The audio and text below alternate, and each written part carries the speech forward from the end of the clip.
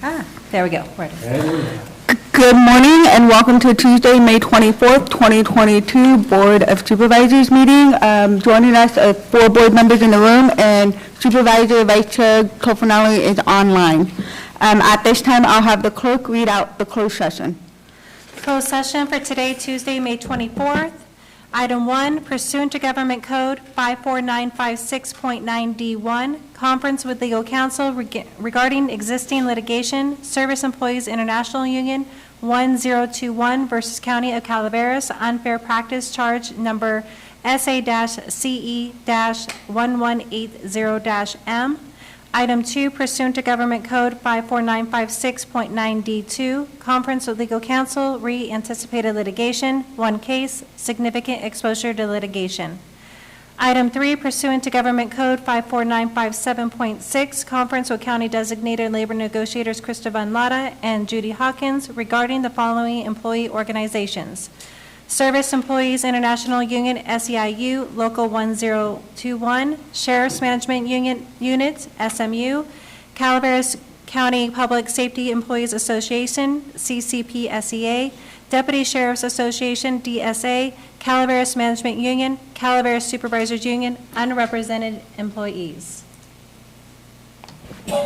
Great, thank you. And at this time, we will convene into... and there's no public comment. Oh, yes, thank you. Is there any public comment? None. Thank you. Seeing none, we will go into closed session. We'll see everybody at 9. Thank you.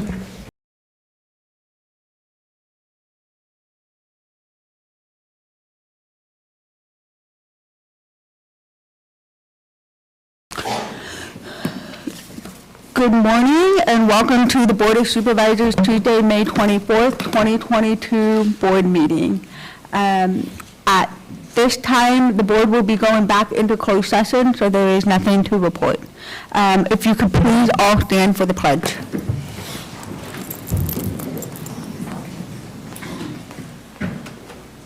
To the flag of the United States of America and to the republic for which it stands, one nation, under God, indivisible, with liberty and justice for all. Thank you. We have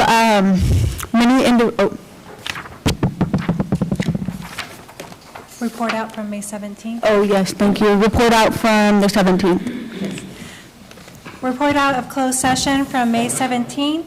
Item 1, pursuant to Government Code 54957.6, conference with county designated labor negotiators Christopher Latta and Judy Hawkins regarding the following employee organizations: Service Employees International Union, SEIU, Local 1021, Sheriff's Management Unit, SMU, Calaveras County Public Safety Employees Association, CCPSEA, Deputy Sheriff's Association, DSA, Calaveras Management Union, Calaveras Supervisors Union, unrepresented employees. Board action, no reportable action taken.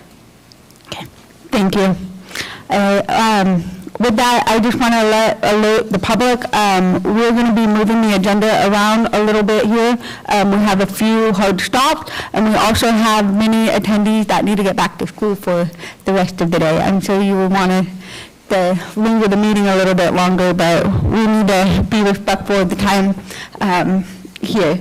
So at this time, I'm going to go into the recognition of acknowledgement for item number 4 and 5, and after those are done, for everyone to know, we will be going into regular agenda item 18, and then coming back at our regular agenda of staff announcement and working back through. Okay? Is there any public comment on that before we begin? Seeing none, at this time I will have the clerk read the recognition and acknowledgement. Item 4, proclamation. Clerk of the Board of Supervisors, adopt a proclamation recognizing the 2022 valedictorian and salutatorian from Bret Harte High School. Do we have Bret Harte here? Who are my fellow bullfrogs? That's bummer. It costs more in gas to get here from Bret Harte than Calaveras. Well, with that, I will read the proclamation for Bret Harte, and we will send it over to them. So, Whereas each year, Bret Harte High School selects one student with the highest grade point average to be the valedictorian, and one student with the second highest grade point average, the salutatorian. And whereas the coursework completed is difficult and the competition for such an honor is highly competitive.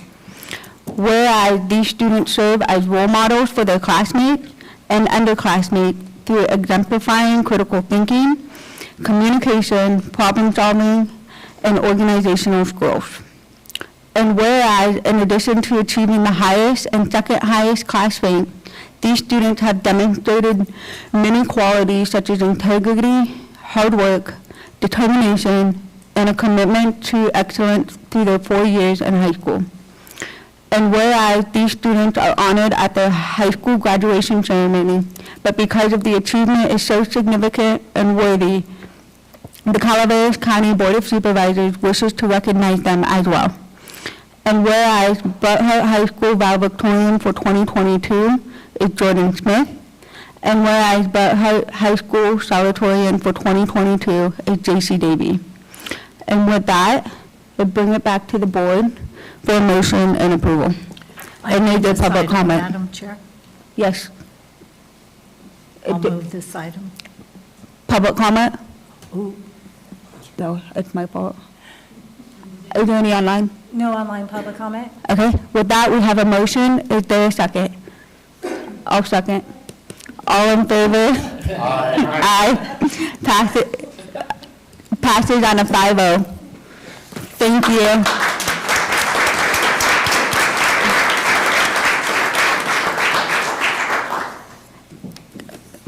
Moving on, clerk, number 5. Item 5, proclamation, Clerk of the Board of Supervisors, adopt a proclamation recognizing the 2022 valedictorians from Calaveras High School.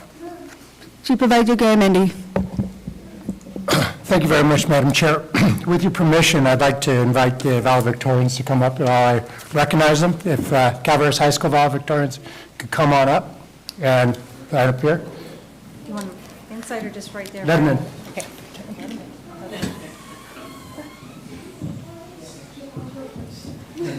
I'm going to do a page out of reading. No. Got to be on full camera for everybody. You want the other side of the mic?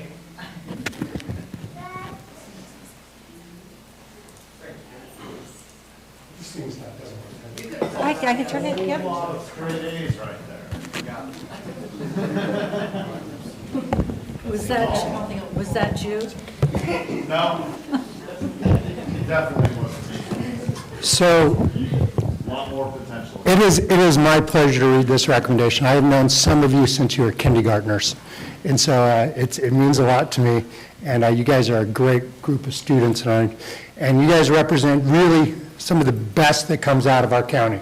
So we, as the Board of Supervisors, are very proud of you, and we hope you guys go out and do great things. And then, of course, we hope you come back and participate in our community and continue to build this, be a part of this community to help raise you guys up. So it's with great pleasure that I get to read a proclamation recognizing the 2022 valedictorians from Calaveras High School.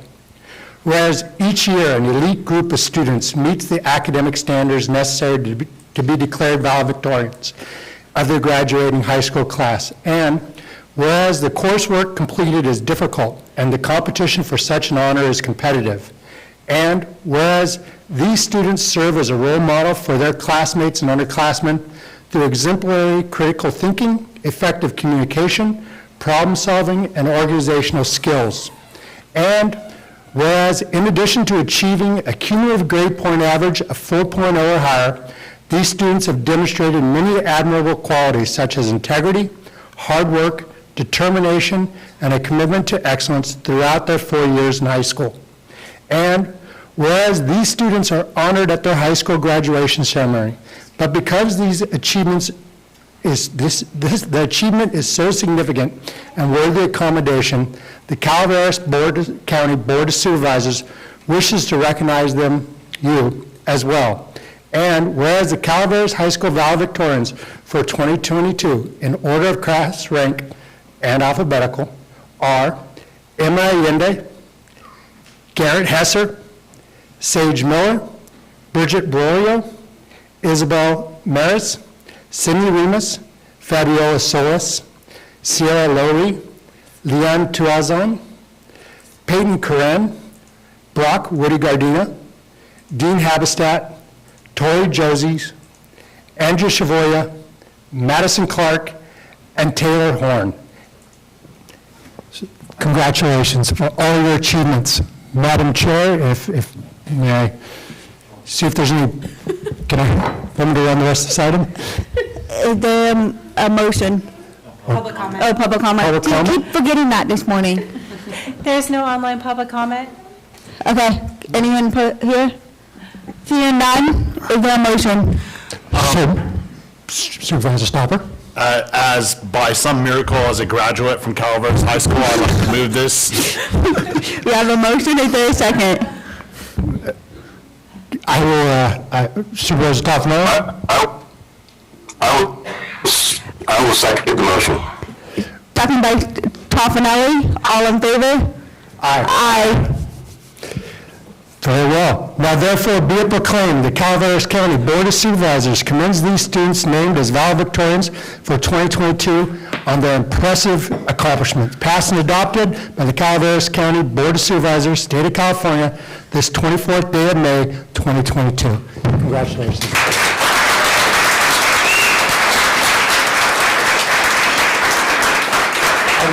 You will all be, we will deliver to the school a copy of the certificate for you.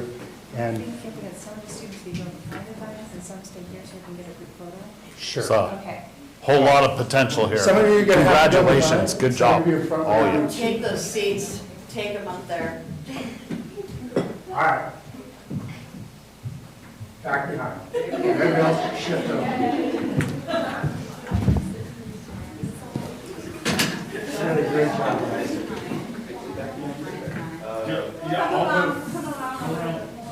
You guys should come back and take these seats permanently.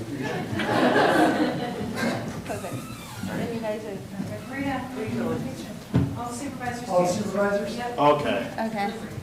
Even Brett. Yeah, we'll let some purple in here for this time. Okay, ready? 1, 2, 3. Again. And again. Perfect, thank you. Thank you very much, guys. And Terry Carter, thank you. Thank you very much. Guys. And congratulations to all the parents. You've done a great job raising your kids.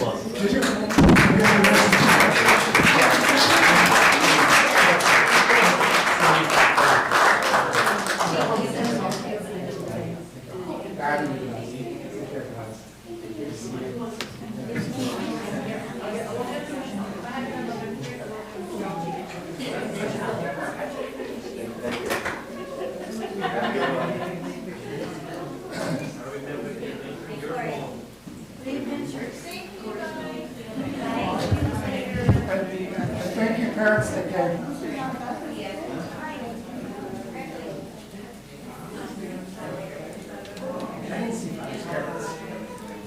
I'm sorry.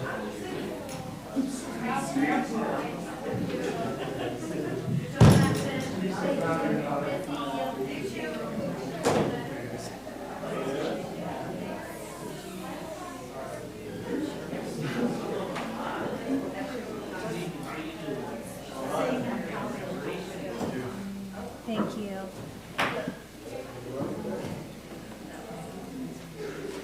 How's this going now? Yeah. Oh, John, you're here, good. Okay. We're gonna wait here a second while the clerk gets situated.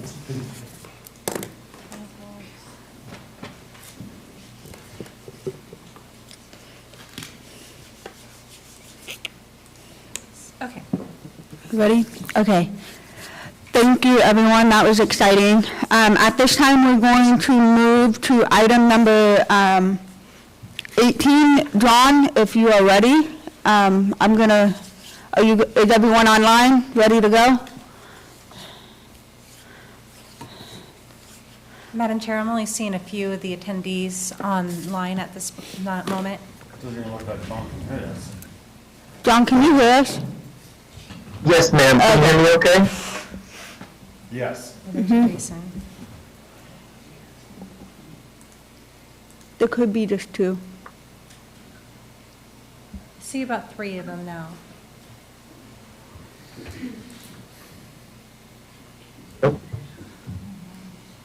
There's 1, 2.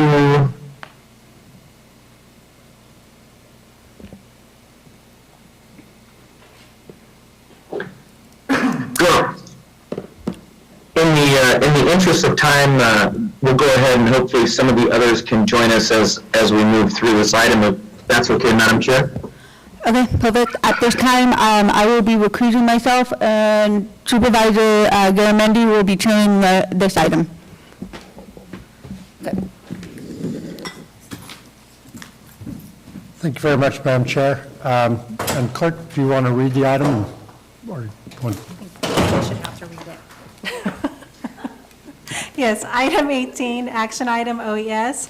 1, approve and authorize the Calaveras County Director of Emergency Services or designee to execute a substantially similar version of the attachment Master Good Neighbor Agreement with the United States Department of Agriculture, Forest Service, Stanislaus National Forest regarding the provisions of authorized forest, rangeland, and watershed restoration services.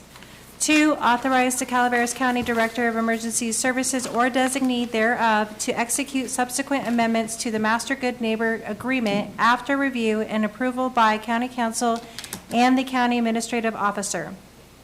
And 3, authorize the Calaveras County Director of Emergency Services or designee thereof to execute subsequent supplemental project agreements regarding the provision of specific forest, rangeland, and watershed restoration services and any amendments thereto after review and approval by County Council and County Administrative Officer. Thank you very much, Mr. Osborne. Would you like to take this away? Thank you, Supervisor Garamendi. Good morning, board members. John Osborne, your Director of Emergency Services. This item is been probably 6 months in the making. Recent federal law changes have allowed counties like us to enter into good neighbor agreements with the Forest Service regarding authorized forest, rangeland, and watershed restoration services.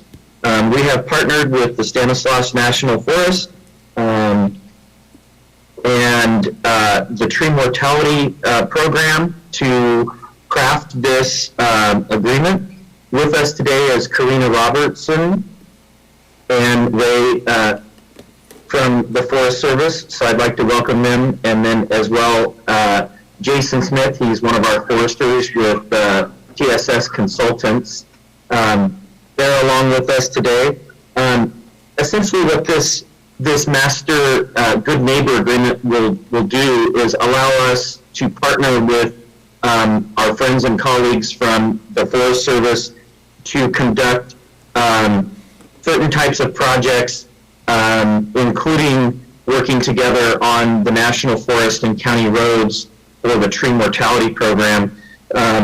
This agreement is not limited to that. It does provide for us to collaborate and seek out other projects that are beneficial to both the forest and the county, and they surround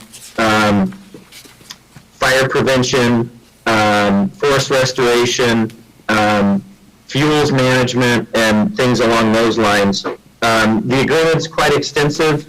We went through many iterations in the collaborative process to arrive at the attached Good Neighbor Agreement, and this will provide a framework for us to develop individual projects that we can do collaboratively.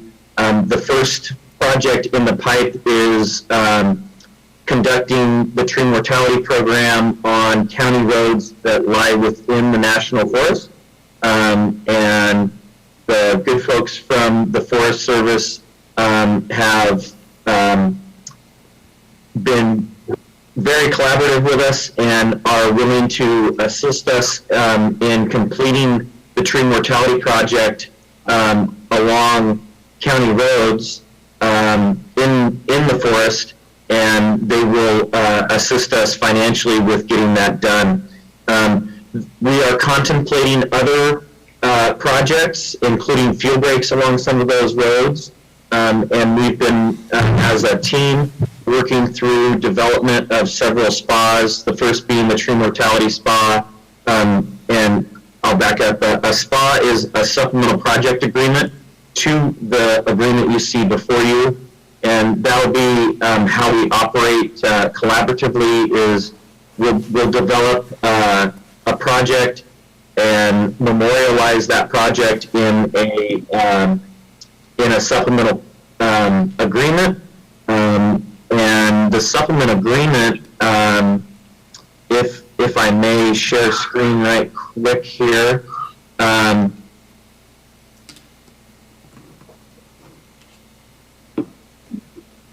everybody see the supplemental project agreement?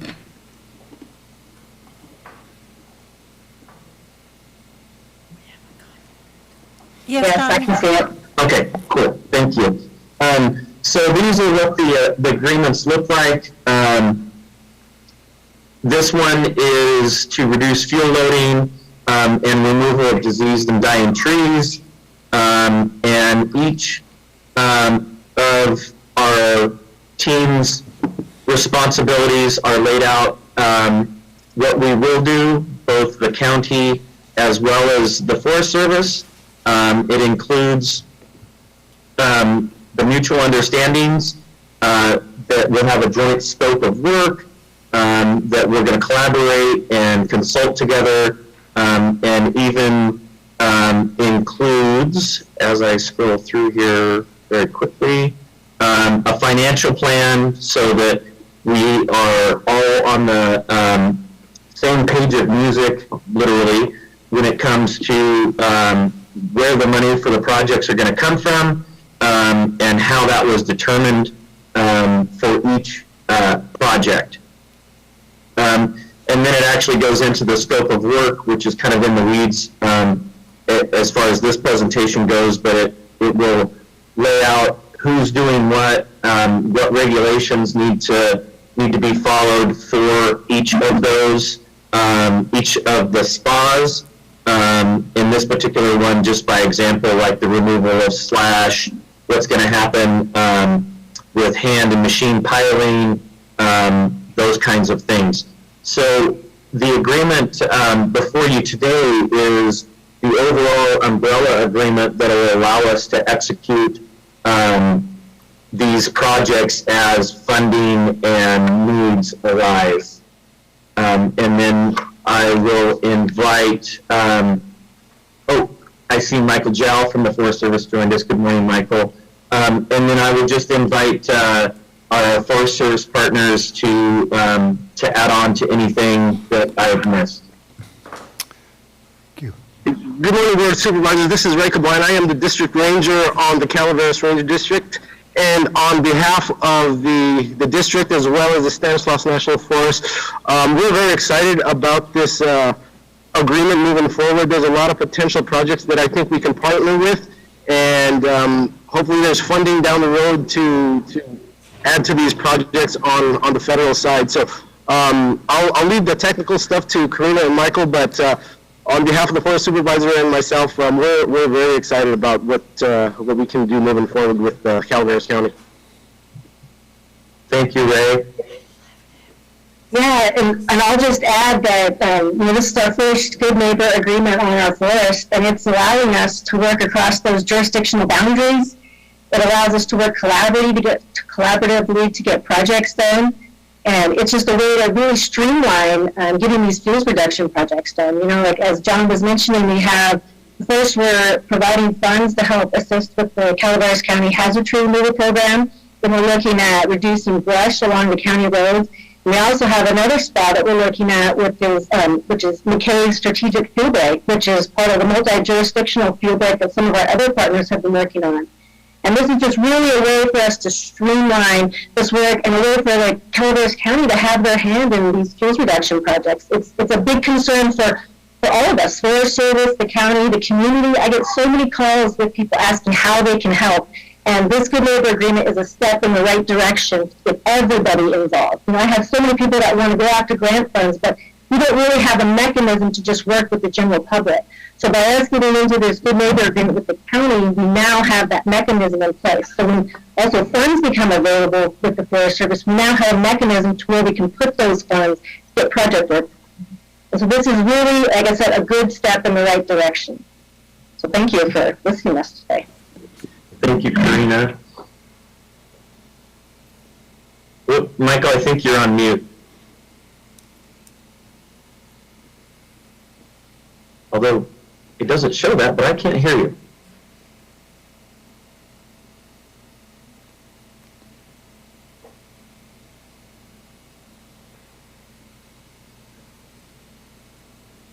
Whoop, now you're back on mute. Maybe unmute one more time, Michael. Try again here. Still can't hear you. Can you hear now? Yeah, yes, sir. Okay. A problem with the headphones. So Ray and Karina covered a lot, but what I really want to also highlight is that right now we're coming to the realization that that it's not just any one jurisdiction that can address the problems that we have, whether it be hazard tree or fuels reduction. And so this really allows us to work continuously. It doesn't stop at the forest boundary. It doesn't stop at county or private. So this allows that continuous treatment, and that's part of what the Good Neighbor Authority is about, allowing us to do things, allowing our neighbors to work on Forest Service. And it also increases our capacity. We're starting to increase our staff. We're starting to get some increase in funding, though that will be come over the next several years. But this really allows us to increase our capacity to get work done on National Forest System land, as well as work towards that mutual interest and mutual benefit. So really appreciate you guys taking the interest in this, and John for really bringing it to us and getting us going. So thank you, and thank you to the board for considering this. Thank you, Michael.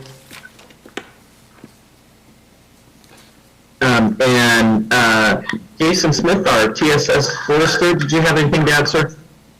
I think they covered pretty much everything. Just that, this is one of the either second or third Good Neighbor Authority with a county in the state. So, and there's a lot of interest in these kind of agreements, so it's a really good time to take advantage of this.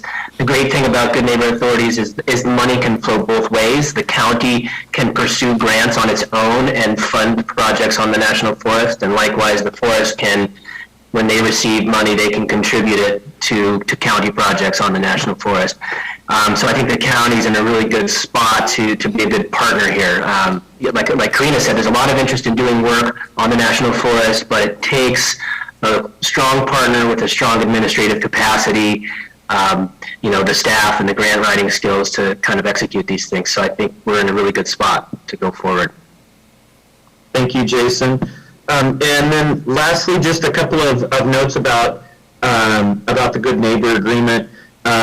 Many have probably heard of the Mastered Stewardship Agreements, like Tuolumne has with the Stanislaus. This is a little bit different version of that, and one of the features that led us to go towards the Good Neighbor Agreement versus a Mastered Stewardship Agreement is the Good Neighbor Agreement does not require any match. And the Mastered Stewardship Agreement does. So that gives us, as a rural county and resource scarce county, gives us the ability to, like Jason said, the money can flow both directions, and we're not constrained by a particular percentage of contribution. For the first spa and spas in the future, we divide up essentially the administrative work and the environmental work. The Forest Service has graciously agreed to assist us with the NEPA and the CEQA issues that these projects often have to work through, and then the county's contribution will be some administrative oversight. Fortunately, in the first spa, we have a great project manager that will help us through that, and we'll be able to be pretty nimble when it comes to funding and being able to react to opportunities as they come. And with that, I'm happy to answer any questions that the board may have. Thank you very much, John. Any questions from the board? Supervisor Stopper. Thank you, interim fill-in Vice Chair Garamendi. Stand in. No, I really see this as opening the door both ways. I'm glad it's being put forward as a good neighbor policy as opposed to the master stewardship. I really see the value in it, be able to flow both ways, depending on, what's working for us with one entity or the other. And I just really appreciate the Forest Service coming forward, working with us and bringing this forward to us so that we can all benefit in our entire community.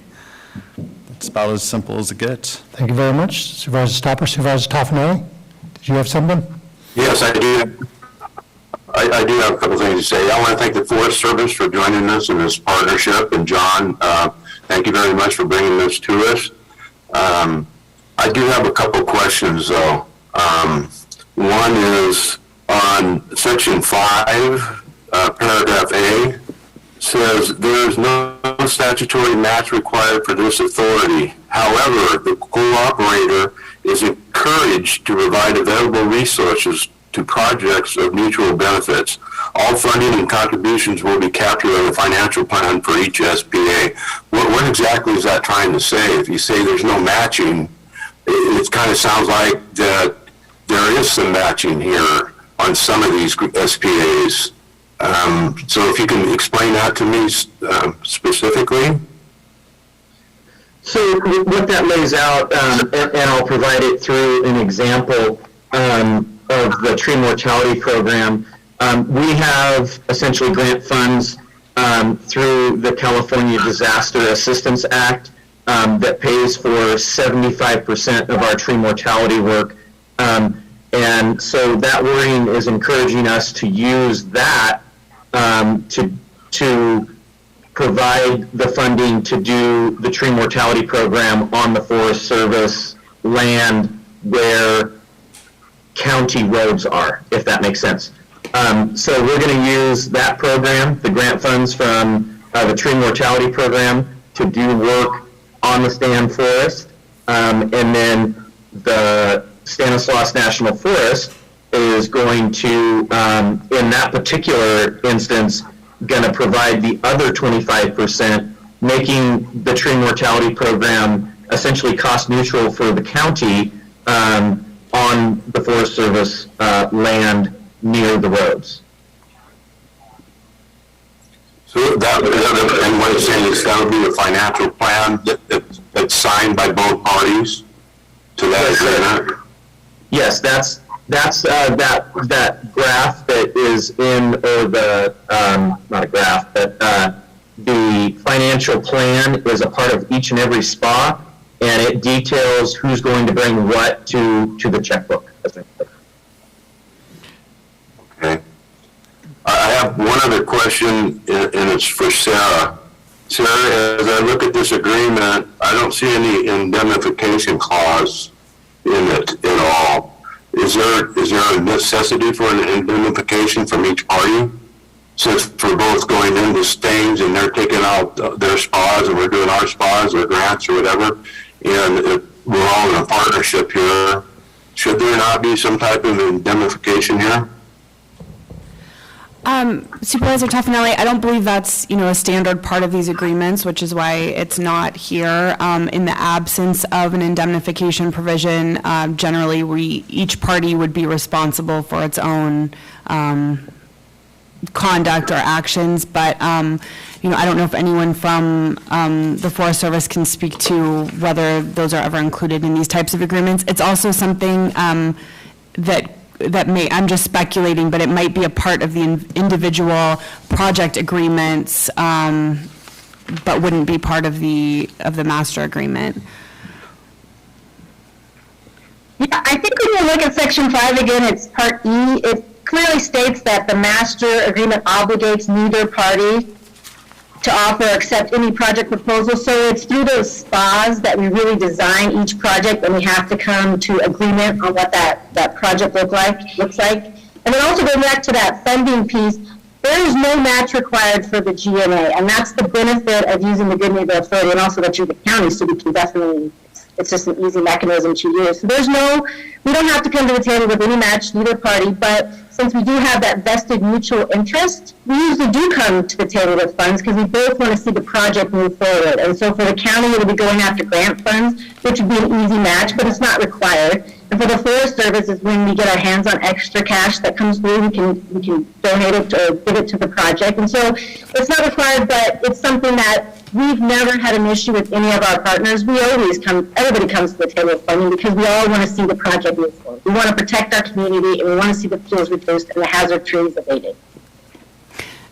And Supervisor Toffanelli, it does make sense to me that that we would contemplate some sort of potential indemnification language in those individual SPAs, since those are the actual agreements to do projects and kind of where the rubber hits the road, and that wouldn't necessarily be in this broader Good Neighbor agreement. Okay, I'll trust you, Sarah. Gary, you have other questions, or is that good?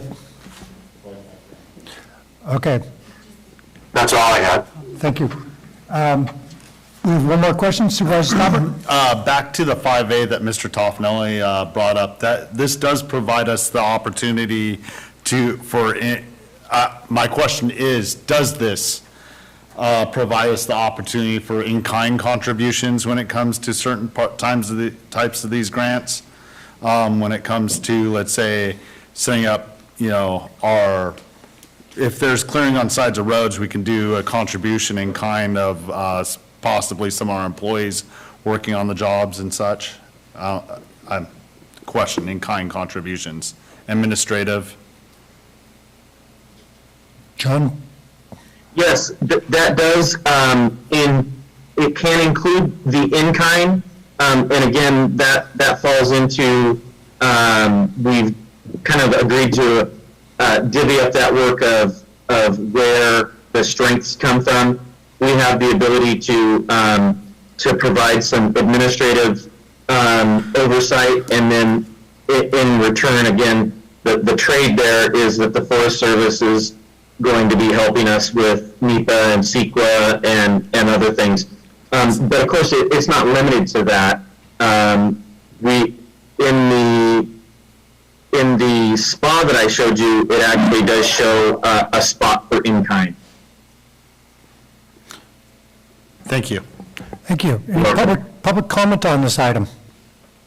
Anybody online? There is no online public comment. I see no public comment on the room. I'll bring this item back to the board. I would like to, before we call a vote, I'd like to express my gratitude to the Forest Service for their continuing partnership. Ray, doing a great job up the hill. And I really do feel like this is a shared resource. We're working together, working with our national forest partners. I think it feels good. And so I will move it and see if Ms. Galloway would like to make a motion or a statement. Yes, both. The statement I'd like to make is the Calaveras Ranger District has been an integral partner, at least in the Ebbets Pass corridor, and in, I'm sure, the rest of the county. I'm just mostly familiar with Ebbets Pass, and I truly thank you. And I also want to thank District Ranger Kalan for working on the Arnold Rim Trail with us. We haven't seen you out there enough. Just want you to know the third Saturday of the month, 8:30, Hathaway Pines Ranger Office. She doesn't quit, Ray.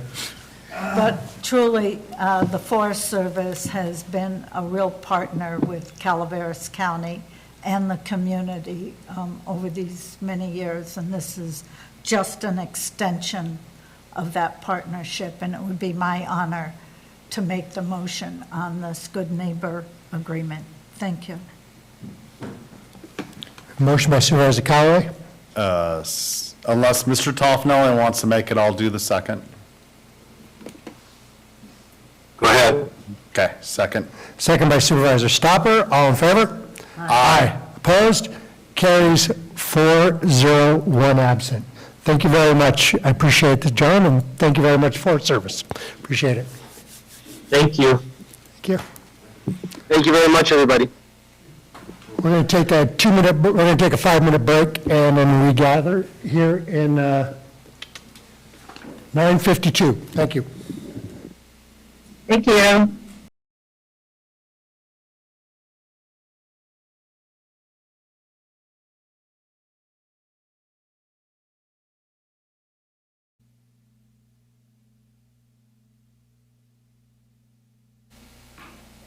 Hey, welcome back.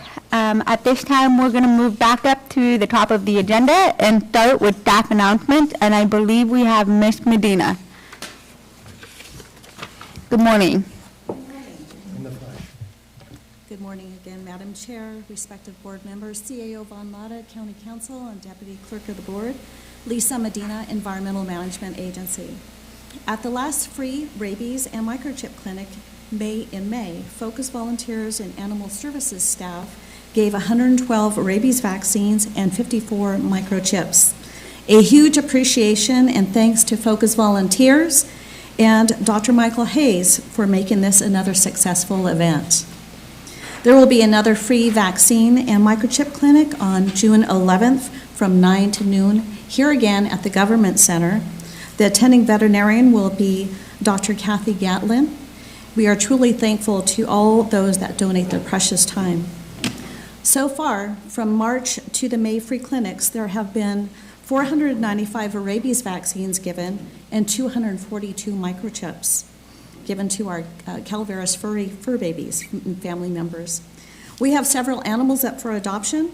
Our new additions include goats, and I didn't get a chance to put a rabbit on the PowerPoint slide this morning, but I will for our next meeting. The goats are Billy and Billie Jean. I named them. It was kind of fun. The goats were nursed back to health and are ready to be taken home, so please come and visit us at our animal shelter. They are both very friendly, although they did kind of butt our animal services manager yesterday when he was taking care of them. But they are very friendly and they enjoy humans. And so until next time, thank you again and have a great day, Calaveras. Thank you. Is there any other staff announcement?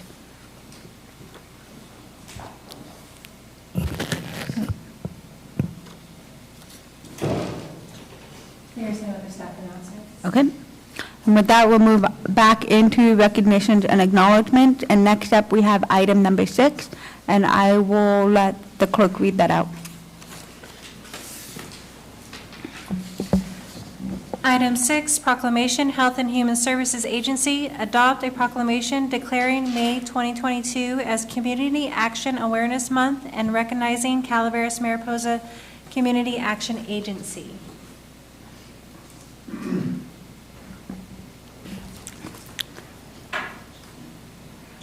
We have Stacy, and Supervisor Stopper will be reading out the proclamation. All right, Good morning, Stacy. Stacy. Would you like to follow me reading the proclamation? I will listen, I will follow your direction, Supervisor Stopper. Wow. That's one. I'm marking the calendar. Whereas community action originated with the passage of the Economic Opportunities Act of 1964 as a part of President Lyndon B. Johnson's War on Poverty. The ambitious purpose of this statute was to mobilize the human and financial resources of the nation to combat poverty in the United States. And whereas Community Action is a robust federal, state, and local program funded through the Community Services Block Grant, connecting people to services and creating pathways to prosperity by promoting economic stability as an essential aspect of empowering and enhancing stronger communities and stable households. And whereas Community Action has made essential contributions to individuals and families, both nationwide and locally, by creating economic opportunities and strengthening communities through community-wide solutions. And whereas the Community Action Network is composed of over 1,100 organizations nationwide, focusing on delivering innovative services and supports that create greater opportunities for individuals, seniors, families, and children to succeed. And whereas the Calaveras Mariposa Community Action Agency, our local multi-county community action organization, is celebrating 31 years of providing valued services to local residents. And whereas the Calaveras Mariposa Community Action Agency served a total of 630 individuals and over 400 households during 2021 by providing low-income and vulnerable residents with housing program services and Operation Comfort and Care supplies in Calaveras County and Mariposa County. And whereas the Calaveras Mariposa Community Action Agency serve community members and partners through capacity building opportunities and special projects that benefit the whole community. And whereas the dedication and commitment of the Calaveras Mariposa Community Action Agency board, staff, and volunteers to the services of others through meaningful, community-driven work has greatly and positively impacted the lives of those in need in our local communities. And whereas the Calaveras Mariposa Community Action Agency is committed to seeking collaborative partnerships that create opportunities to better serve vulnerable individuals, seniors, families, and children who are experiencing difficulties through various safety net programs in an effort to attain self-sufficiency. Stacy. Thank you, Supervisor Stopper. Good morning, Madam Chair, respective board members, CAO Van Lotta, County Council, Deputy Clerk of the Board, and our guest. And Al, I have to tell you, it's such a blessing to see you again. It's been a long time, so it made my heart happy to watch him walk in this morning. Supervisor Stopper, thank you so much for reading the proclamation and highlighting some of the amazing work of community action. 2022 marks the 58th year since the Community Action Network was established to help families and communities overcome obstacles due to poverty. There are over 1,100 agencies across the country who are working every day to create opportunities and transform the lives of their neighbors, making communities stronger and helping families across the United States thrive. The Calaveras Mariposa Community Action Agency, otherwise known as CMCAA, it's much easier to read, has been serving Calaveras and Mariposa County since 1991. And over the past 31 years, CMCAA has provided valuable services and supports to local nonprofits and service entities through a variety of means. CMCAA is proud to belong to the Community Action Network, where local, state, and federal partners are committed to helping people and changing lives. I would like to just share one story of an incident, or I would say an opportunity through COVID that we can highlight through some of the services through our housing partners here. And I had a young lady who I was hoping would make it today, but it's still very fresh in her memory. Her parents both came down with COVID in late fall of last year. Within a week of each other, were hospitalized. And needed help. You know, they were out of work, had no income during that time, and through CMCAA and the programs that we were working with our county housing program partners, we were able to, through CARES dollars, pay for a mortgage for 3 months for this family. Ultimately, the mom and dad both passed away to COVID, leaving this young girl 21 years old, her brother 19, a sister 11, and another sister 9. CMCAA was able to come in and extend another 2 months of mortgage assistance to that family so they could stay in the home. And they're still in that home today. She's working through the process. She's become the guardianship of her siblings, stepping up in ways that we would never imagine a young woman would need to. But those are the stories we often don't hear about, but that has community action written all over it, where we see individuals in need and we look for those gaps and you know, how things maybe are not being met through traditional services, and we can step in and fill that gap for a family in need. So I wanted to share that with you, just to give you a little insight as to what we do. That's just a little teeny, you know, speck of the things that we've been involved in. So I don't know what you do now at this part of the proclamation, but I do have some board members that I would like to recognize. Absolutely. I'm still following your direction. Oh, wow. This is my day. Okay. Not just yours. Would that be okay, Ben? Absolutely, Okay. Stacy. So, It's public comment time, so, okay. So yeah. with me here, we do have our former chair, Ms. Kathy Topol, who has served many years on community action. We have our current chair, Sherry Roosh, also has served many years.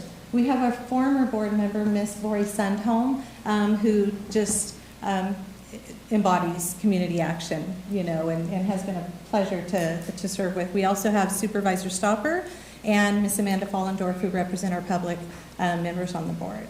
And I'm the blessed one to get to work with these individuals on this organization. Oh, and my director, sorry, Ms. Corey Allen. I'm so sorry, in which I could do none of this. Last but not least. I'm so sorry, Corey. Yes. Would the other board members or Ms. Corey Allen like to make any comments?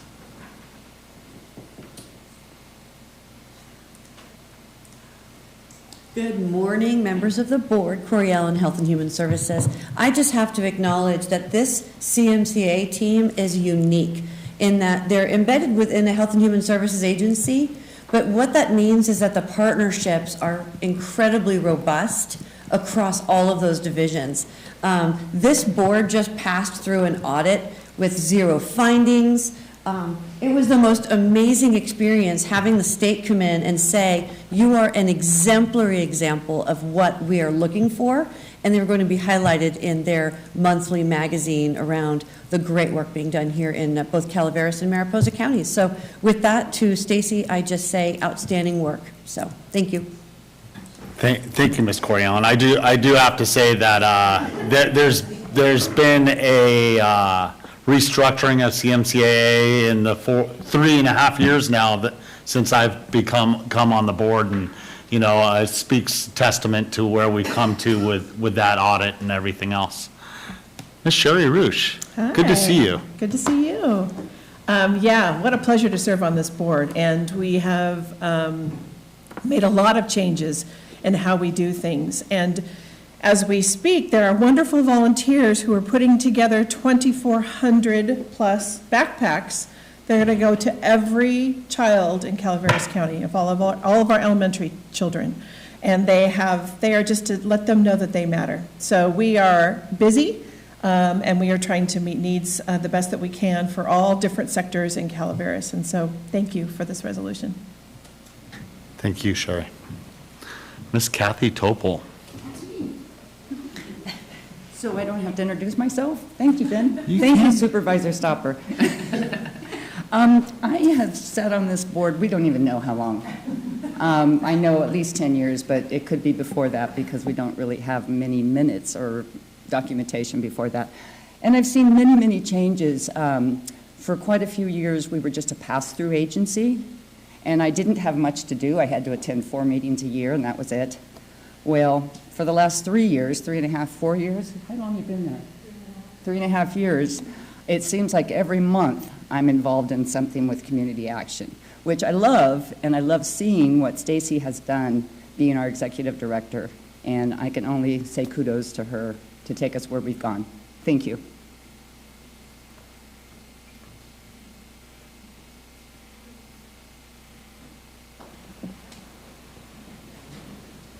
There's no online public comment. Anything further, Ms. Johnson? No, and again, I will just say that this is a team effort. While I might be the executive director, we all know what that means. You're just a person out front, but you have a beautiful team behind you that makes things happen. So I acknowledge them and appreciate them. Thank you. Madam Chair, may I call for the vote? Yep. All those, is there a motion? So move this item. Oh, Okay. I'm sorry. I take it back. I'm not moving it. Well, no, because she wants to, her light was first. Did we? No, I was just, anyways, I'll move it. A motion by Ms. Fullendorf. I mean, Callaway, are you willing to put in for the second solid this time? I'm willing to put in the second. A second by Ms. Callaway. All those in favor? Aye. Thank you. Aye. It passes on a 5-0 vote of the board. Now therefore be it proclaimed that the Board of Supervisors, County of Calaveras, on this 24th day of May 2022, does hereby declare May 2022 as Community Action Awareness Month and recognize community action and the Calaveras Mariposa Community Action Agency and their partners and their efforts to support and strengthen Calaveras County communities. Thank you.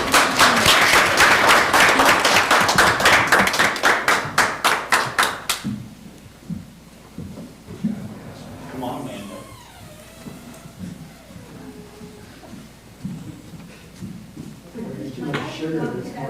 Closed session. Crash is going to You were gonna say something, you were gonna say something, weren't you? I like. Here we go.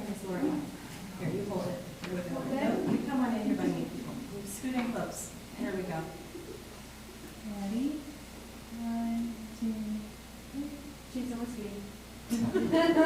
Yes, please.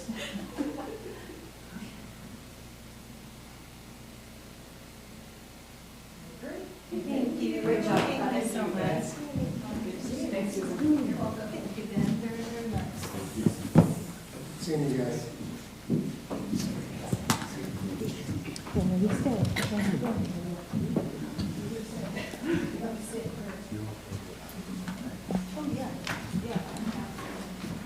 Then I'll stick to the same program.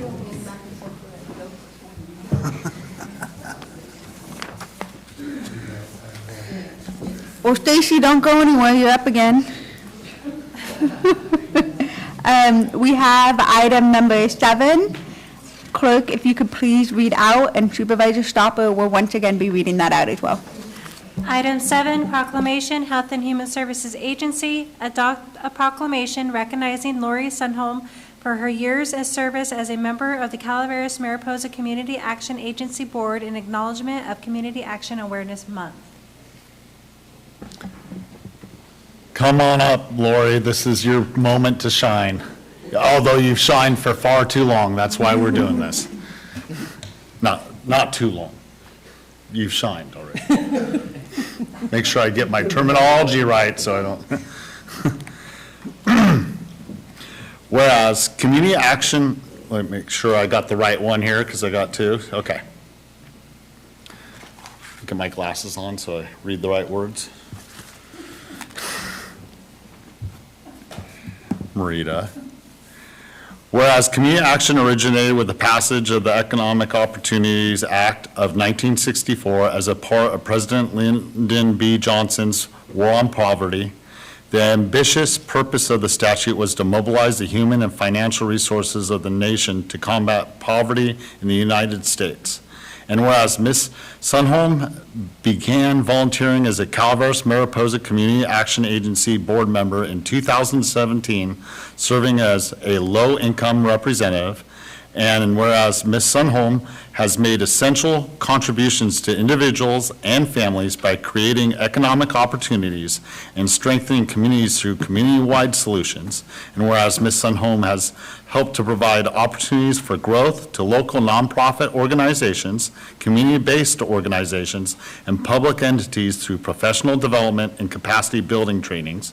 And whereas Ms. Sunholm has provided exceptional work and commendable dedication to individuals, seniors, children, and families in need during the COVID-19 pandemic through services and programs supported by the Calaveras Mariposa Community Action Agency and their partners. And whereas Ms. Sunholm's top priority has been delivering quality care while demonstrating a high degree of integrity and compassion. And whereas Ms. Sunholm's leadership, guidance, and institutional knowledge will be missed by the Calaveras Community Action Agency Board, staff, and volunteers.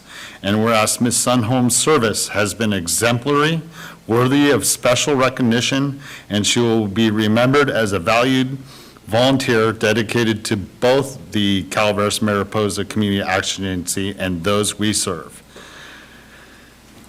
Ms. Sunholm. Thank you, Supervisor Stopper. I just wanted to share a few thoughts about Miss Lori. There's a quote by John A. Powell, who's the director of the Othering and Belonging Institute. It says, "Our purpose for being here in this world is not just to live in it, but to co-create something that is better." When I think about Lori and the years of service to Calaveras County, as well as serving as a Calaveras Mariposa Community Action Agency board member, she is doing exactly that. She's creating something that is better. Her servant's heart is beautiful and fosters hope for so many that tomorrow will be better and can be better. Lori's knowledge and experience was instrumental in creating opportunities for our local residents through her role on the board. We could not do what we do without our precious volunteers and their dedicating to serving our communities. And today we honor you. Thank you. I'm overwhelmed. Here, I'll overwhelm you even more. It's been a pleasure to serve on the committee, and in fact, since I retired, I pretty much sit at home thinking about other things they can do, It's just, there's so much need in the community, and they help fill so much of it, and, having this acknowledged being their month, I reflect back on the fact that it's also Mental Health Month, and a lot of what they do with bringing backpacks to the kids and everything, it goes right along with the overall community action, and I'm just really grateful, and thank you all very much. We're grateful for you, Lori.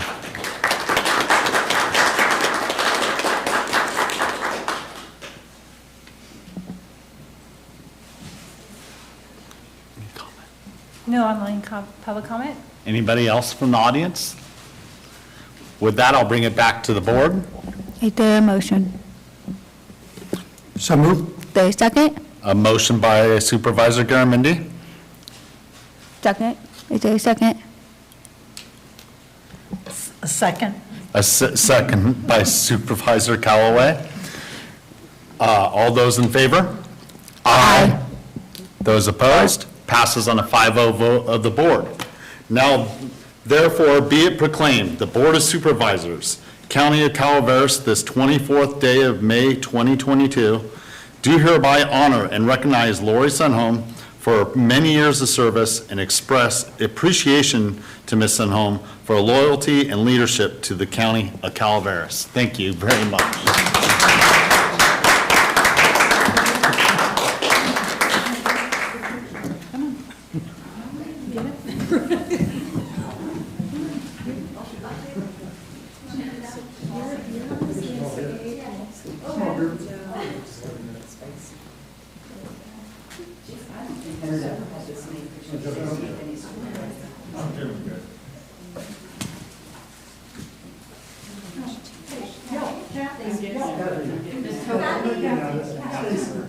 She's trying to hand her phone off. Here again. We're just squeezing just a little bit more. There we go. There we go.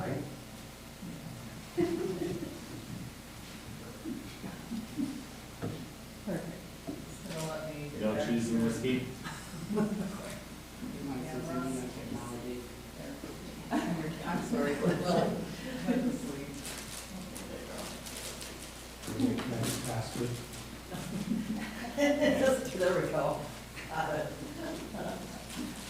Don't start going through pictures.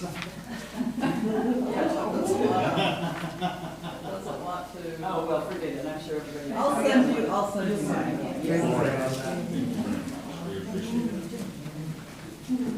Lori, thank you very much. Thank you for your community.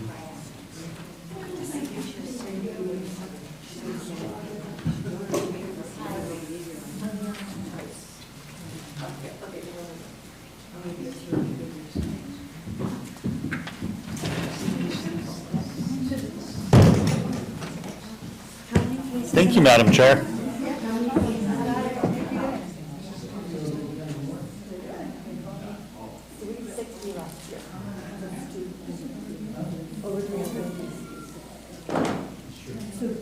Gary Toscanelli is my district. Oh, there you go.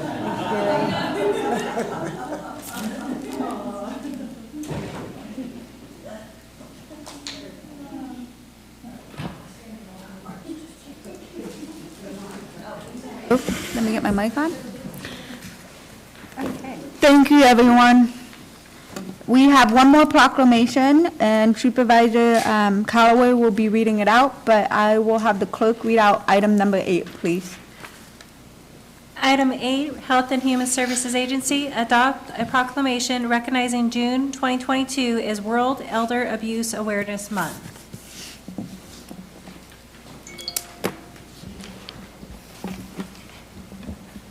Good morning. Good morning. How are you? Fine, thank you. Good. Did you want to start by reading, or would you like me to? Well, I don't know, since you're up there and you have a piece of information that I would like the board and the community to know about. Okay, I can go ahead and start. So you go first and I'll go second. Okay. Thank you. So good morning, Madam Chair, members of the board. My name is Susan Gleason. I'm the supervisor of the Adult Services Unit, and I'm here to accept the proclamation of June as Elder Abuse Awareness Month. And in our proclamation, we had mentioned that we investigated roughly 350 to 60 allegations of abuse last year. And while that number may seem kind of concerning for some, that, you know, that's a lot of abuse, we in our agency really try to kind of look at it from a different lens and try to look at it as an opportunity for us to go out into the community to bring awareness, to educate our public. You know, a lot of times we get people out there who don't understand what APS is. They don't understand that there's elder abuse. And so when we go out and we try to educate the public on scams, caregiver burnout, letting them know that there's a lot of resources within our county that they can access that they were not aware of. So, you know, we try to look at it through a different lens, is that we're really trying to educate our community and bring resources to our community for those that are in need. As an example, we recently had a gentleman who we had made contact with that somebody had expressed some concerns about, and we went out, we found out that he's a veteran. He's 90 years old, was very, very independent and did not want any services. And so through the course of conversations with him, we, you know, recognized that one of the main concerns that he had was transportation and being able to get to the store. He was no longer driving, trying to remain as independent at home, living alone as possible. And so through the course of conversations, we had, you know, we talked about outreach, we talked about services. He was very reluctant to get help, and so we, you know, let him know, hey, we're going to come back out next week, we're going to talk with you, and we're going to see what we can do. We just really want you to kind of think about it. But we said, what can we do for you today? Is there something we can do for you today? And he said, well, I really need some milk. And one of the concerns was, you know, did he have enough food? And he said, I just need some milk. And I said, just some milk? Are you sure? I'm out there with the social worker. We're, you know, kind of looking around. Nope, just want some milk. Well, maybe some cream and maybe some juice. So we said, okay, is there anything else we can get for you? Nope, that's all I need. So ran to the store. We got this gentleman a couple items. We said, we're going to come back out and we're going to talk with you next week. And we're going to see what we can do to help you.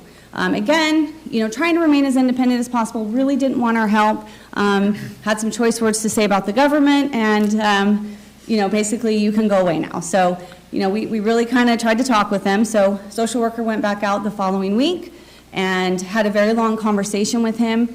He was ready at that point to get some assistance.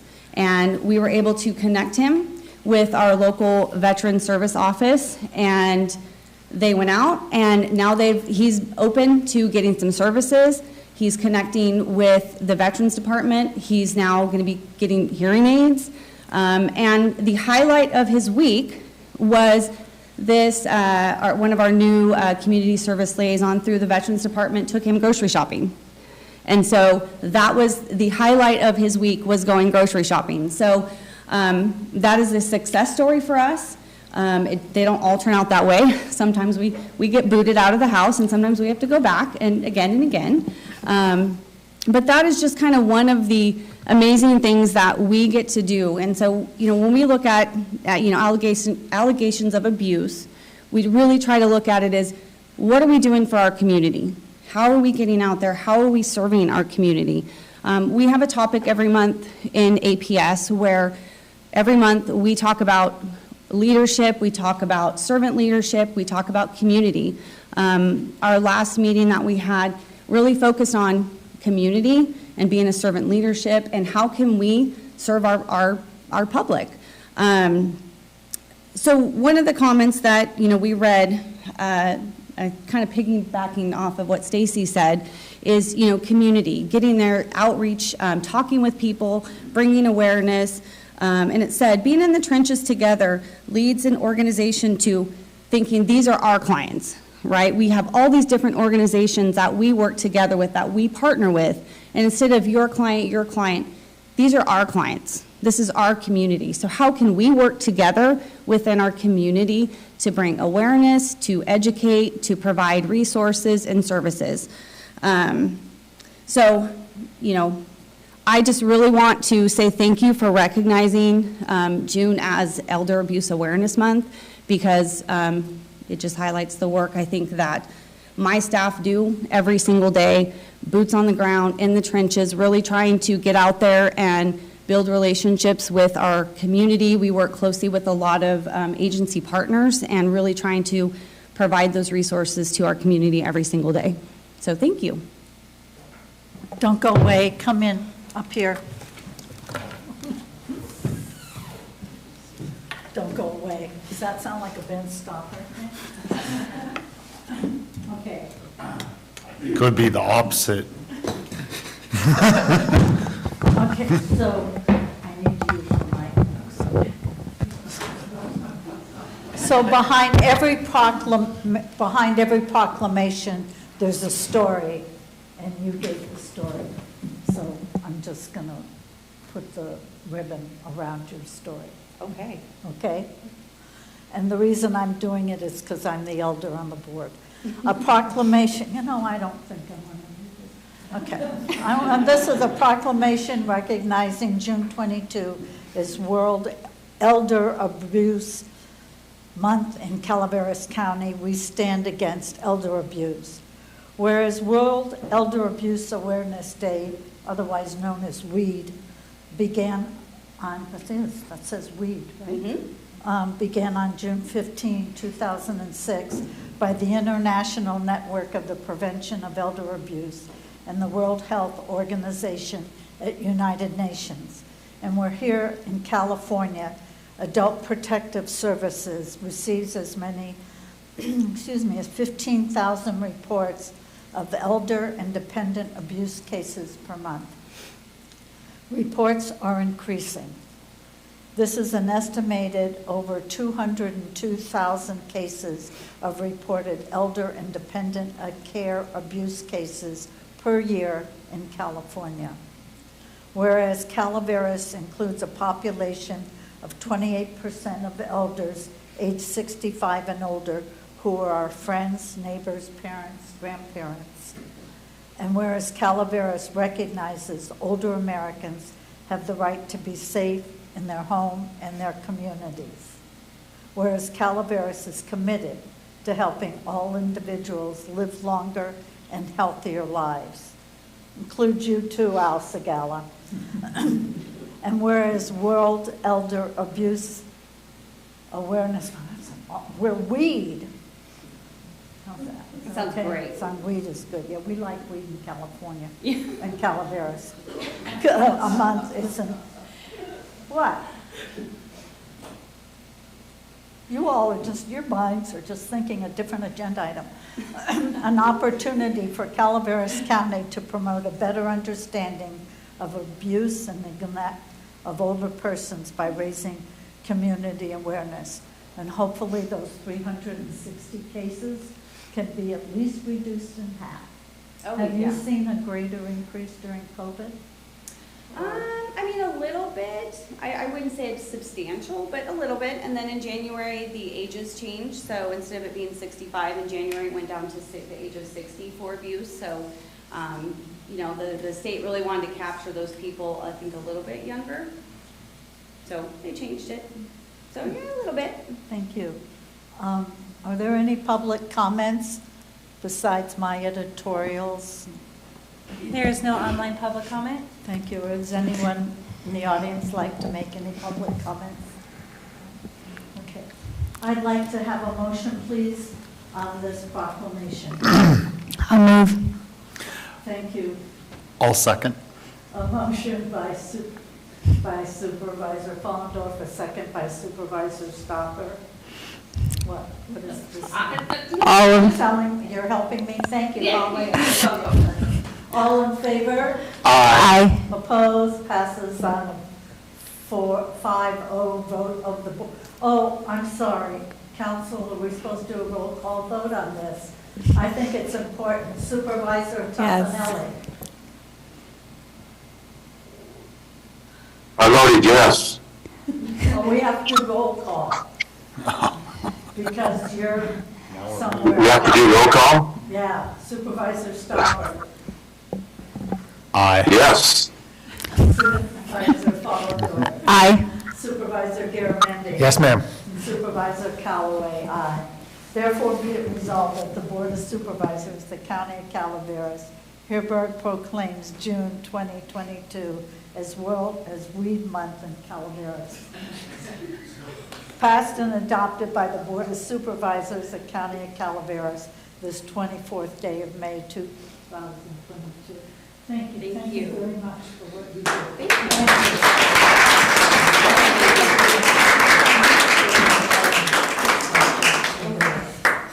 So, thank you. Okay.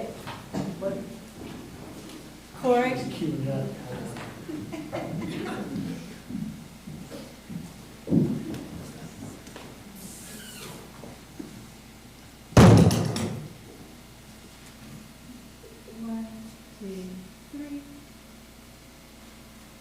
Maybe we should go by the TV screen so Gary could be in the picture. That's a good idea.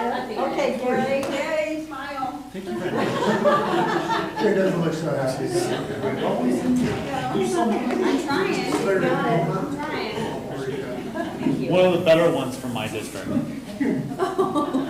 That's nice acknowledgement.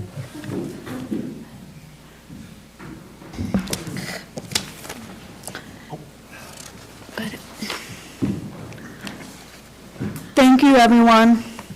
At this time, we'll go to general public comment. This is any item of interest to the public that is within the subject matter jurisdiction of the board and is not posted on the consent or regular agendas may be addressed during the public comment period. California law prohibits the board from taking any action on any matter which is not posted on the agenda. Is there any public comment? And I'm going to start online with you. Yes. We have one, Andrea.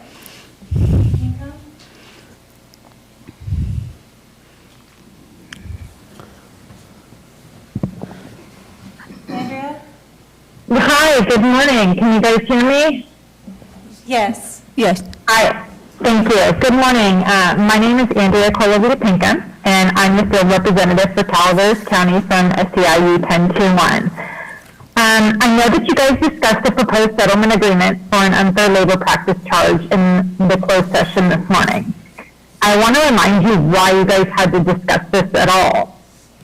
We've had a rogue department head that has violated the contract and labor law consistently and made her workers' lives hell for years. Whenever this was brought to the attention of the Human Resources Department, we were always given the excuse, well, she's elected. There's nothing I can do. I refuse to accept this answer, and you should too. I sincerely hope that this settlement agreement can provide a pathway forward for workers in Calaveras County. They should know that they will be treated with dignity and respect, whether their department head is elected or appointed. So moving down the agenda, I noticed that there are salary increases on the agenda this morning for elected officials. Where's our salary survey? That was supposed to be done by April. SEIU 1021 was told on several occasions that desk audits were going to be done on every single position. Now we're being told that they're not going to happen because they will cost too much. Were they not part of the original RFP, or will they be lied to from the beginning? I'm tired of the game and the circular logic, whether it's about an elected department head or the salary survey. The Calaveras County employees who serve your community every day deserve better.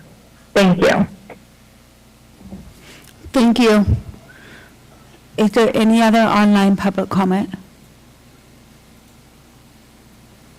There is no online public comment. Okay, I will now switch to the room. Is there any public comment in the room?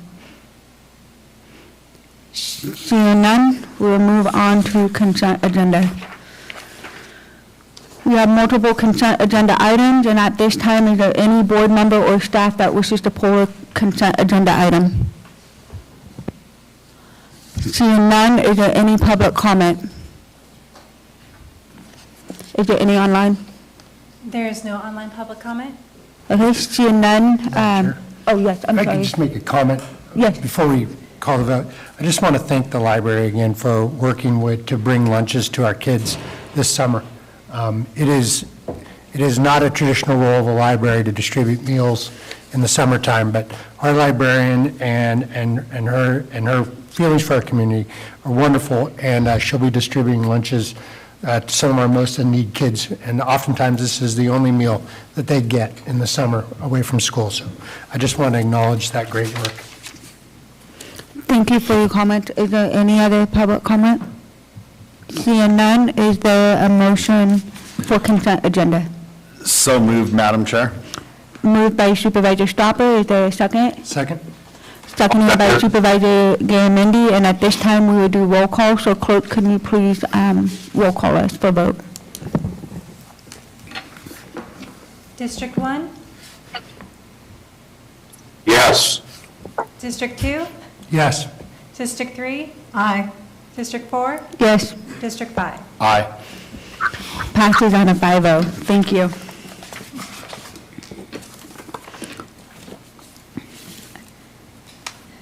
Next, we move on to regular agenda. Earlier this morning, we heard regular agenda item number 18, and at this time, we'll be moving to item number 19. And clerk, if you could please read out item number 19. Item 19, informational item, Health and Human Services Agency, receive a presentation regarding the Calaveras Mariposa Community Action Agency. Daisy, you're up again. You have a big morning today. Community Action Awareness Month. I do have a PowerPoint presentation. Yes. Daisy, And I will let you all know I am not tech savvy, so I welcome your help. yeah, can we give them a couple minutes to get set up? Okay.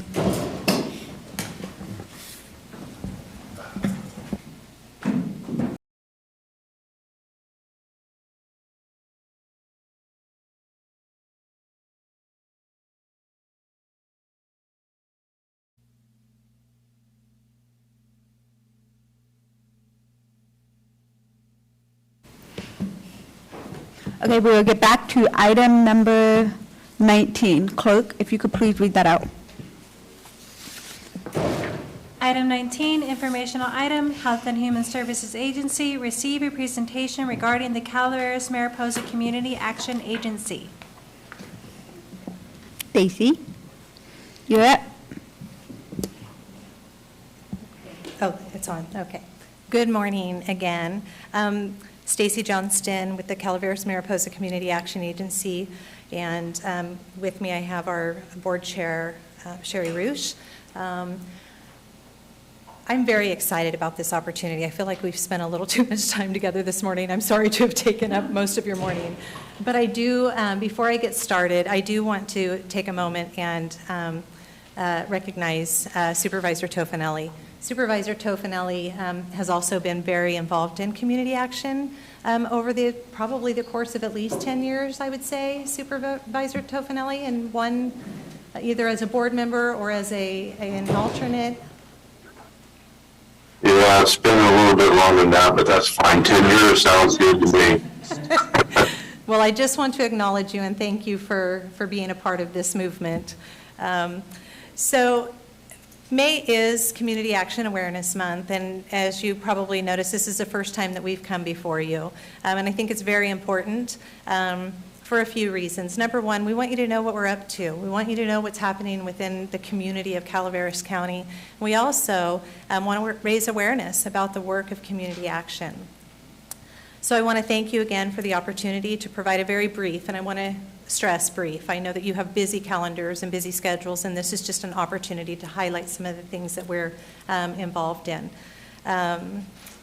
So before we get started, I jump into it. I want to share a video that highlights what community action is. Okay.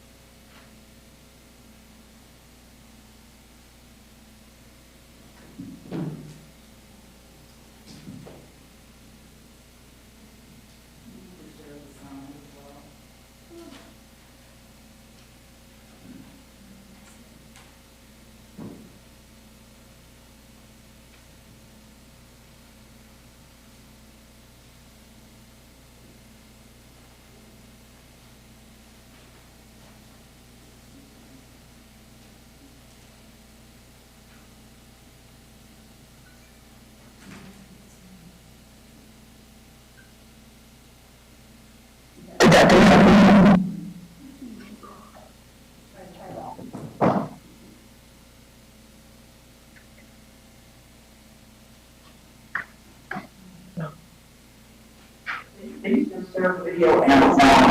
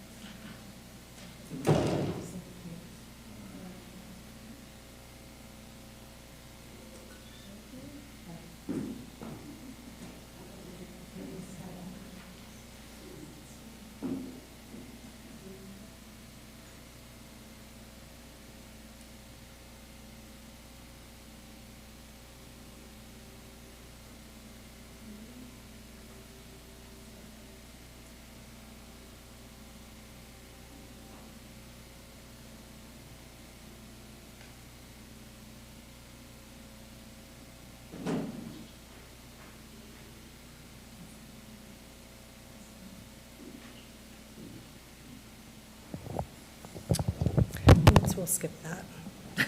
I said this was brief. I'm taking it. Okay. I'm sorry we couldn't get the video to work, but what the video does is basically gives the history and community action.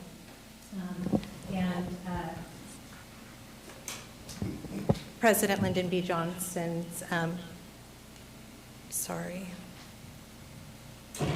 Are we better?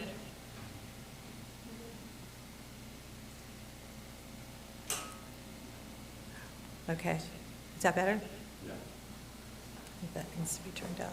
The girl who is literally terrified of public speaking and getting before people has all of these issues this morning.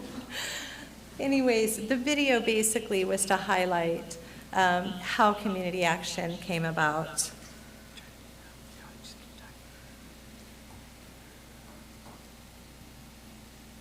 It also talked about the movement during the 1960s where poverty was at such a high rate, and community action agencies were birthed from that war on poverty. Where responders to local community action agencies throughout the nation became the responders to local issues, gaps and needs faced by low-income and vulnerable populations in the United States. Local needs were being met by local entities.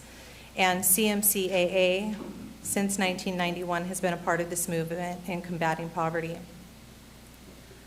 Okay. So this is just an overview of the fiscal side of community action. Since 2020, and our 2020 funds are not represented up here, but I just wanted to share that we've put through CSBG over $900,000 of CSBG dollars back into the communities of Calaveras and Mariposa County. Stacy? Yes. If I may? Yes. A question we get many times from people in the public, and the answer is somewhat complicated because there's money that was given out in so many different areas. You have 2 CARES accounts up there that you have facilitated getting to the community. I want to say $306,000 of a $359,000 grant, and a total of $40,355 out of a $40,370 grant. Those are funds that came from the CARES Act that you facilitated getting directly to the community. Now, a lot of these CARES Acts were spread out between different things. I just want to point out that's one of the many avenues that money has actually touched the community, and there's many other avenues that CARES Act monies touched the community through Health and Human Services and other avenues. You're correct. And I'll highlight some of the projects that are included in those CARES dollars. But the CARES regular and CARES discretionary both came about from the COVID pandemic funds.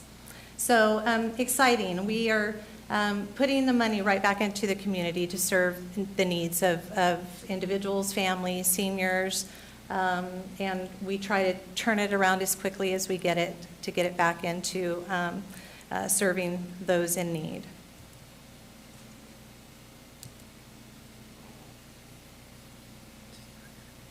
It's not gonna... This worked perfectly from my kitchen table. It's not you, Sherry.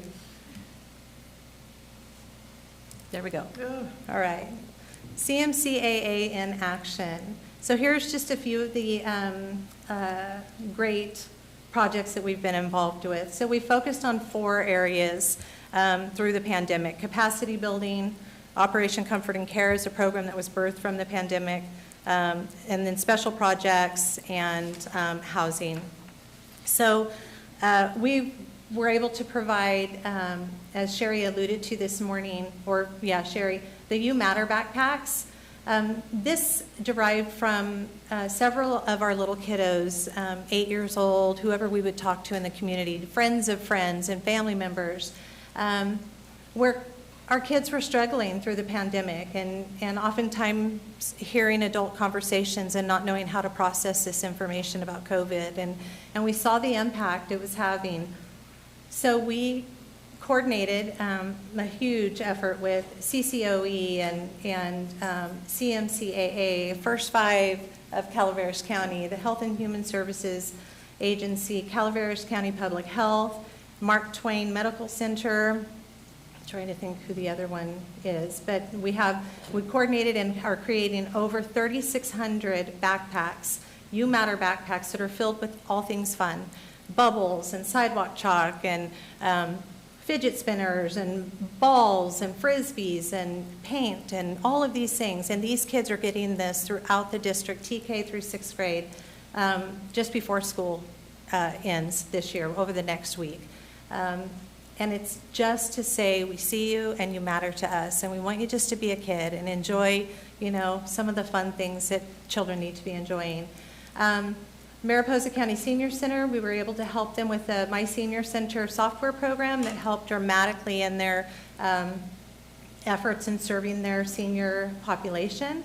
Calaveras County Housing Stability Partnership, that is a collaborative with the housing program manager here, where we are basically rebranding what was once the Homeless Task Force in an effort to reduce stigma around homelessness. Take it out of the title. It's no longer the Homeless Task Force, it's the Housing Stability Partnership. And UC Davis has been instrumental in our restructure, and we have a kickoff planned where you'll all be invited towards the end of June. Again, we supported housing services. That was one of the top priorities according to our needs assessment. And you heard one of the stories this morning of how families were served through the pandemic and that.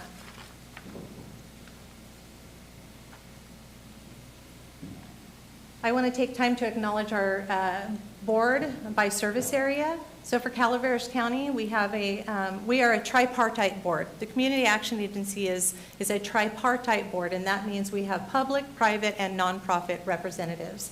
So on our public sector, we have Miss Amanda Follendorf, Supervisor Follendorf, Supervisor Stopper, and alternate Supervisor Tofanelli. Our low-income sector is Kathy Topol, with a vacancy in that sector. And our private sector is Dave Taney and Sherry Roosh. Mariposa County, we have our supervisors, Miss Rosemary Smallcomb and Mr. Tom Sweeney.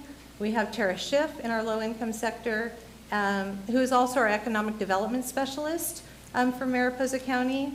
And we have our private sector, Teresa Johnson and Janetta Phillips.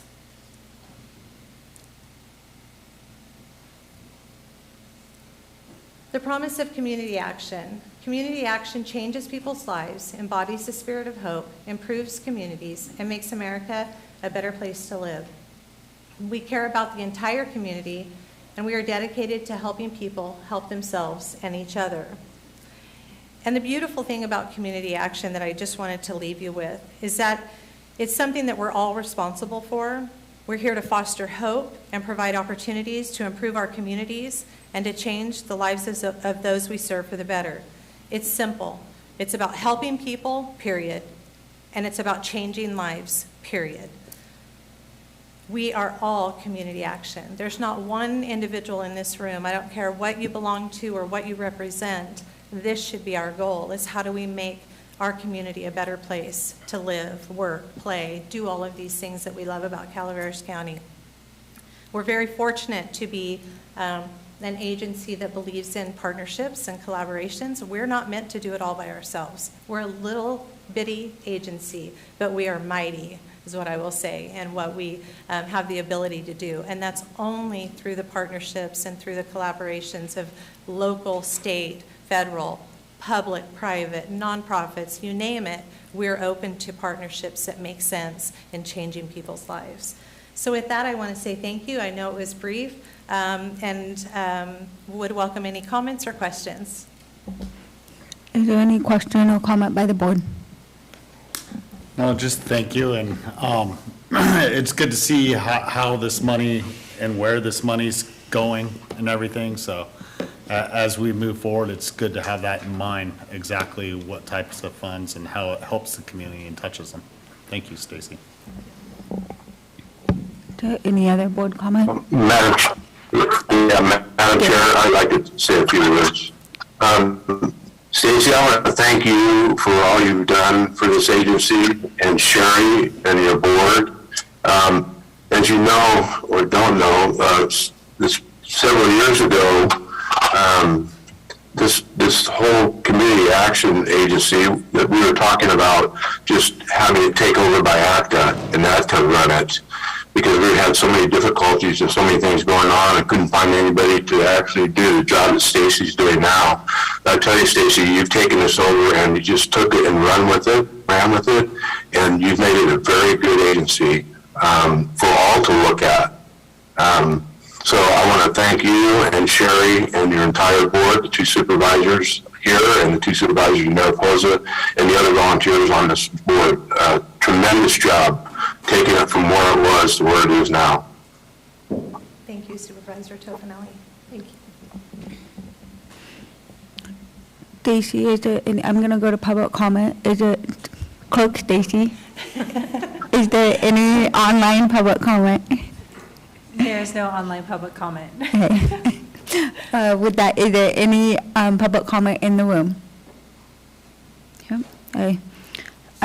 With that, I would just echo what Supervisor Stopper and Tofinelli have said. It's been, as a new board member and being part of this now for over a year and a half, it's been really great learning from this group and what they do and the partnership they have between 2 counties and what they can accomplish. So it's been really nice. So thank you for coming today and presenting. With Madam Chair? Yes. Sorry. Just to follow up on what Mr. Tofinelli said, there's been a major structure change, and you've helped facilitate that, Stacy, and we do appreciate the work. And I just want to echo Gary Tofinelli's words. It's come a long ways, and we're starting to show results now. It took some time. Thank you. Thank you. Okay. With that, if there isn't anything else, this was an informational item. We'll give a few seconds for Stacy and Jay to leave, and then we'll move on to item number 20. Thank you both for being here today. Thank you very, very much for the opportunity.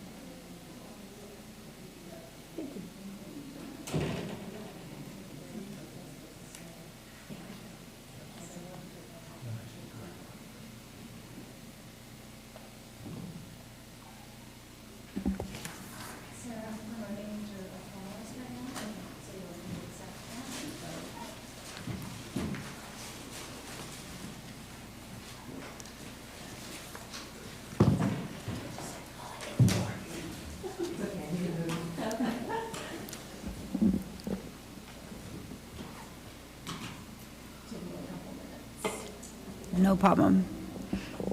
In the meantime, we'll have the clerk read out the item number.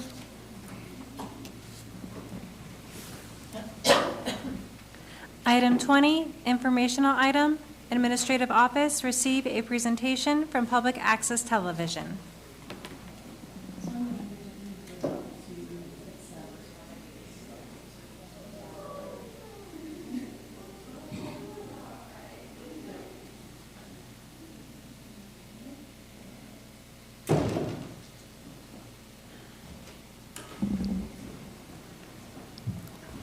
For those of you online, we're working on getting the screen shared. Please bear with us.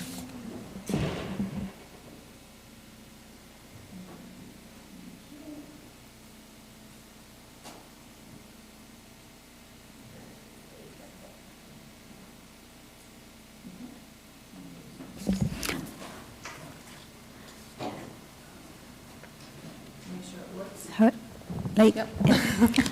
Turn on the microphone and Will do. turn off my microphone there. So, good morning. Good Late morning. I'm Sarah Lunsford. I'm the new manager at Public Access Television Studio. And I believe this is the very first time that public access has ever done a presentation before the board. So I'm actually pretty excited to let you guys know what we're doing. The way I'm going to structure this, I'm going to keep it as brief as I possibly can, and the way I'm going to structure it is just a past, present, and future. So, moving on. Looking at the creation of PEG access channels in the United States, of which we are one, obviously. In the late 60s into the 80s, believe it or not, with the advancement of cable television in the U.S., there were many people who recognized that there needed to be a public square on that particular platform, and they argued for these public education and government channels that were local. And what happened was, with the franchise agreements, we're very tied to the franchise agreements. The franchise agreements allowed local governments to request local channels, either all three or one or two or whatever configuration, to be used for local programming. And these are non-commercial channels, and they're only for the public, which is local programming, government, which is government transparency, and then educational opportunities. Sometimes those are run by schools. And at the core of their formation, the channel's formation, was really the need to preserve free speech at the local level and preserve the voices of individual communities in a changing media landscape. And since then, obviously, it's changed yet again, but those particular core principles are still valuable today. So how did PEG access come to Calaveras County? Well, the father of Calaveras Community TV is Paul A.E. Moeller, who was, I keep on thinking, he was a German immigrant. He came to Calaveras County. He loved television. He loved video. He loved Calaveras County. And he really believed in the power of television to teach, inspire, train, and give a voice to the voiceless. And he lobbied the Board of Supervisors in the late 70s and early 80s incessantly, as one of our board members knows, incessantly to get that first local channel, which was a public channel, and that was first aired in 1981. In the mid-1980s, Moeller formed a group specifically to run that channel and to provide services, media services to the county, and that was Calaveras Community TV. It was a nonprofit organization then. It actually still exists today. And they brought television programming and production training to Calaveras County residents. How they affect us today is they act to us like the Friends of the Library act to the library. They actually purchased our digital playback system in 2014. They buy a lot of our large equipment for us. So they're still very active. So how did we end up becoming a county department? Because of certain issues around the late 90s and into the early 2000s, it became apparent to the Calaveras County Board of Supervisors that they really needed to take over operations of the channels, the studio and local channels, to ensure their future. And that is when the actual government channel came on board. So we then had two channels, the public and the government channel. And moving on. So where can you watch our programming on cable? We actually broadcast two channels 24/7. About 90% of our programming is locally produced. 10% comes from out of the area, NASA, UCTV, those types of broadcasters. And we broadcast on through three broadcast media providers, and that is Comcast Xfinity, Caltel and Copper, Volcano Vision Upcountry, and into Amador. And last year, we also began broadcasting on Comcast in Amador County. And I am going to take a drink of water.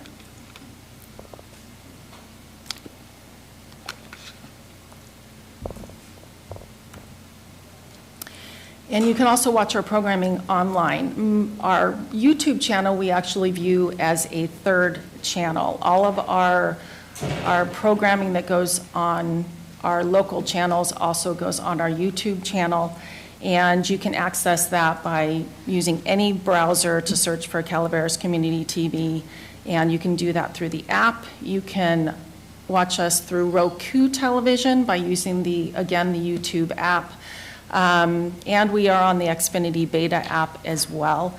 That is particularly for Xfinity customers. It acts as a digital cable box for cable subscribers, and it is my understanding that even if you're not a cable subscriber and you get broadband through Xfinity, you can access this app, so you can access our programming.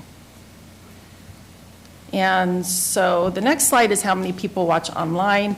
And you probably may have noticed I am not talking about how many people watch on our broadcast channels because we don't have access to that information. The franchise agreements basically dictated to the cable providers that they had to provide channels to us, but they did not have to provide viewership data to us. That data is extremely expensive, and because of that, there are no PEG access facilities that I know of who can afford to pay for that data.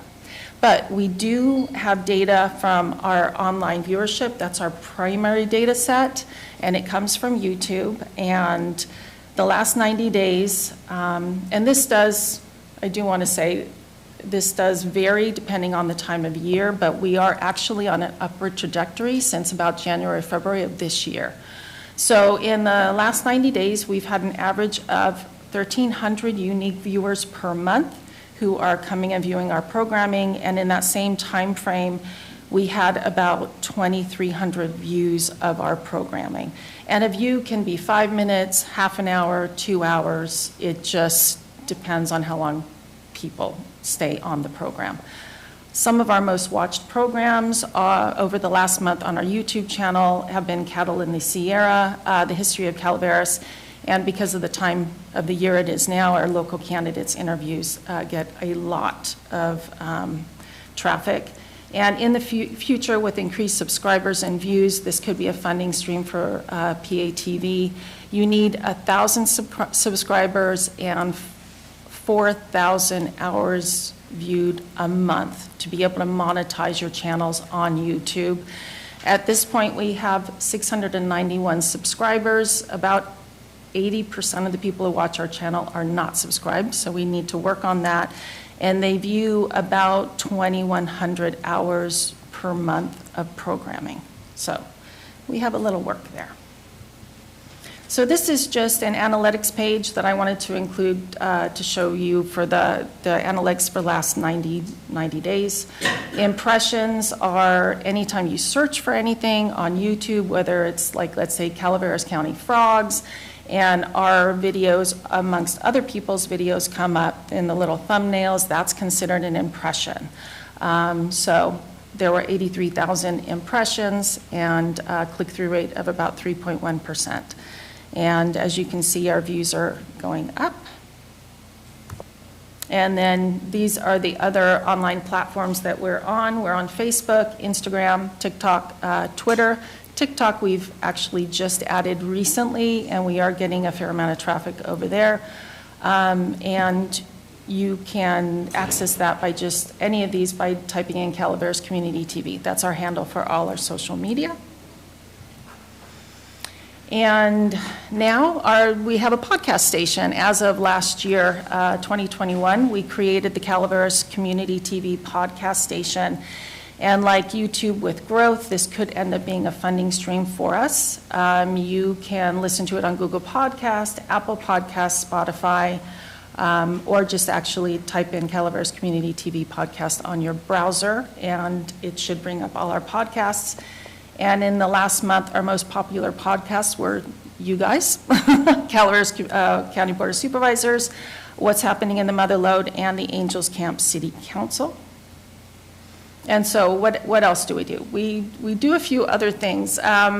We have an advisory message strip that anytime that there is a disaster or any type of informational scenario that people need to know information very, very quickly, We put that on both of our channels and the Xfinity Beta app within about 20 minutes of receiving that information from the public information officer or other sources. Most recently, the tornado in Valley Springs was our little advisory message strip. We also do heating and cooling centers. We were very active in the Butte Fire, Aurora Fire, any types of those scenarios we have on our message strips. We have public service announcements, and this provides the opportunity for local nonprofits, government departments, or not-for-profit information and events to be shown on our channels, on both our channels. We run an average of about 100 graphic PSAs per week. And in January of this year, we began offering video public service announcements to government departments and local nonprofits. And I'll show you some examples of that in a couple minutes. We also partner with community organizations in program creation, like the Angels Camp Museum, the Calaveras Historical Society, Manzanita Press. And we also film government agencies, obviously Board of Supervisors, COG, Planning, Angels Camp, and we are typically able, depending on the length of the program, we're able to get these programs viewed by the public and actually with the podcast listened to by the public less than 24 hours after the end of a meeting. And we also still offer video production classes. Those actually, because of COVID, sort of went away for a couple years, but we're gearing up to start classes again. So these are examples of public service announcements. Anytime there's roadworks, we create one of these green ones, the road update ones, and then we push it out on our channels and on all of our social media platforms as well. And this is an example of the video public service announcement, and I want to make sure that I have sound shared.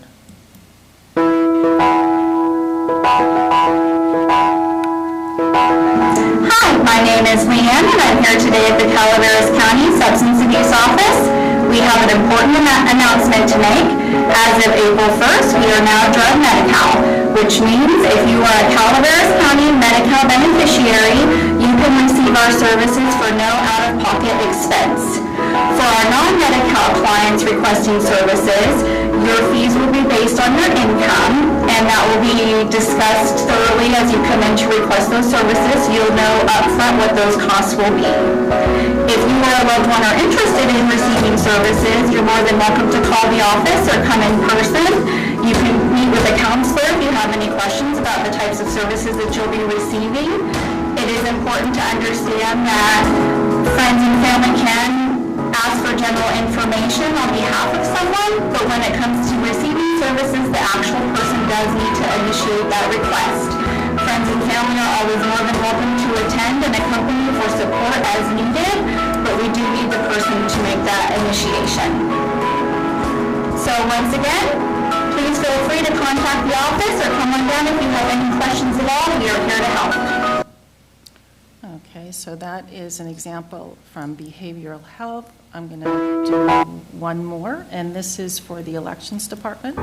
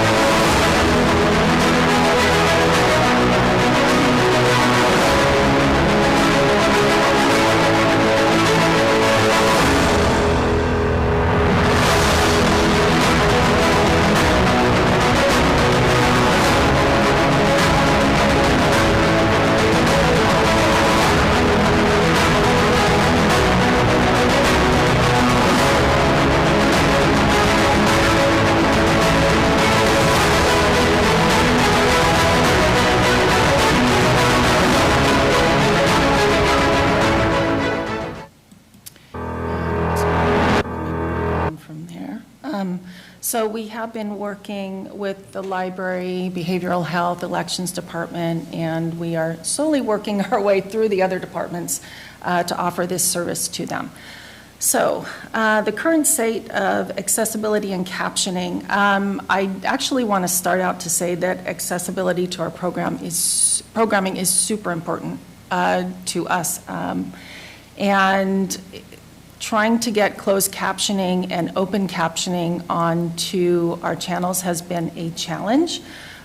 Typically, public access facilities have actually been exempted by the FCC from providing closed captioning because of the cost. The cost can range from anywhere from $1.25 a program minute to $15 a program minute for closed captioning, and that's just the cost to actually send it out to the vendor, who transcribes it, closed captions it, and then brings it back to us. That doesn't include our staff time to actually prepare it to get it to them. But in late November, I was doing the happy dance at the studio because I figured out how to do open captionings. And the difference between open captions and closed captions is open captions are actually burned into the bottom of your screen, so you can't turn them on and off. Closed captions you can turn on and off. But I figured out a way to provide open captions on our government programming and that worked within our workflow. So it didn't cost us any money. So that was kind of the happy dance. So we do now provide that on all of our government programs. We don't have that on our public channels yet, or public channels, sorry. I'm still trying to work that out because, like I said, it's still very expensive to do the closed captioning. If it was just Gen Z that watched our channels, I would not have a hesitancy with providing open captions on everything, because the younger generation watches everything with open captions. They just turn it on, doesn't matter if the sound is on or not. Well, it doesn't matter if they need it or not, they watch it with open captions. But my understanding, just from what little data that I've been able to collect through the years, a lot of our broadcast channels are actually viewed by our older population, and they do want to be able to turn the closed captioning on and off. So there are some technological advancements that have just come out in the last couple of months that may be able to solve this issue for me, but it's definitely something that I'm working on. But I was pretty happy that we could get the open captions on. So I'm going to give you an example of the open captions.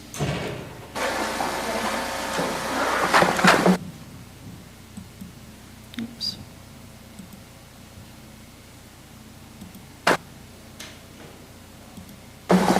Good morning and welcome to the Tuesday, April 12th, 2022 Board of Supervisors meeting. At this time, we will be convening back in the closed session. However, we have a report out from March 25th.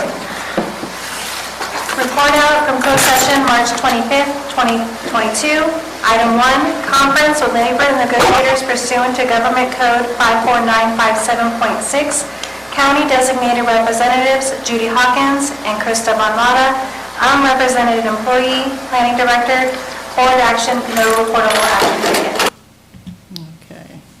So you can see it's not perfect because it is AI. The only perfect closed captioning is when a human does it, and that's when you get up into the $15, $20 a minute realm. So moving on, how are we funded? PATV basically has two main funding streams. One is a dedicated funding stream for PEG operations. This was actually created by the California Digital Infrastructure and Video Competition Act, which is a huge mouthful, so we just call it DIVCA, of 2006. And that particular funding stream has to actually go towards PEG operations. My understanding is that if there is no PEG facility or PEG operations within a jurisdiction, that money has to go into trust. And then the other is actually from the funding stream comes from the general fund.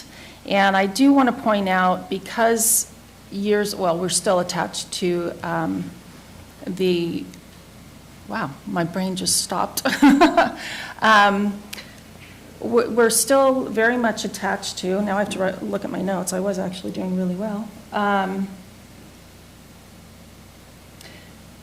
The franchise, the Cable Franchise Act, I'm sorry about that. Because our existence is attached to the Cable Franchise Act, what used to happen many years ago is that local jurisdictions would look at the franchise fees and determine a percentage of the franchise fees that would go to their local public access facilities. Basically, it's kind of 6 to 1 or another because those fees go straight into the general fund anyway.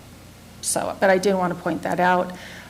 For the current fiscal year, the PEG funds, which are the DIVCA funds, are budgeted to cover about approximately 30% of the overall PAT budget.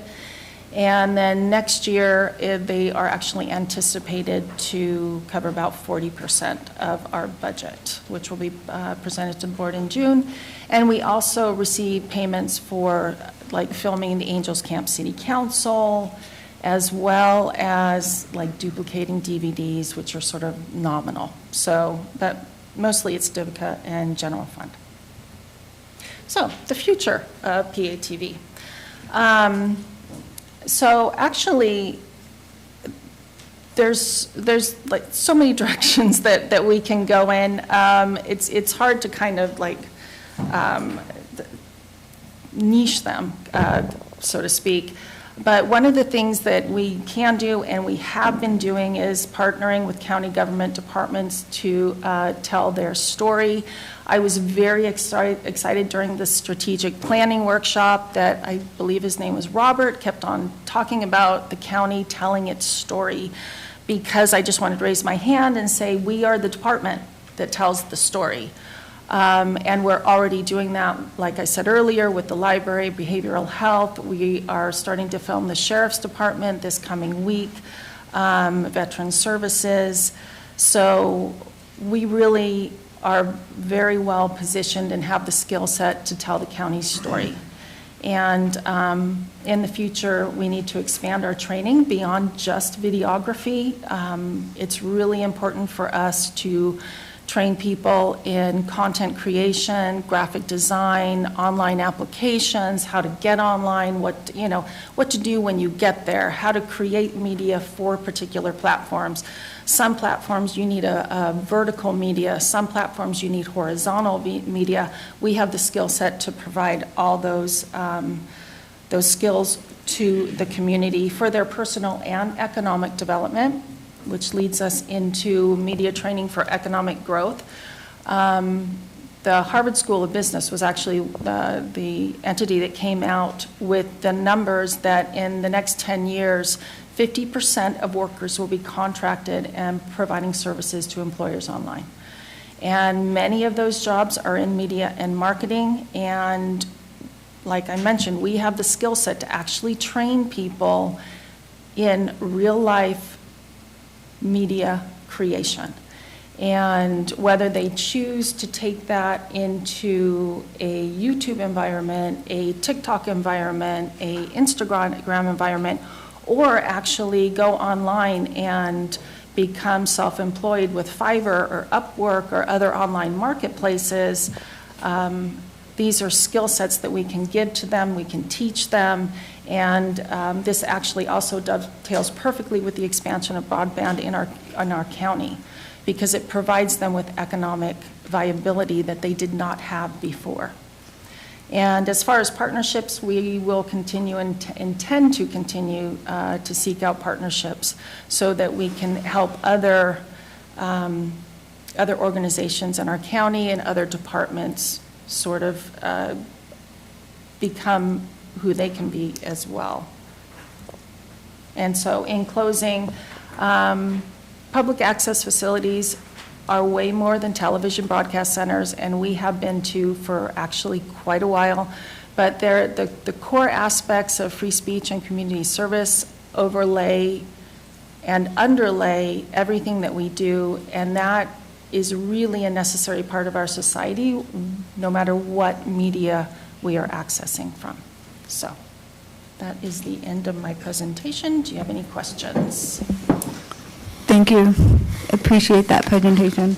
At this time, I'll bring it to the board. I have 2 lights on, so I'm going to go. I'm going to take a long time, so maybe you Okay, I will go to Supervisor Stopper.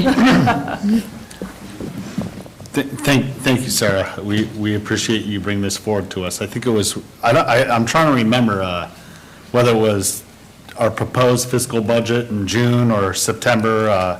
Supervisor Garamendi brought up bringing this back last year, along with a few other things. I questioned where the Calaveras Visitors Bureau is with their presentation. You know, a majority of the board had asked for all these to come forward just so we know what we're dealing with as we go into the next budget and exactly how these funds are being put forward. But, you know, I see a lot of good things happening down at PATV.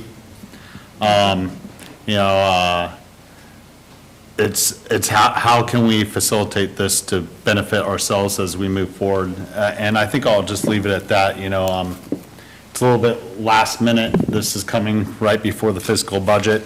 It would have been nice to have some of these things come forward a little sooner. Okay. Supervisor Garamendi. Thank you very much, Madam Chair, and thank you for your presentation today, Sarah. I appreciate it. In fact, Supervisor Stopper, I've asked for this for the last several years. Right. I believe I first asked for it in the budget in the June 2020. At the time, Ed was here. There was some sensitivity about standing before me and dealing with these questions. 2 years later, we're finally back here. I will do the best I can to answer. These aren't, bear with me. Okay. We have I sent a series of questions over the weekend, last week to administration, and I just got the response about 10 minutes ago. Okay. So we're going to do this in public the normal way. First off, who does PATV report to?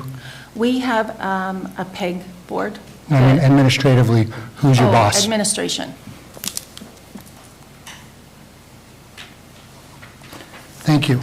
I wanted to do this conversation actually before you got hired. Okay. Sort of in the interim between you and Ed. So what is the total cost, not the percentages, to the general fund that the county pays to PATV? Okay. And I know these answers, so. Yeah, and I may defer to administration on this. So the total cost to the general fund or total revenue you're talking about? I want to know the total cost to the general fund, the money we could use for anything. To the general fund. So in 2021, it was $167,589.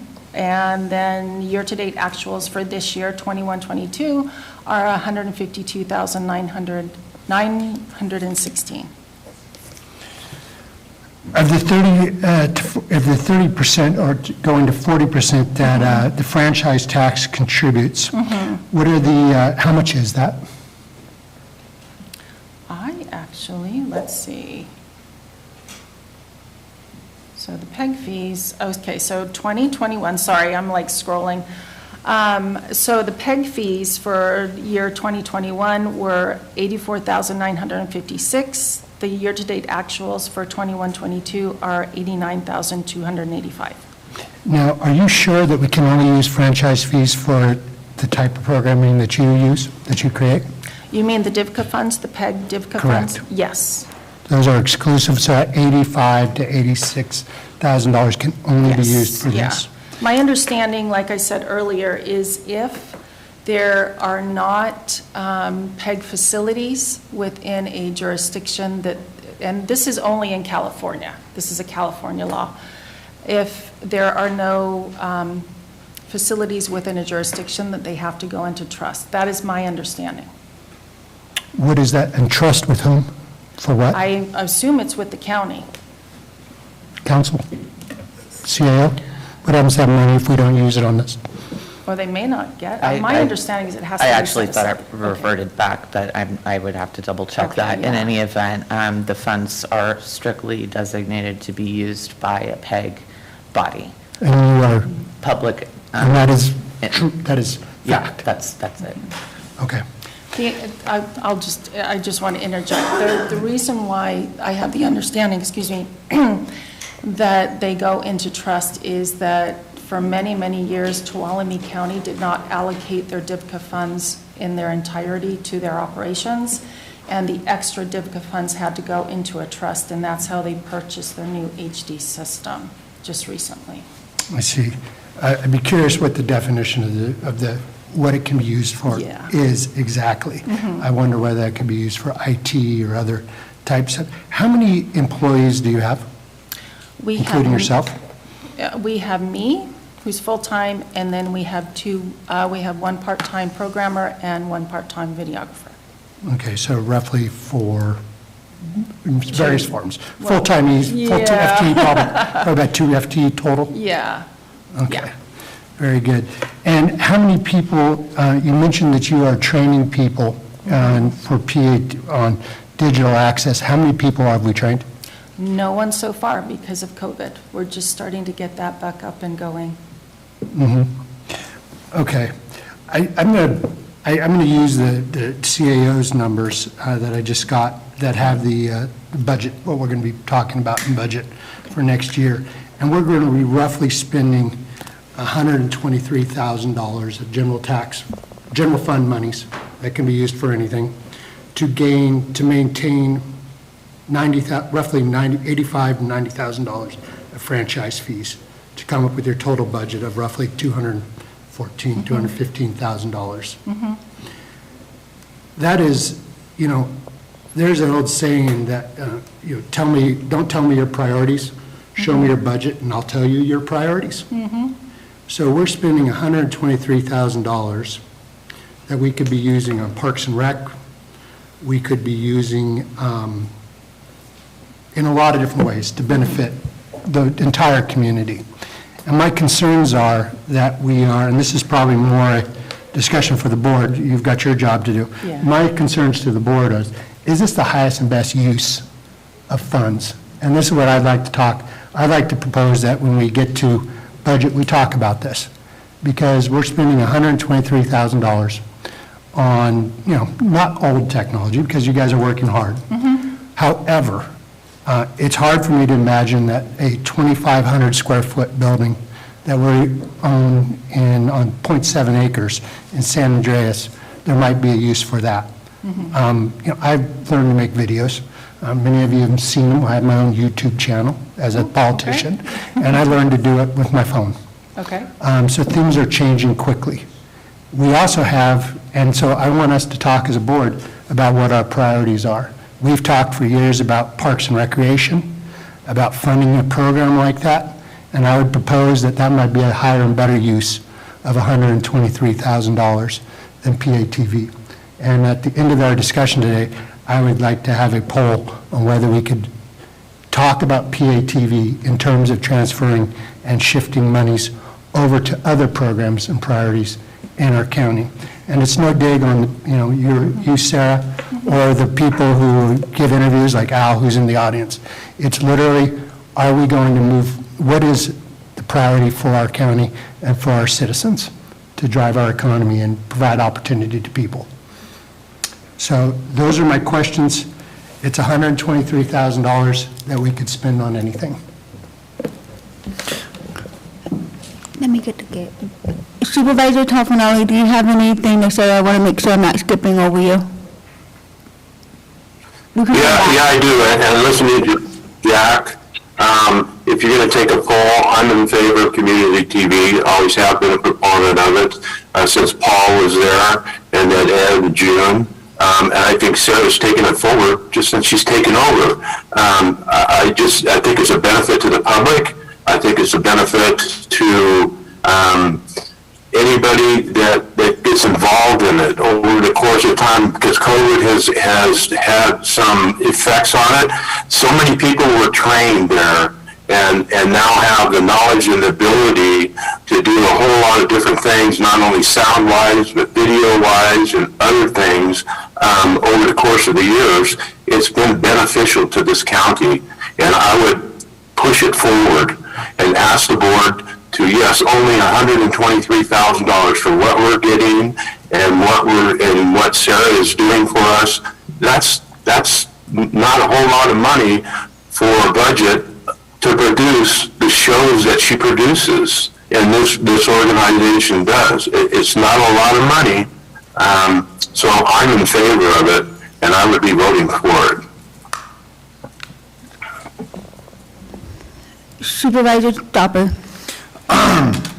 I just got a couple more questions, because we kept bringing up franchise fees and then PEG fees. Yes. And PEG. Yeah. They're two different things. Yes. The franchise fees, from what I understand, are swept into the general fund. At that point, in the past, you said it was like a percentage that was added to it. So my question is, how much are the franchise fees that we take in each year that get put into our budget? So, let's see, how far would you like to go back? Let's just go over the last 2 years of fine. These are where we pulled our numbers from the last 2 fiscal years. Okay, so for fiscal year ended June 30th, 2021, that was $430,221. The prior year was $435,871. This year to date, we've received about $339,000, and we're awaiting a 4th installment. They typically are distributed in 4 installments per year. So at this rate, we're looking at we're using about close to 40% of what's taken in, pretty close. We're like about a 40%, near there, yeah. Depending on which year. Okay?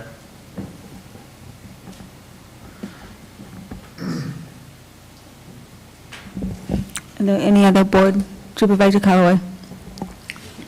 I too support the concept of the PEG. I mean, having been around when Paul and Merle Luckin would come in and lobby the board on the importance of the PEG and seeing how it's matured and grown and seeing where it is going to go. I think we do get a return on investment, not only Calaveras, City of Angels, the different many groups throughout the county. And I understand what Supervisor Garamendi is saying is maybe there's a better use. Parks and Rec, yep. Parks and Rec could use money, and we can talk about that at budget time. But also the many groups that utilize the PEG, and it amazes me. People say, oh, I saw you on TV. And I, of course, saying, I got to get you a library card. You do not need to see us.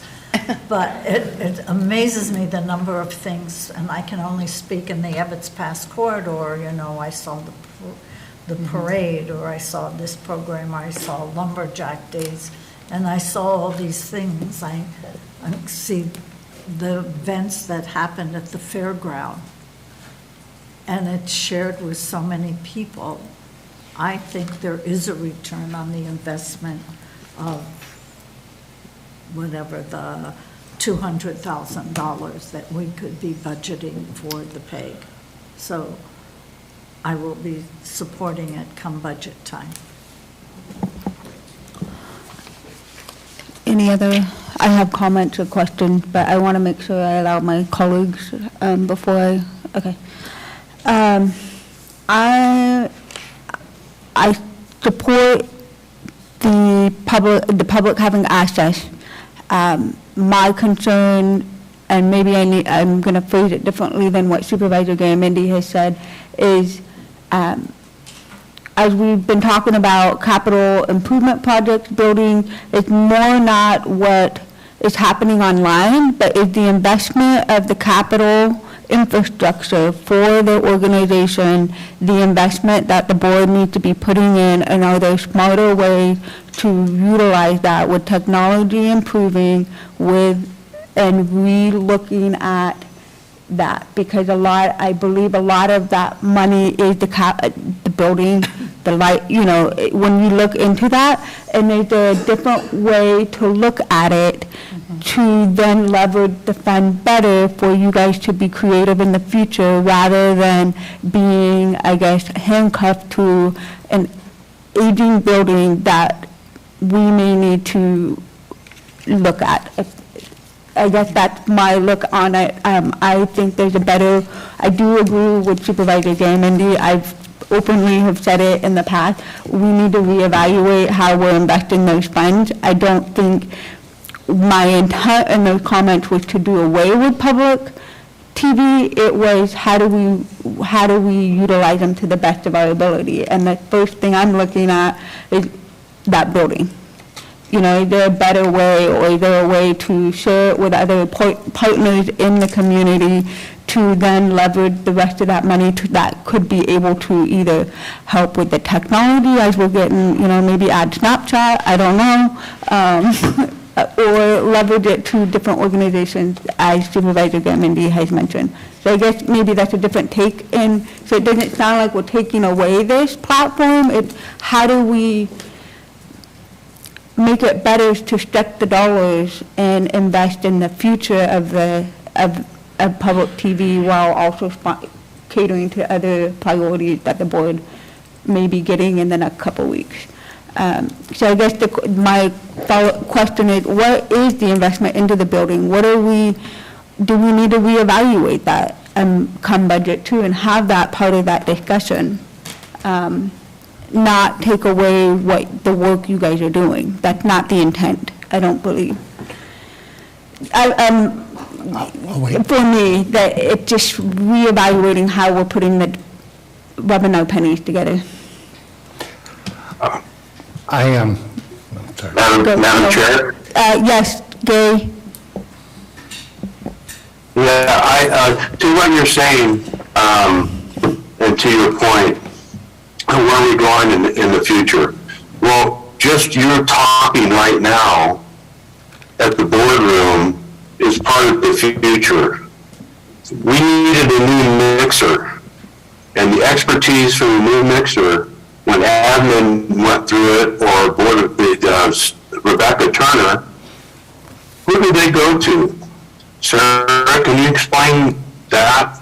Because I know they came to you, and we're sitting in there with a new digital mixer right now, and you guys are talking through it due to the efforts of Sarah and getting it set up, and there's going to be more improvements to the board, that the expertise being used by PEG TV and the people that work there, that we're going to see more and more updated things into the future as we go along. Am I not correct, Sarah, on you being involved in this mixer that we're using right now on the board? Yeah, make sure this is on. Yes, I mean, we worked cooperatively with elections and IT, elections clerk of the board. I'm always like trying to lump them all together. And I think that's part of the attitude of cooperation within the county departments now anyway. Yes, I mean, we were able to work with IT. They came to us and asked, you know, what do you think they need as far as a mixer, as far as the microphones, as far as this and that. We came through, we troubleshooted, and then we were able to go back and forth and work cooperatively to come up with a solution that would work for the board, and it's actually working quite effectively. And those types of technological questions will come up in the future as well, as far as video, hopefully not audio for quite a while. But yes, we do bring that to the table. And the other thing to that is, if you look across the room to the corner and see Susan is at every one of our meetings, and she films this to go out to YouTube and the other place on Comcast and everywhere else that is broadcast. That's part of PEG TV's dedication to at least the board and the community, so the community has it out there for us. If Susan wasn't there, to get rid of this department, who's going to be filming our meetings to get it out to the public? So, you know, to you, what you know, again, to the chair, what your comments that you were saying, those are some of the things that are right prevalent in front of us that we can see. besides the things that are behind the screen that we don't know about or can't see in front of us. Gary, I'm going to let Supervisor Garamendi go. If I may, I mean, every politician likes to see their face on television, and PATV is really good at that. So of course, we all like it. I would never propose that we don't continue to video broadcast or other things, these programs. Susan, I believe, you know, you and I have talked about this, you're an extra hire. There's no reason that you can't work for IT and do the same thing. There's no reason that we can't have these same services provided by IT. My point is, and I'm not going to walk around, my point is, I believe that we have not created things like the Parks and Rec Department, something that benefits the children, adults, and visitors to our county, builds our economy and builds our future, because we're making choices every day in our budget. We are choosing to do PATV, and we are choosing not to budget for these other items. We are choosing to pay rent across this county when we have a building that we can utilize. So yes, I'm calling for either we fund everything, we set some priorities. We can't do everything. We have to make priorities that we move forward. So yeah, I will stand alone on this, but you know, I would ask for a poll on whether we want to discuss eliminating this from the budget and transferring those monies over to other activities. And Sarah, this is not critical of you or your work or the work that Susan does or any of us that like to get our face on television. This is about, are we willing to fund future Parks and Rec and other activities in this county? That's all I have to say. Supervisor Stopper. I understand your point, Mr. Garamendi. When it comes to budget, you don't need to pull the board to talk about it during budget. It's good. If it's a conversation you want to have, it's one we'll have. That's just my perspective as one. I think there's always innovative ways that we can do things better. We're never perfect. I think we should strive to, you know, I'm kind of siding with Ms. Fullendorf here, just there's always something a little better we can do, not necessarily, cut something to that degree, but streamline it. And there's also other ways to get to your point that I've been thinking about that I'll bring up during budget. I think there's more than one way to get this done. And even if this isn't the one, if the board so decides at that time, there's other ways to get there. And I do agree with you about Parks and Rec. I do see the value in them. As Ms. Callaway said, I can't tell you how often people come up to me and they're like, yeah, watch the board meeting on public access TV. And some of these people are like 10 years younger than me. I'm like, you watch public access TV? What's wrong with you? I didn't watch TV when I was that age. They watch it on TV. On cable. On cable. Yeah, I'm surprised by how many it actually is. It surprises me. It'd be good if we had some data backed up. Right. But it is a thing, and I do get told that. I do appreciate the time I've been able to spend on there. It's a way for me to touch a larger number of the community that are willing to click on a button on YouTube or watch it on cable TV. I do see them bringing forward informational items like she showed in her presentation. These are all things I appreciate. Just from my perspective, there are great things they do. I think there's always innovative ideas for us to move forward. I would love to cooperate with them as we do that, and this will be a discussion for the board when it comes to budget. If there is no other board comments or questions for Sarah, I would like to put it out for public comment. So I'm going to start with online. Please, clerk. There is no online public comment? Okay. Is there any in the room public comment? And just be mindful, a reminder for everybody to watch the light on the podium. Looks like I got a green light. That means Yeah, you're good. I'm Al Segall, President of the Calaveras County Taxpayers Association, and also a moderator on a program called Taxpayer Alert. This has been pretty successful and has been going for a number of years now. I'm really happy with the staff and leadership at Public Access TV. The dedication is amazing, and I agree that if we lost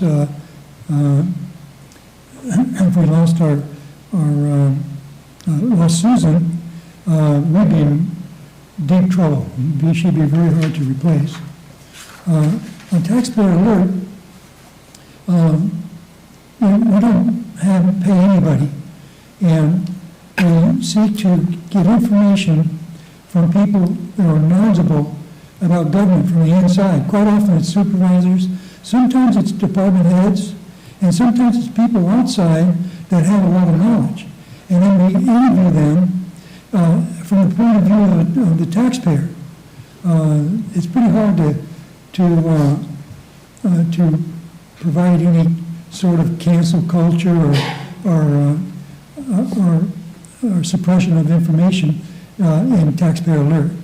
It's just we're about getting the truth out. We never attack a person, but we do attack some bad ideas. And I think overall, the county is better off, the taxpayers are better off because of our program and some other programs that are similar. Thank you. Thank you. Is there any other public comment? Nope. Seeing none, and none online. Back to what Supervisor Garamendi has requested, an appointment made by Supervisor Stopper. Madam Chair, I don't think I've got the votes. I won't call the question. We can still have a discussion at budget come the first week of June, and maybe that'll give staff enough time to maybe answer some more of the questions that not only Supervisor Gamey had on his points, as well as some of my questions, and then tie it in with the rest of the supervisors to their point that they've made as well. Gary, I see that you're green. Do you have something to add? Yeah, I just wanted to say to Jack's comment, Jack, it's not about a politician getting his face on TV or up there for people to see. It's about getting the information out to the people and letting them see us work and knowing what's going on or finding out what's going on, and then they can contact us. Many times I've been contacted by people after our board meetings and they saw the broadcast on Comcast or wherever they were watching it and asked me questions about it. So there are people out there, like Ben pointed out, that it's beneficial to, and especially when there's really tough items that are out there or information that we're talking about that affects the whole county. It's very beneficial to have this access to the community for them to know what's going on. That's my opinion. Thank you. Do you have? No. No, if we're short $123,000, though, I'm going to call you all on this. You know, it's a hard question. I appreciate you asking it, Mr. Garamendi. You know, it's not always about getting everyone to going down the same route, but it's these hard questions that do have to be asked, especially if we get to a certain point where we are short $127,000. So, you know, I can appreciate you asking the question. I have one question that's triggered since this conversation, the franchise fees. How does that ever increase or get renegotiated with the cost of things happening? I understand our viewership is a lot less than those in other jurisdictions, but we still assume the same cost and expectations of what needs to be done. Mm-hmm. So the franchise fees actually, they increase and decrease with cable subscribership. And what is happening now on the federal level is there are many people, because there are many people looking to actually include broadband services into those cable franchise fees because of the changing landscape. That has not happened yet, but those are discussions that are starting to take place in the last year. So should there end up being broadband fees attached to the cable franchise fees, then there'll be significantly more money coming into the county. But on your basic question, the cable franchise fees go up and down depending on how many cable subscribers there are. And that's actually since DIVCA, since 2006, those are not locally negotiated. Those are negotiated by the PUC. Pretty level. I mean, 435, Yeah. one fiscal year, 431 the next year. 339 out of 3 quarters is pretty much barking up on that 440 area. Thank you for clarifying that and explaining how that works. Can I add one thing? Just because I Yes, cannot stop myself. Yeah, no, go ahead. If you do, I'll be able to rebuttal. So it's going to go both ways. No, yeah, it will. I just wanted to point out to you, Susan is our like ace in the hole. She is absolutely amazing. And what she's done through, I think it's, how long you been here now, Susan? 9, 10 years? Ma'am, Okay. I'm not being critical, Susan. No, and I'm not either. But what I wanted to say is this is what you see, but you don't see her bring me the files back that I have to process and then make them broadcastable, I mean, for lack of a better word. So there's a whole other set of skills, and Susan actually has them too. I'm not going to say she doesn't. Should you guys go in that direction? But there's a lot of hours that are taken to actually process board meetings, to make them so that they're broadcast ready, so that they're YouTube ready. We have to rip out the audio to do the podcast. For me, it's all about government transparency, and I just wanted to let you know that.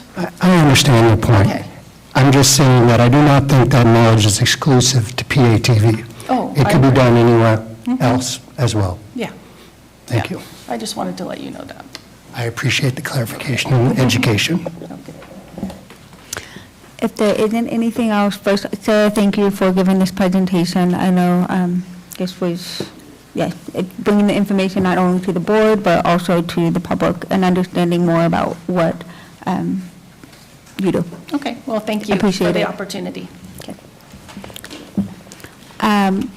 We're going to allow a transition, but I do want to let everyone know, since we are coming up on a noon time, and I want to be conscientious of other supervisors needing to leave, we're going to skip, in the audience, we're going to skip to item number 24, so that way we can break and then come back and do the rest of the agenda for lunch. And we're anticipating, instead of an hour lunch, if the board would let me know if they would prefer a 20-minute lunch or a 30-minute for due to time. If it doesn't matter, then I'll do the shorter time. Okay. So we'll transition out and then do item number 24, break for lunch for 20 minutes, and then come back and regular schedule.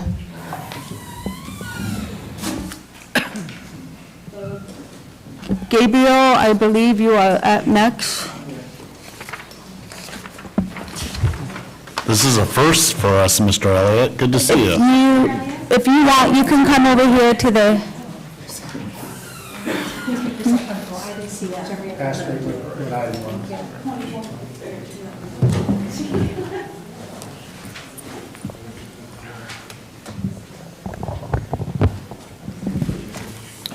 Is it on? with that, we have item number 24. If the clerk can please read it out.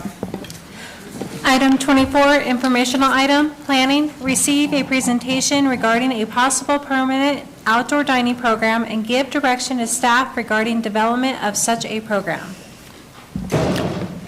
Good morning. How are you? Good afternoon. It's a little after noon. Yeah, It's I guess it 12:05. should be, 4 minutes after All right. afternoon. I'm doing fine, thank you. Madam Chair, members of the board. So this is an informational item, but having said that, I feel that the level of discussion that may emanate from this could take quite a while. So I'm not really sure. the information in front of you is predicated upon a resolution passed by the Board of Supervisors in 2020 regarding outdoor seating for restaurants. At that particular time, outdoor seating for restaurants was somewhat maybe limited to a particular section of the county, but we've seen notice that there are other restaurants in other parts of the county that actually have outdoor seating. The outdoor seating was predicated upon, the governor's pronouncement regarding COVID, which gave businesses the opportunity, because of physical separation, to actually have outdoor areas, because indoor commingling was kind of prohibited at the time. And we're at a point now where we're not really sure where we're going to go with COVID. The numbers, I'm told, are beginning to spike in certain areas. But the question in front of you really is, do we want to continue with the program as originally proclaimed in a resolution of 2020? Do we want to make an amendment to it? Do we want to make it countywide? And also, do we want to make it permanent? Now, if we're going to make it permanent, there are certain implications to making it permanent. If you want to make it permanent, there are certain issues that have to do with maybe encroachment into public right-of-way. How do you want to handle that? If you want to make it permanent, under the current ordinance, under the current resolution, there are no fees. The applicant just submits a form to the planning department, and we process the form, we issue them the permit for outdoor seating. There are no costs attached to it. So in looking down the line at the future, how do you want to proceed? I'm going to recommend that if we do proceed to make it permanent, this is totally hypothetical, by the way, that it becomes a countywide program, because there are other businesses in other areas of the county that are benefiting from it. There are a couple of restaurants in Angels Camp, there are a couple of restaurants in Valley Springs, but most of the restaurants we know are in a particular area. And then how do we handle this from a CEQA standpoint? Are we going to do a blanket CEQA that kind of covers all outdoor seating? Are we going to look at each particular location individually and make assessments based on that? So these are some of the issues that I think we need to consider, and that we need direction from you as to how to proceed with it. That concludes my presentation, and I'm sure there are probably tons of questions you may have for staff.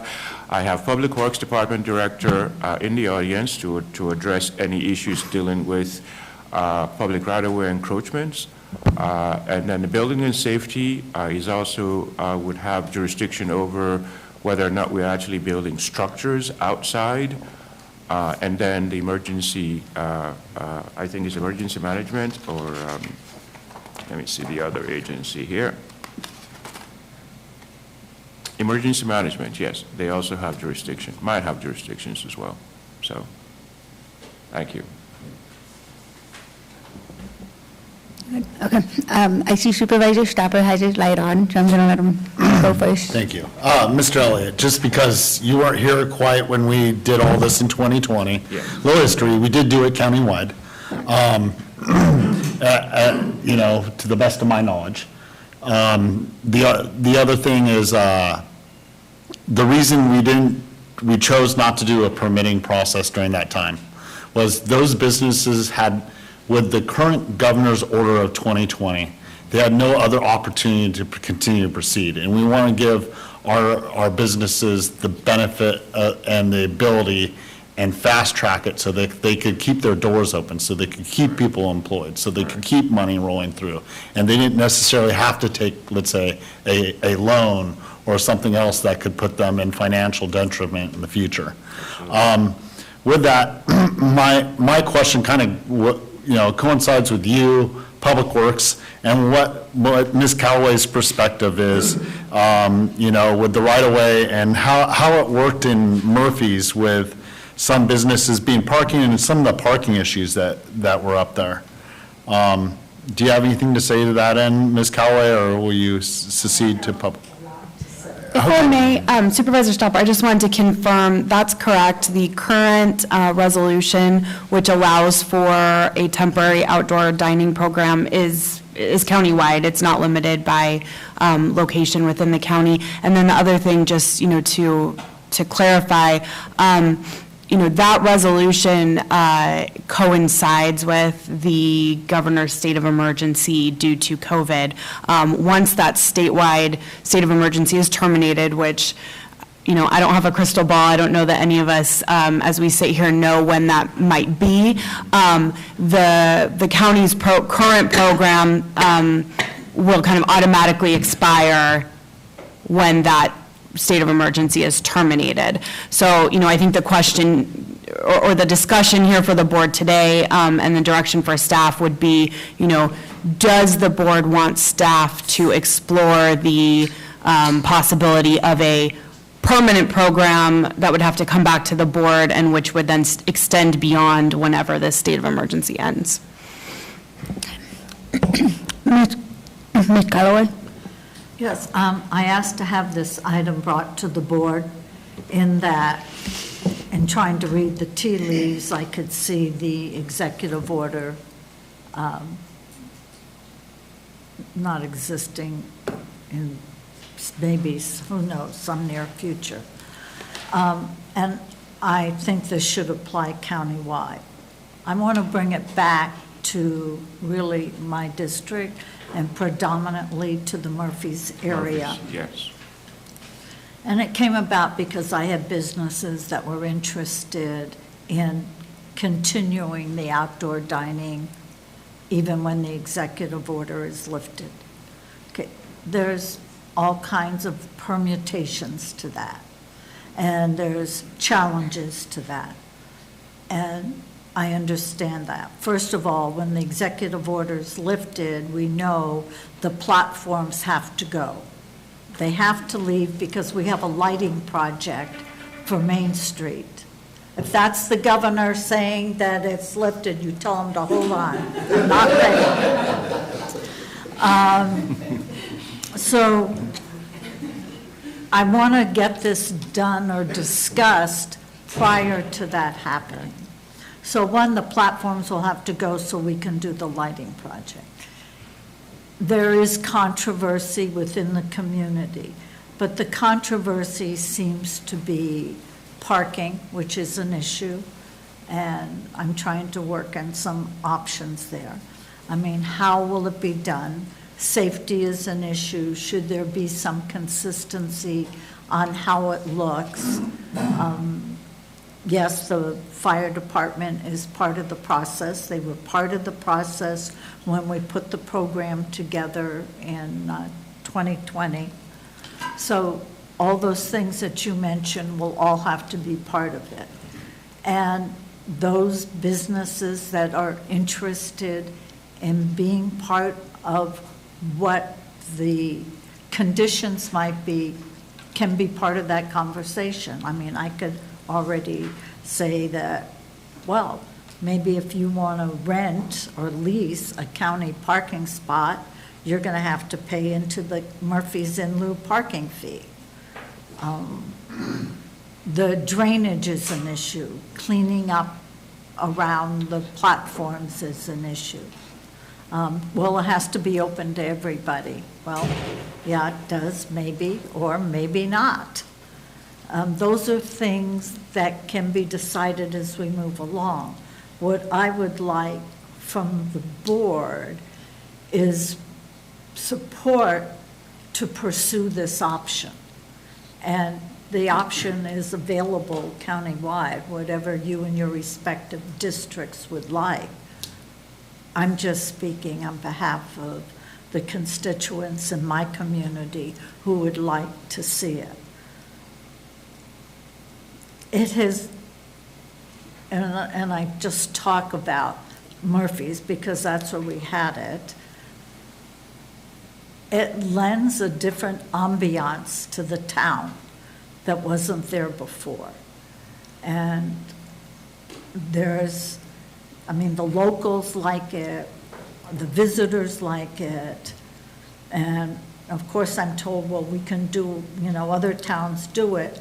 The problem in Murphy's is the only other way to get through town is on a residential street, which is quite narrow, and I will tell you, there is no resident on that street that wants all the traffic diverted. So we have a situation of a main street with something new that wasn't there prior to COVID, which has lent a certain dynamic to the town that wasn't there, that I think on behalf of most of the people there agree that it lends some charm. And I would like to see this through. I would like to pursue the option of allowing it to occur with whatever caveats that we design. So that's it for the moment. Okay. I'm going to jump to online just because I want to make sure I'm not skipping over Supervisor Tofinelli. Supervisor Tofinelli, do you have any? You can wait. I just want to make sure I'm giving you an opportunity. No, I'm fine with it. I understand what Marita's saying, and a lot of this is in her district, although there was some in mine. Hog dogs was one at one time, and there were some issues there.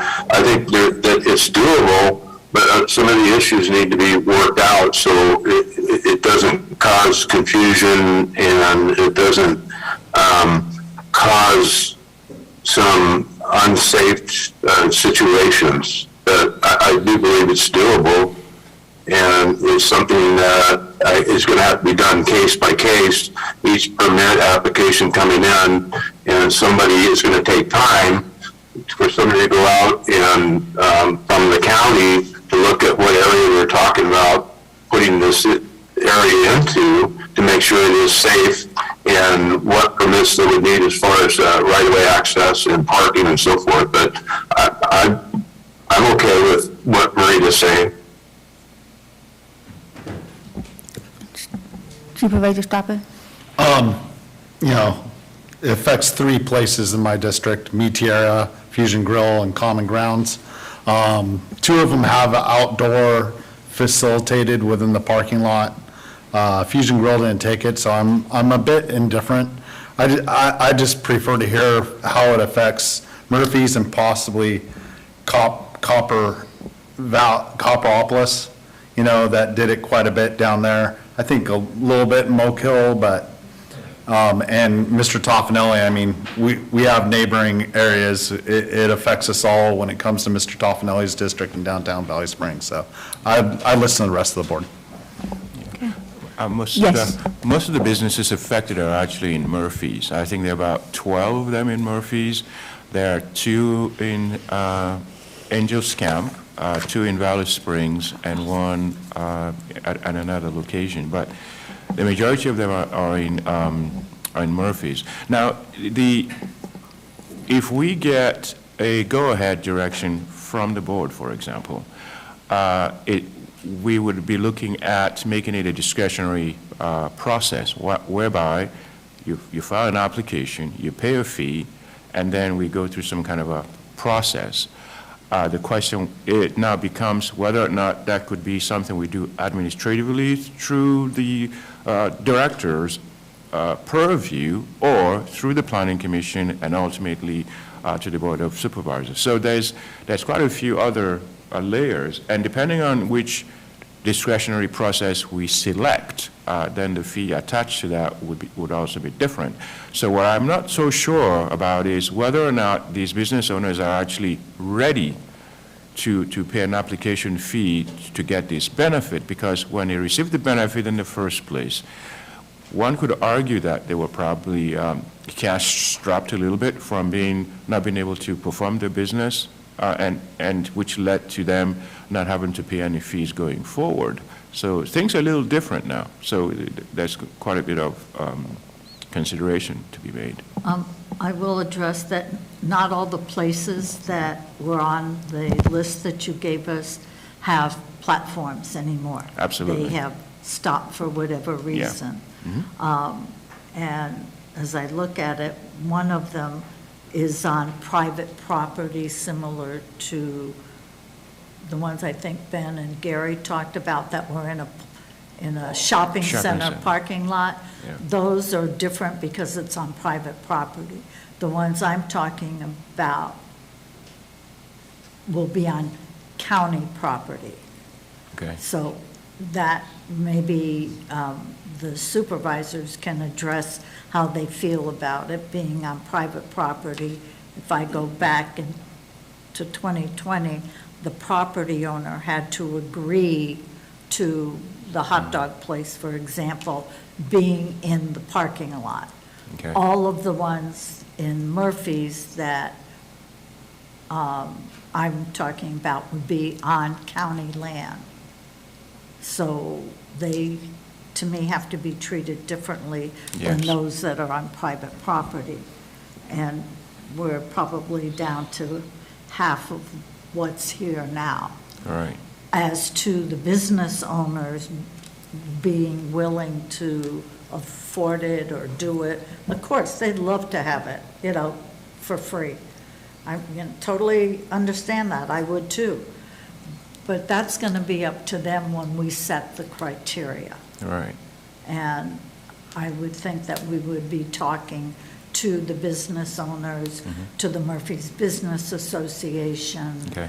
to county staff. I mean, how much is it going to cost Public Works or the building department to process an application? I've got ideas. Of course, I think they should all be accepted, but until then, I just want to get to first base Sure. on whether there's support to proceed looking at this. Thank you. Thank you. Okay. Gabriel, Oh, sorry. Go ahead, Supervisor Toffenelli. Go ahead, Gary. I'm sorry. If we make this permanent, you're talking about the ones that are already there, and most of them are in Murphy's, but if we make this county-wide and make it permanent, I would expect that numbers to grow.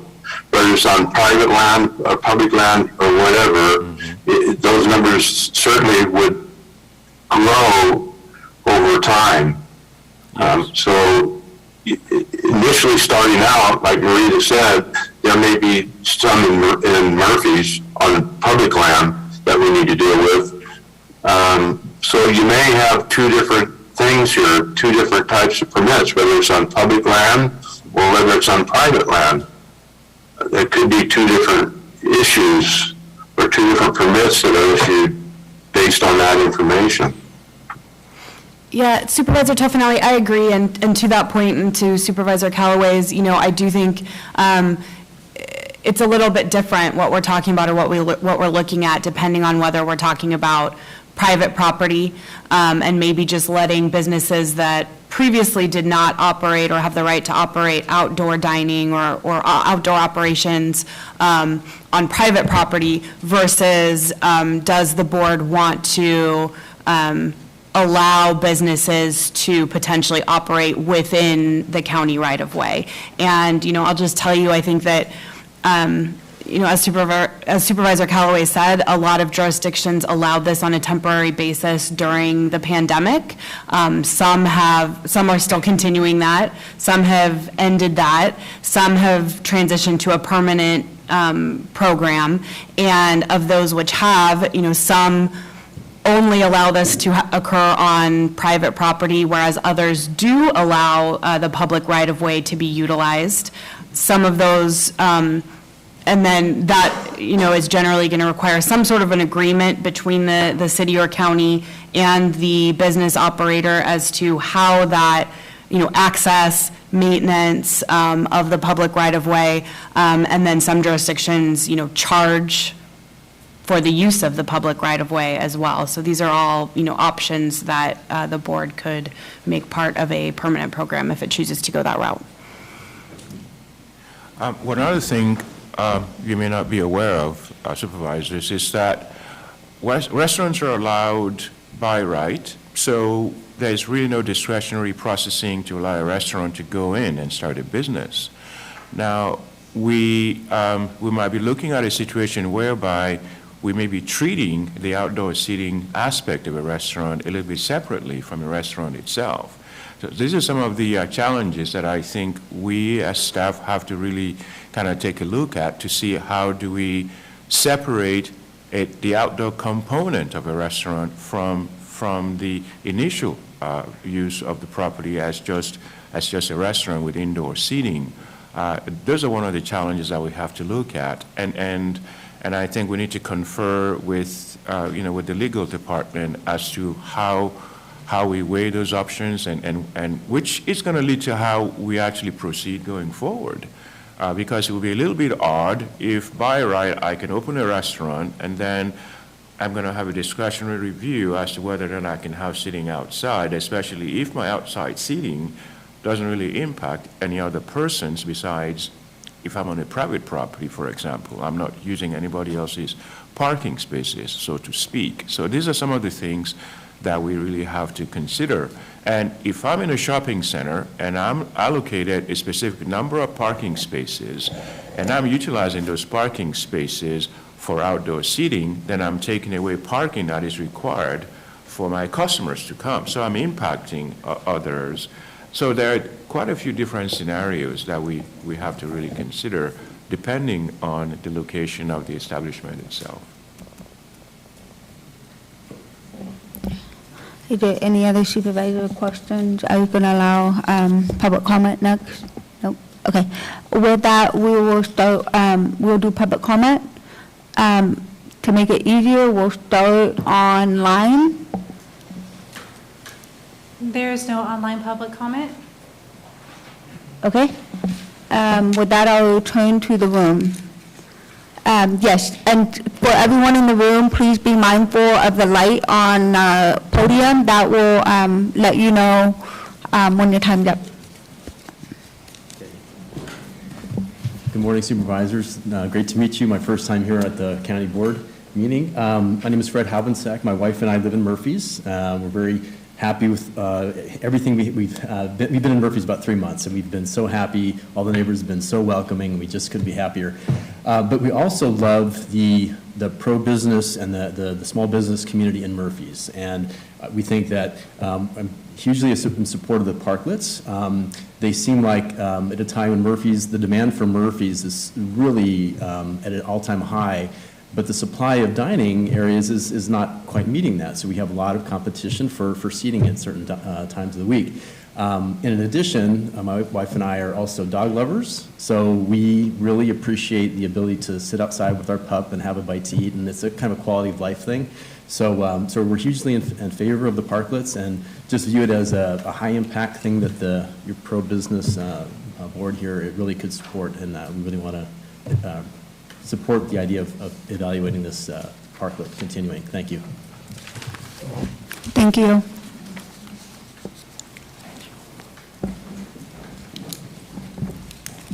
Hello. My name is Jessica Delaney, and I'm one of the owners of the Murphy's Irish Pub in Murphy's, so this obviously impacts our business. And I just wanted to let you guys know that my husband and I have been full-time residents of Murphy's for about 5 years, and we purchased the business during COVID because the previous owner was not able to sustain it. And so we want to thank the board for allowing us that emergency use, because it literally helped us save an existing business that the previous owner was not able to do. I think that times are changing. COVID has affected us all in a lot of different ways, and we're trying to figure out ways that we can adapt for the long term. Some of the things that I'm hearing from the board today is the importance of economic growth in the county, and I think that this is a potential area that could really help that. I think that we have a high percentage of our local residents that are approaching retirement age and older, and a lot of our customers have expressed concern about losing the parklets and not feeling comfortable to dine inside. And that's really important to us because we want to be able to serve the entire community, our visitors as well as our locals who support us all year round. I think that obviously Marita had mentioned that the outdoor seating also changes the atmosphere of Murphy's. We hear endless comments from visitors and locals who love just the look and the feel of being able to eat outside and the freedom of the open air. And I think that that's a huge impact that these parklets make, not just for the restaurants, I think for the whole community. So that's something that we would definitely like you to consider. And we, as business owners, are not just willing to comply, we're actually excited about working with the county to make these more safe, structurally sound, to have them more universal across the town so that it sort of brings the overall look of Murphy's to a more unified state, because I think we all kind of did it in a state of emergency, and we did the best that we could with what we had and the cash flow that we had. But I know that we're really excited about, if this is approved, to look at how we can fiscally plan to improve our parklet so that it works for everybody and it is safe for the entire community and our visitors as well. And I do have some printed statements with copies for everybody of just customers, reviews that we've received through social media, but also just local residents who have written to us and wanted us to share this information with you. So I don't know if I can present that to you guys. I think I made 8 copies. I didn't know how many folks were going to be here, but thank you so much. Thank you.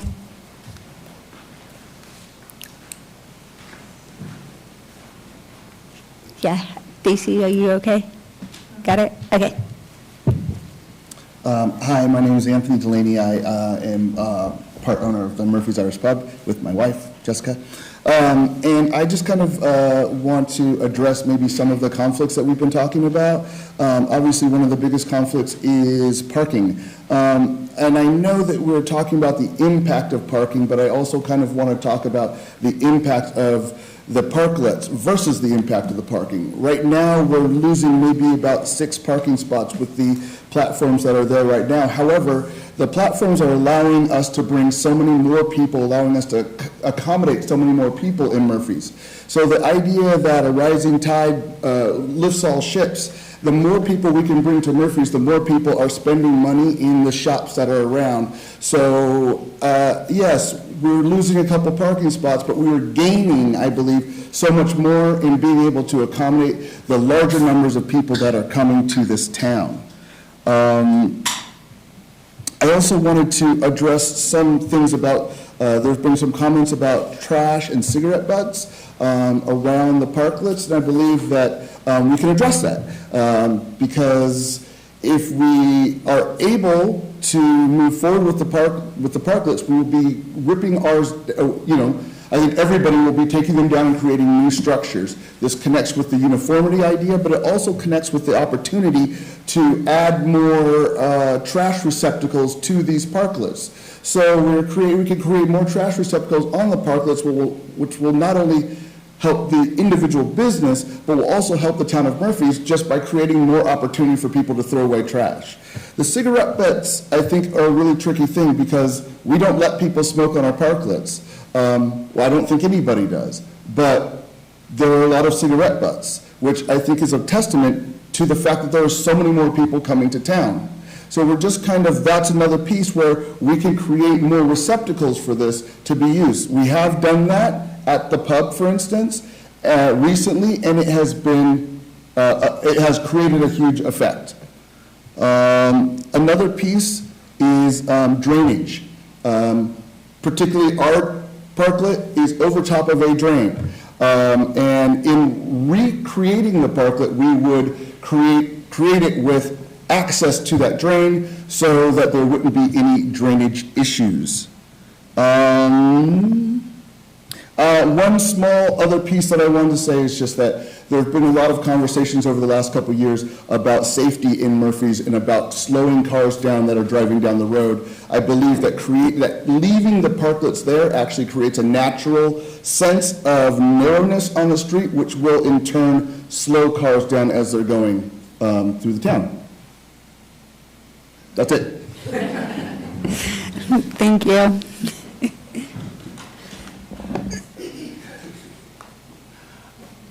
Hi, I'm Gary Grant. My wife and I own Gossamer Cellars in Murphy's, and we have established one of the platforms or the outdoor seating. And really, we wanted to thank you guys, because had it not been for that, we probably wouldn't be in business now. We're a very small tasting room, and that extra space has allowed us to keep our revenue flow. I can't say much more than what Jessica and Anthony have said, because we're right next door, and we get the same feedback.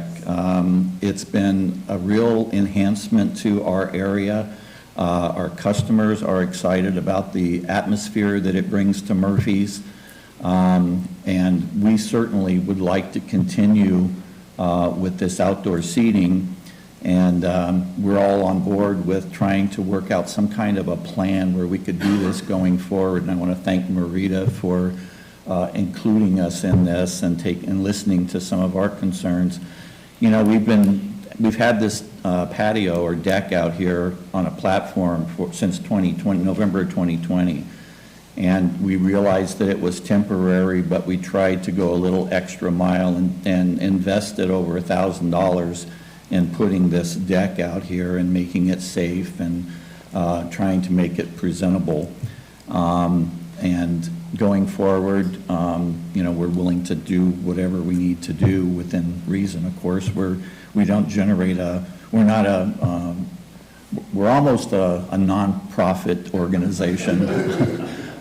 So we squeak by, but we want to do what we can do to kind of keep our atmosphere and our patio and keep our customers and our tourists happy. So we're certainly on board. We'd like to be part of the discussion going forward. So I thank you.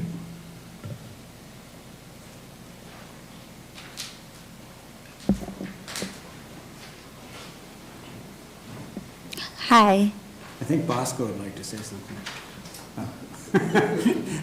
My name's Lauren. I'm the owner of Allegory, and I don't currently have any parking in front of my building, but I came here to support everybody else that does and wants to continue with what they're doing. And I can just say that, you know, I personally think it's a good idea for the charm and the capacity of Murphy's. Especially on the weekends, we see a lot of the outdoor seating completely full. And what's interesting is last night I was actually at the Irish Pub, and they were at capacity inside. No, not at all. Nobody was inside. Everybody was outside. So the locals actually made their choice. They would actually like to be outside because it's charming and fun, and you can be seen. And these are all the things that are important to Murphy's. We want to be that place that not only locals want to go, but the tourists want to go. And I think that, yes, maybe some improvements could be done to some of the facilities outside, but I think overall it's a good idea. Other cities and towns are doing it, and I think they're having, actually before even COVID, Pleasanton actually did the parklets. Very successful. Everybody wanted to be in the parklets, and they did a very nice job of it. I think that we should actually go back and even look pre-COVID at what some of the other cities have done, because they probably have numbers on that we could actually look at. But overall, I'm fully in support of this, and I'd like to actually see even more of it. Thank you. I see we have one more.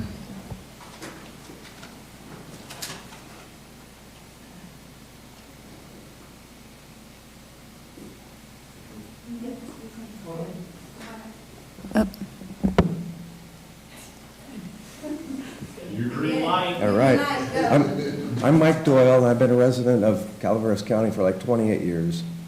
I originally lived in Mountain Ranch, but I found out that Murphy's was the place to be.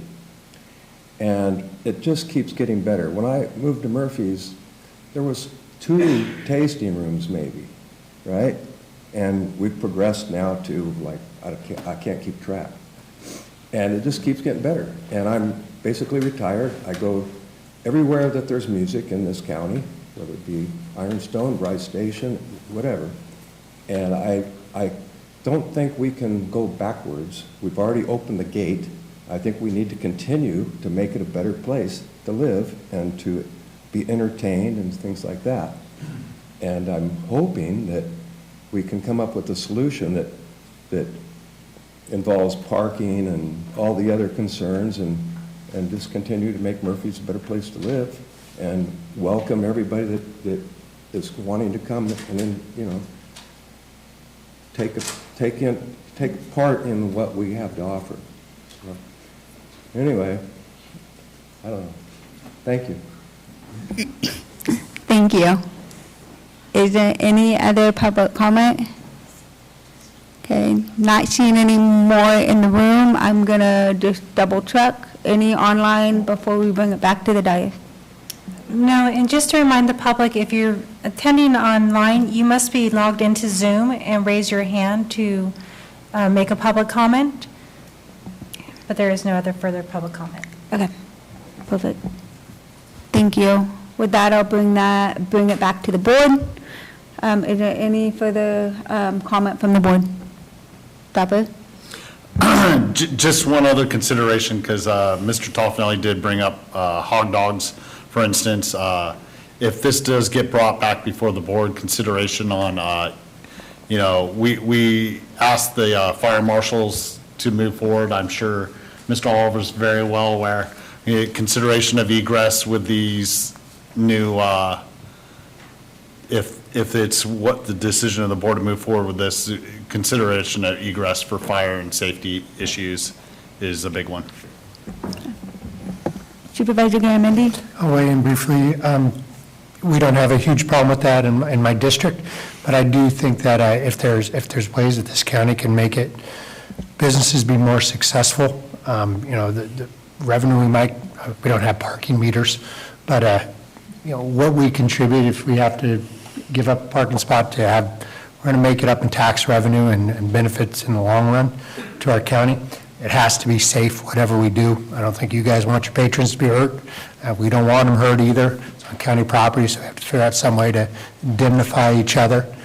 You brought up a really great point, and this goes to the hog dogs point that you're making is, you know, we have certain parking requirements to make developers adhere to them, and then we say, but that doesn't matter now because we've got this, and we have to find some way to be consistent. I know why we have the rules, and we don't get to make all those rules either. We don't have a lot of discretion sometimes on what the parking proportion is to the size of the building. But I think there's probably a solution. I'm looking around this room and our department heads, they're creative, they're smart, and they understand we want business to work. But we also have to, you know, keep an eye on what's under our feet as we're walking down this path. So I look forward to seeing some good work out of this, some ways to make it happen. Supervisor Toffenelli, I see you agreeing. Yeah, and I agree with Jack and Ben both. The safety issue is really a dynamic situation, especially if you're going to go into parking places. Part of the issues that Hot Dog had was you're now out there where by the road where it's a pass-through for cars traveling back and forth. So in my opinion, you need a good set of bollards out there so it protects the people. You don't want a car coming through there and for some reason swerved or whatever and gone through it. That was some of the issues. So if we're going to go down this road, especially going into parking lots or into public right-of-ways, that we make sure that the public is safe and install bollards that can handle a car coming through and stop it before it gets to the people. So I think it's very important that we do that. That was my only comment. Thank you. Is there any other? Supervisor Callaway? Well, can I make the, without polling the board? I was waiting for it. Do not know that we can proceed to put some regulations or criteria in place so that when the executive order is lifted, these businesses will know that there's a path for them to reestablish their parklets. I never knew they were called parklets. I've been calling them platforms. So, I mean, if so, I'd like to be part of that process if the board has no problem. And for another supervisor who's more impacted on private property, that would be okay too. And Of course, I'm sure county council's going to want me to do something I don't want to do, but I'm not Never. sure. Council, how would be the best way to proceed from here? So I think there's a couple of different options. I think it seems clear that a majority of the board is open to moving forward with some flavor of continuing outdoor dining. So I think at this point, you can approach it one of two ways. Either staff can kind of take that and all of us work together to put together, and we can work with you, of course, Supervisor Callaway, to develop something to bring back to the board that we think is workable and feasible. And so it's really just whether there's any sort of additional direction that the board would like to give at this point as to what that should include or what we should be taking into account. Or whether you just trust us to try to start working on something. Go ahead. I would just say if we could make it really simple. These business owners are going to want to make an investment if they've got to upgrade their parklet, I guess is the right term. Thank you, Marita. It's the first time I've heard it as well. So that they can make that investment and know that when these rules come into play, they're already going to be in compliance. So when the executive order comes down, and I'd really like to control the fees on this stuff. We're going to make it up in sales tax. I don't want to take it out of the business owner's pocket. We don't have to too much. Supervisor Stoppin? I concur. I mean, fees should be able to take care of the process. I think we'll make it up in tax revenue. The permitting process, what our staff time goes, that's reasonable. What inspection times, so that our building department can go out and make sure that, we're all good with our safety and everything else. The only consideration I would suggest before going into it is, from my area or Mr. Toffanelli's areas and certain areas, because he's got both ends in San Andreas, I mean, they have some stuff on Main Street where that could be affected if there's businesses outside there. But when it comes to private property, we can say yes, but we have to give the opportunity for the property owner to say yes or no when it comes to their parking area still, because there's just some places it's not going to work. How do you feel about that, Mr. Toffanelli?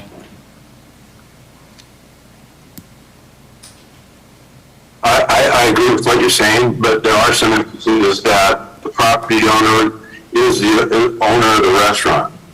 So it's his property, and the only issue would be, as brought up by Gabriel, would be the parking issue. But I think we can find ways around that. But yes, you're going to need, if you're renting a space from a property owner for your restaurant, you want to do some outside stuff, you're going to have to have the owner on board and signing off on it. You can't just put it out there and try and get a permit. So I agree with what you're saying, Ben, yes. Thank you, Mr. Toffanelli. Before I continue, I have the clerk waving at me that there are online comments. Sorry, I'm pivoting around. I just want to make sure. River?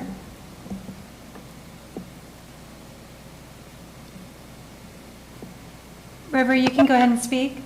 Thank you. Can I be heard? Yes. I would thank you very much for allowing this to happen. Thank you, supervisors, for allowing to hear everybody and all of us who couldn't get there. I agree wholeheartedly with with all the comments. I very much enjoy having the seating out front. It does add to maintenance and staff duties, but it has become an overwhelmingly more popular place.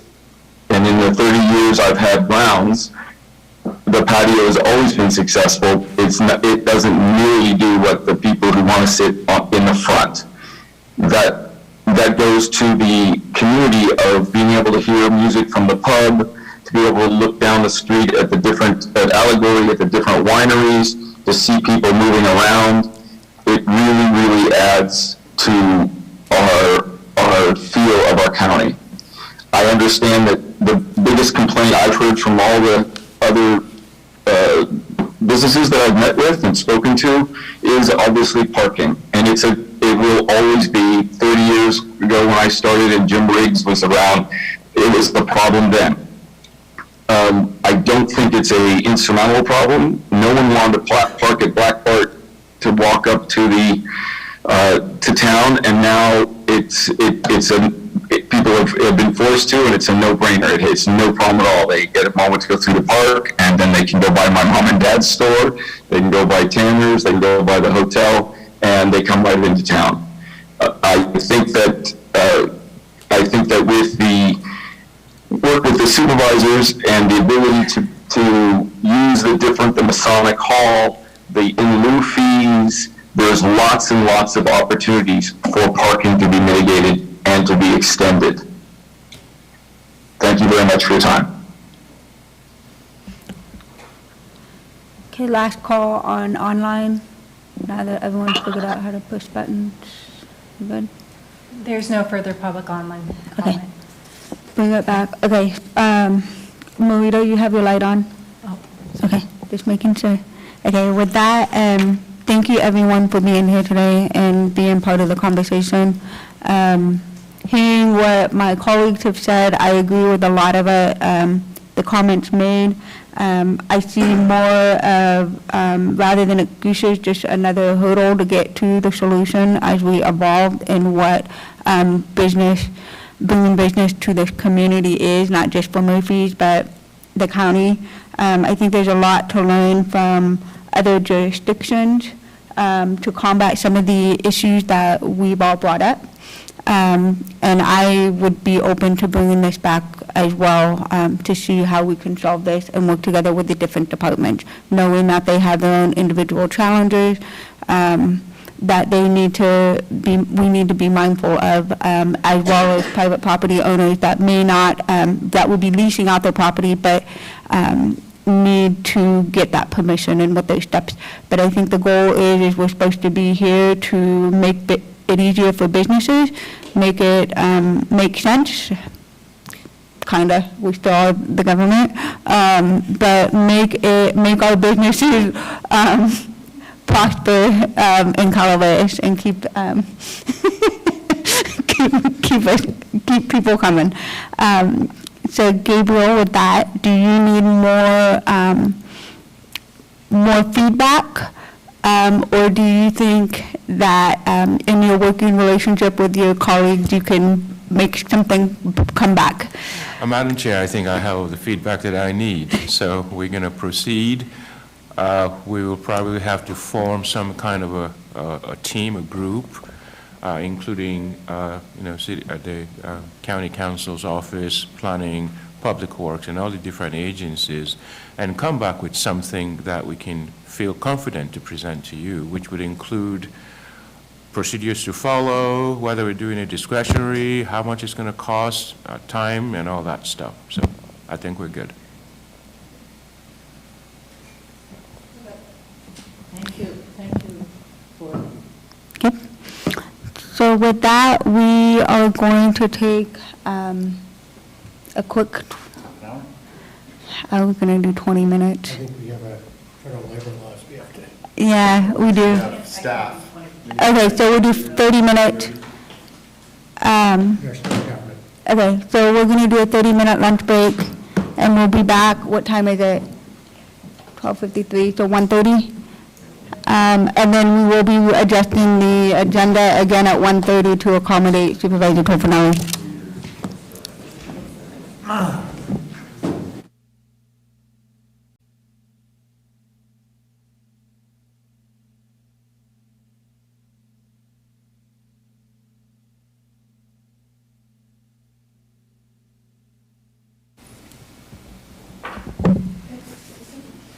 Good, okay. Welcome back, and thank you. At this time, we're going to go back to the regular agenda, but we're going to move around here. Do you have Supervisor Tofanelli? Yep, there he is. Okay, we are going to go to regular agenda item number 23. Can the clerk please read that out? Item 23, action item, Human Resources, introduce, waive first reading, and authorize summary publication of an ordinance adopting salary increases for the sheriff, district attorney, and coroner public administrator. And we have Judy on the screen. Hi, Judy. Hello, good afternoon, Madam Chair, members of the board. Judy Hawkins, Human Resources and Risk Management Director. I am bringing before you today the first reading of the ordinance to change salaries for the sheriff, district attorney, and the coroner public administrator. I have been working with the CAO. We have engaged an outside contractor who has been working on a county-wide salary survey. We had asked them to do a separate report out, or an executive report for these three positions. And before you is our recommendation for the changes. Can I answer any questions? Are there any questions or comments by the board? And also, Supervisor Stopper. Sorry, I was looking at Gary. I thought he was getting ready to talk, and it threw me off. It's okay. It's okay. I just thought you almost said Supervisor Stopper. You said it, not me. Well, I kind of think you did say it. Just playing, Amanda. With that aside, we had a public comment from SEIU this morning asking some questions, and you just said that you've engaged this company that's to do a separate salary survey for these three elected positions. Last year, when we brought this before you, Judy, we had discussed doing everybody from top to bottom at the same time. Is there any reason why you haven't brought this salary survey before us? So just to be clear, the salary survey, we are still working with our contractor on it. We have not received the final data. The only thing is we did ask them after the survey was started was to break out these positions. So when we gave direction last year to bring it back by April, it's taking longer than the direction of the board? So it was my understanding at that time, and in fact, Supervisor Tofinelli said several times that you wanted us to bring it back to you before June. Typically, salary surveys, especially when we talk about comprehensive surveys, will take several years to get those done. And so our contract with the contractor was for them to get a report to us by the end of April. So then we could start looking at the data, talking with the board, talking with the unions. My recollection on that conversation was we were going to bring it back, and we were paying extra to have it brought back at an earlier time because of the length it usually took us. So we end up paying more on the contract. That was the discussion we had last year. So we didn't pay more, we just we couldn't do as comprehensive of a survey as what we would like to have done just because there was not the time available.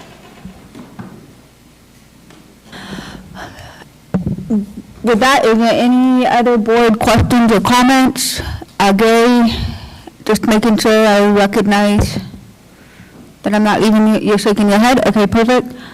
With that, I'm going to, thank you, Judy. I am going to move it out to public comment. So at this time, is there any public comment? I do know that the sheriff wanted to speak. I don't see him in the room, so I'm assuming he's online. Okay, Rick? Good afternoon, board members. I just wanted to bring to everyone's attention, I know this has been a contentious item for a while.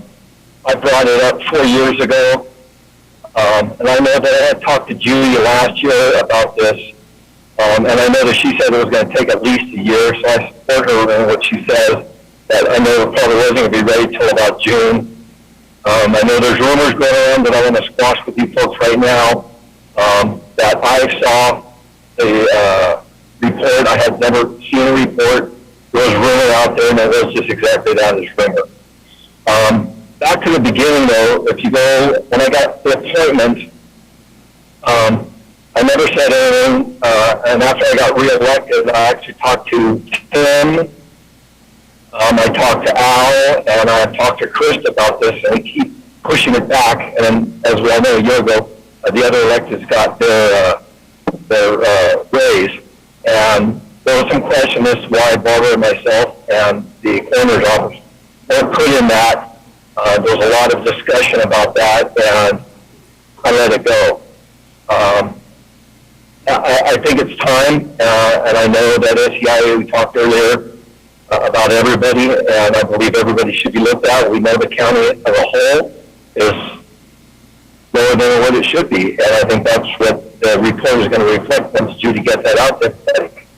I think you're going to see part of that reflection when you see what the salaries for Barbara and I are. So with that being said, I want to kind of bring it to your guys' attention. I know I've said this before, but I want to bring it up again. The Dirty Works contract saves the county $150,000 every year. I used AB 443 funds to purchase that tractor and trailer to do marijuana eradication. So there's $150,000 that the county is not paying for every year. We also have the fact that I started the state mental health program within our jail. I'm in the process, as Krista and Judy are aware, I believe Judy's aware, of upping those numbers to 14 from the 10, or excuse me, 18 from the 10, which is going to bring in another approximate $400,000.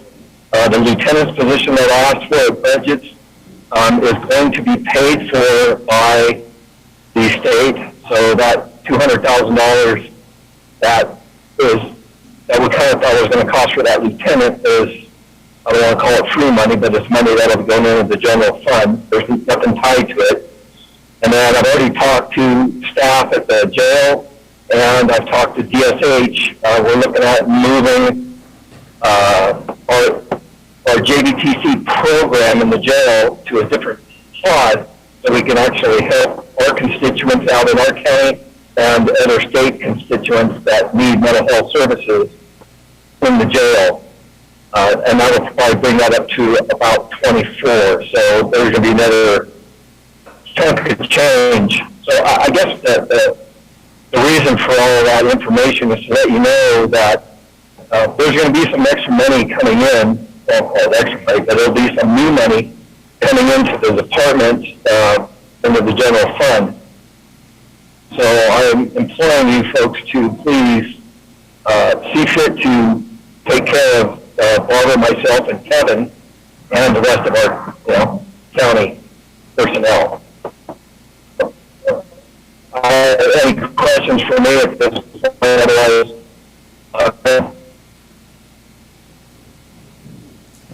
Thank you. With that, is there any other public comment? Me, I suppose. Okay, So I was, hold on, wait till you get to the mic. Okay. Hi, I haven't Kevin. seen anything on what the, oh, I don't get a green light. I get to keep talking and talking and talking. Anyway, I've heard, well, I got a call from Barbara on Friday, and I don't know how else to make this long or short, but not from Barbara, excuse me, Krista. Barbara's back there. Anyway, so we're talking about the salaries here and so forth, and for the coroner's office, I received a call from Krista on Friday, and communication with the CAO's office is pretty poor for me, and also with HR, it's poor to non-existent. So I received a call on Thursday, excuse me, and we were talking about the raise, my raise, and Krista related to me that I wasn't going to like what my raise was, that the sheriff and the DA were getting a significant raise, and I was not going to like mine. And she was right. I didn't like mine. That being said, she said that my raise was going to be 15 cents, which is $6 a week. And it always falls back on they don't have the surveys, they have nothing to compare me to. You know, we're here because of employee retention, and I think a lot of that has to do with communication. And, you know, these salary raises were to retain employees. I don't have the luxury to go anywhere else. I'm, you know, and I'm going to go back to last year, about a year ago. We had a meeting. It was a private meeting. Mr. Stopper attended it, Krista attended it, Rick attended it. Some of Rick's employees and some of the admin employees. And during that meeting, they came up with budget item 101-00323, which was $275,000 budgeted to combine the sheriff and the coroner. Now, that didn't happen. I appreciate that. It's kept elected. Nobody's run against me, so I'll be your coroner for 4 more years, and I assure you in 4 years, you won't have to deal with me anymore. So when I asked about, or one of my main points is that the way the coroner's office is run is very efficient for the county. It saves the county a lot of money. And I was told in that meeting that, you know, money was not a concern in this situation. We're going to spend $275,000. Money's not really a big concern. And I have a transcript of that meeting, if anyone was interested, but that's what came out of the meeting.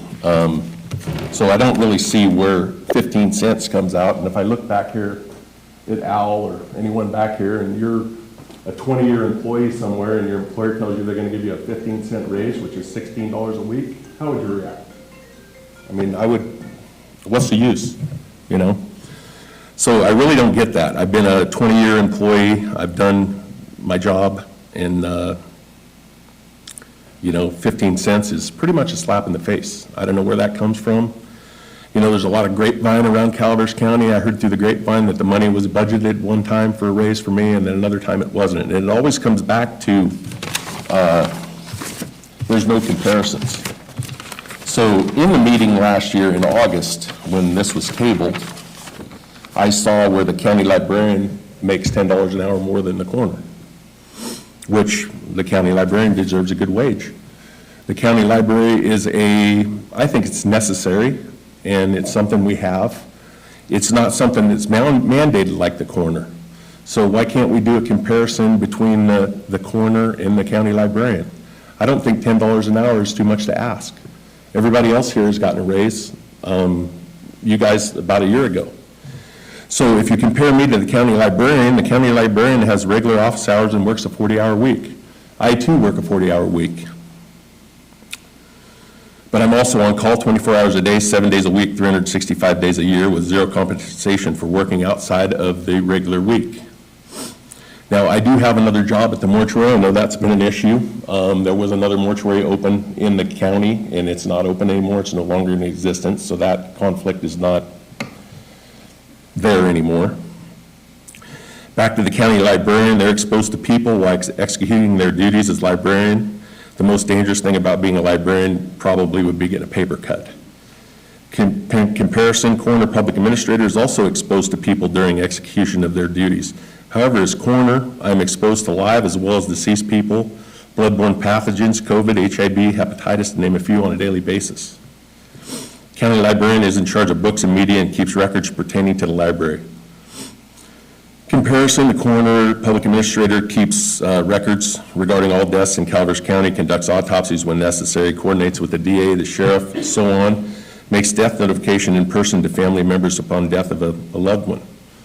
And I'd like to invite every one of you with me along on a death notification, if you'd like. The next time I make one, I can call you, you can come along with me, see how that goes.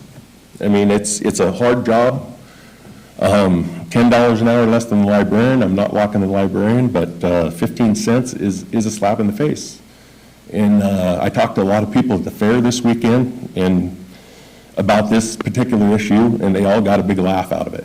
And, you know, I don't think it's a joke, and 15 cents is, you know, $6 a week, come on. You work for PG&E forever. I know that I have a job at the mortuary, and that's been used. You know, you have that job, you're allowed to do the coroner's job while working at the mortuary. Well, everybody here, I believe, well, Amanda has a job, Mr. Stopper has a job, I don't know about Mr. Garamendi. Marita's retired, but everybody else does their job, and they do their Board of Supervisors job also. And I know that, you know, I was on the Angels Camp City Council, I've been on the COG. You're doing a full-time job, and I am doing a full-time job also. I mean, this job wakes me up at 3 o'clock in the morning regularly. You know, we're out at all hours making notifications, picking people up. We're exposed to bloodborne pathogens, things like that. And I just think that my job is worth as much as the county librarian. One other issue here is we had talked about combining the sheriff and the coroner. There is talk in the legislature now about splitting sheriff coroner. They split it down in Stockton, San Joaquin County, and they're talking about legislation about splitting the sheriff and coroner statewide. I mean, they're just talking about it. It's another rumor, but it could happen, and in which case Calaveras County would be ahead of the game. So I haven't seen any of these figures or anything. I just know from talking to Krista the 2 times I've talked to her. I talked to HR once in the last year. I think I've talked to Krista once or twice, maybe 3 times since last year. So that's where we're at. I think $10 would be a good spot to start. And that being said, thank you. Thank you.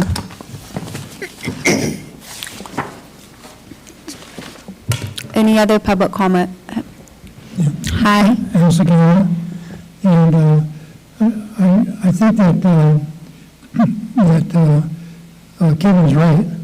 I've known him for a long time, and my experience has been a pretty good coroner, and in addition, a good mortician.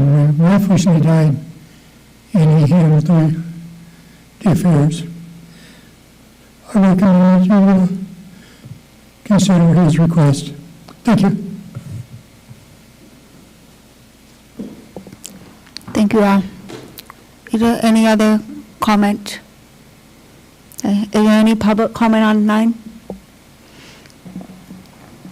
There is no online public comment. Okay, we'll bring it back to the board. So we have a staff recommendation in the board packet. Is there any comment from board members?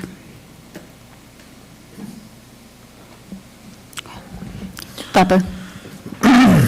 In the past, I've chose to vote against these just because, you know, me personally, I didn't get in this position because of the money. I do work another job because that's what supports me and my family, not this salary, although the salary does help significantly. But, you know, no need to go out with you on one of those notifications. I've been on the wrong end of it last fall, you know. I could only imagine what you have to go through every time you show up on a doorstep, you know. So, you know, I'll take that into account in my consideration. Supervisor Callaway? I don't, excuse me, I don't have a problem supporting this. We normally always leave the electeds behind because we're not supposed to. We know what we get when we sign up for it and all that rhetoric, but the elected should still be treated equitably. And when the clerk, recorder, assessor, and auditor, tax collector were considered, we made the commitment that we would look at the sheriff, the DA, and the coroner. that was separate from, I don't remember it the way Supervisor Stopper does, but that we would look at those 3 positions separately from the salary survey that we're doing for everyone else. And in all the years that I've been with the board, we very, very seldom ever do anything for the electeds. And I think the time has come where we need to do that. And so I would support this.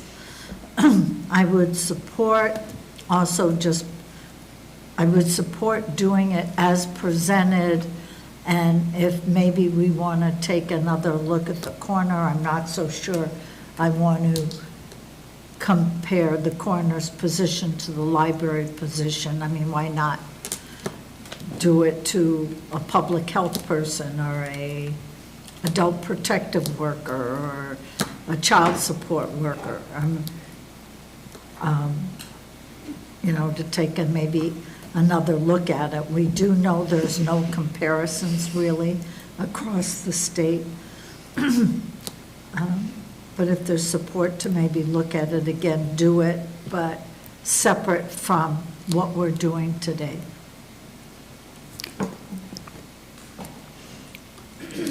Any other board comment? None? Okay. I'm going to piggyback off of a little bit what Marita said. I think it's been way overdue, but I still have some concerns about what is presented from staff related to particularly the coroner public administration. I've always had issues with how that's presented, and I don't think not having another item to be compared to, because we are a unique with being one of only a few counties, it should have been more creative in how we could compare it to. And I think it's a sad excuse. While I don't want to hold back moving this forward, I will concur with Supervisor Callaway that the Coroner Public Administration Office does need to get thoroughly looked at and at a different level. I don't think this is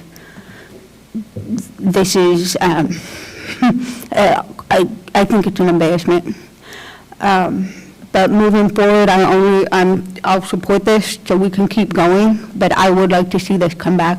If that's not an option and that's not going to be the recommendation from HR and or the CAO's office, then I won't be supporting this item today. But the decision's ours, not theirs. No, it is, but if they're not going to, if they're continuing not to bring it back and bring something more robust to the board to make a more appropriate decision, then it says more about them needing to do their job than for us to make a decision.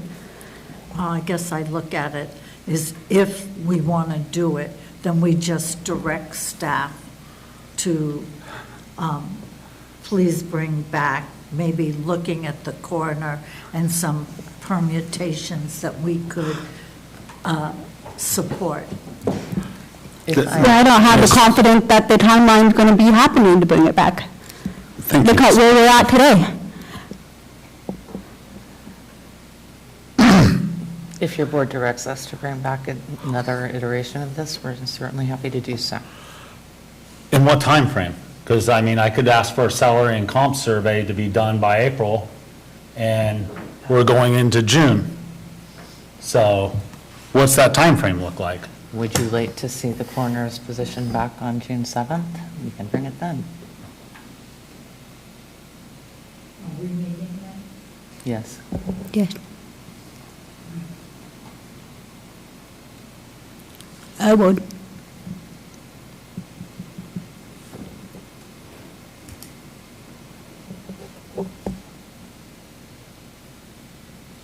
Just one, so. Ms. Hawkins? Yes. If we would like the coroner public administrator position brought back with other possible comparisons, not necessarily coroner to coroner, but the kind of skill set that's needed for a coroner compared to an adult protective service worker or a public health employee. Would June 7th be a workable date for you? Or Yes, I can definitely work with the CAO's office and we can have an item back on the 7th. Could they compare with whatever level of the sheriff's office that would run the coroner's office? Judy, did you hear that? No. No, I did not. Can you come to the mic, Kevin? That doesn't really work because the ones in the sheriff's office are the sheriff and the coroner at the same time. So in that scenario, you're looking at someone in, like, let's say Los Angeles, and we just aren't comparable. I just looked at ZipRecruiter this morning, ZipRecruiter, which Judy said in the August meeting, you can't use that, but the coroner salaries run from $17,000 to $139,000 in California. I looked at other ones, they average a little bit above me. So, you know, we've got 9% inflation this year. We had 3% last year, that's 12%. Haven't seen an actual raise. I mean, we got whatever all the other employees got. I haven't seen a raise to my salary, I don't remember when. I mean, I started out at $28,000, let's put it that way, 20 years ago. But, you know, it's due, and I don't know where 15 cents came from. Was that a joke? You know, or is that what's in writing? I haven't seen anything, no communication, so I don't know what they're proposing. So the 15 cents is pretty much a joke. That's $1.20 a day. That'll get me a gallon, well, not even a gallon of diesel a week. So anyway, sorry for butting in. Okay. With that, we have, looking at June 7th to bring it back, but in the meantime, we have this in front of us. So, is there a motion? I introduce and waive reading and authorize publication of the ordinance adopting the salary increase for the sheriff, district attorney, and coroner. Can we add to that, Ms. Callaway? With the direction to bring back the coroner June 7th? I don't think. July it should 7th? be separate. I mean, we've already just given direction and agreed to. You can make it part of the record. Okay, there's a motion on the table. Is there a second?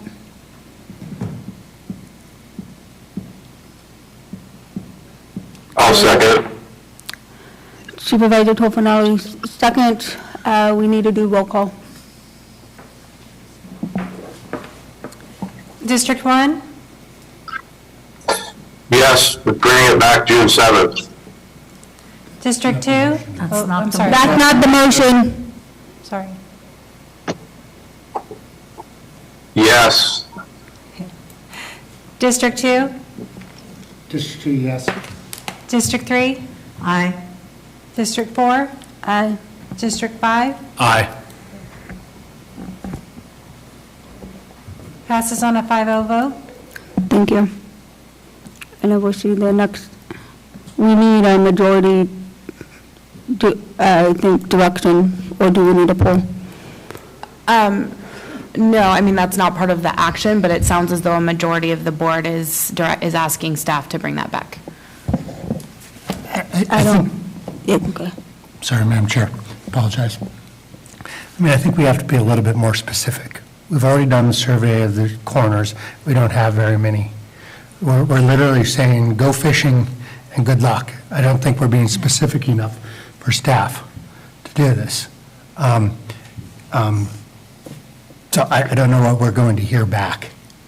So I guess that's my only confusion. I have no opposition to hearing it. I just, we should be a little bit more specific if we actually have something that we want to hear. I agree with Supervisor Garamendi. I mean, we're just throwing it out there and saying, come up with something creative. What does creative mean? You know, the coroner said, compare me to the librarian. You know, and I don't think that's the right comparison, but Are we just saying, come up with something, Ms. Hawkins or Ms. Von Lotta? I agree, we need to be more specific. What is it that we would like that compared to? Right. What skill set or Right, I mean, something? if we're just looking for Just- comps, we've already looked at We've comps. already looked at. And the comps read what they are. If we want to give a raise, we can give a raise. I just don't know where we're going to find comp data. Now, if the law changes, as Mr. Raggio says, and they end up splitting apart, we're going to have 58 comps within a year.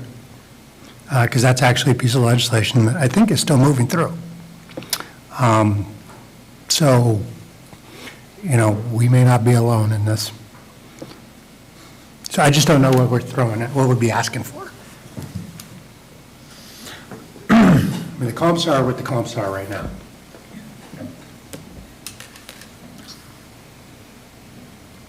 The one county that I'm aware of that's structured like us is Inyo. That's what I'm aware of. And the data pulled from Inyo showed something comparable to what was offered today, is what my understanding is. Yes. Ms. Hawkins, can you confirm that? I believe that's correct. So although Inyo is not one of the comparable counties that the contractor looked at, we have consistently looked at Inyo in the past to see what we could do. Unfortunately, the timing for getting the data back and everything, and then needing to bring this forward quickly, we have not had a chance to truly go out and, I have been looking at other positions, trying to find something that is fairly comparable. It is difficult, but we will make it happen. May I, Madam Chair?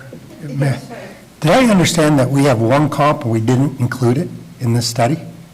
So what did we possibly come up with? Did I misunderstand? I just, let me go back to. We have only one comp. And we didn't check it? No.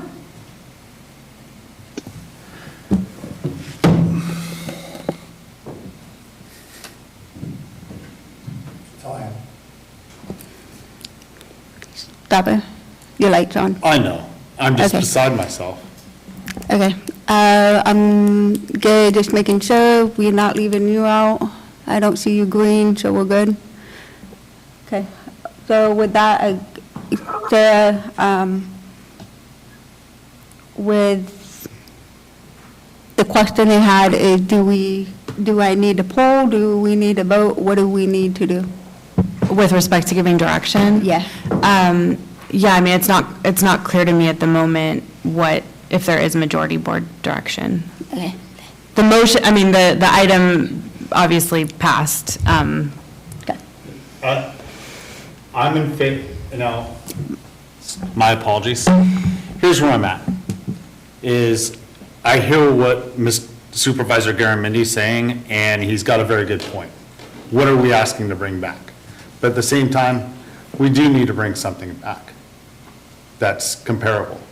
How we, I mean, I don't know how else to put it. How do we take a bite out of that apple? So I think we need to define what we're asking for a little bit more. I think I heard Mr. Toffanelli when he was trying to vote that he was in support of bringing it back also. That's what I thought I heard. But Mr. Garamendi's got a good point. $25,000. Right, I was going to say, if I may, Good thing we had a consultant, I did on Google. yeah, it's $25,000 as a salary for a coroner. in Inyo. 25,476.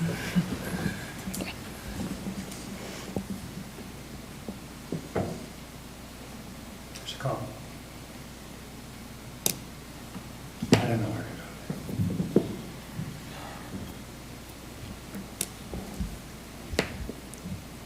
to go. Gary was going to make the motion to bring it back the 7th, to have the discussion on the 7th. I mentioned that I would be in favor if we brought it back.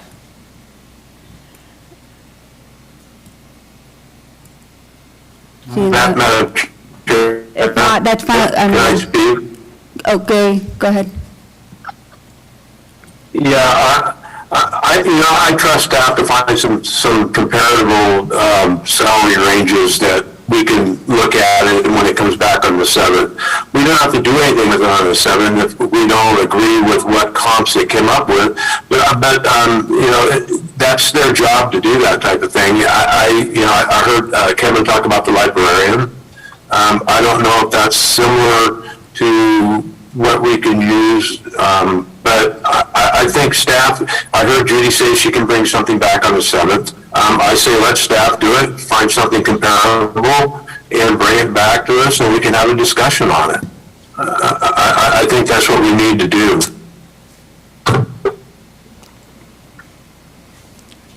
I think if staff's able to do their job, they'll be able to bring it back to the board and explain what these comparables, or at a minimum, we start looking at what's on the desk. The workload, because it is different. If there isn't anything else in the rest of the state, then look at how you're going to, other ways to compare, if you can't compare to other jobs.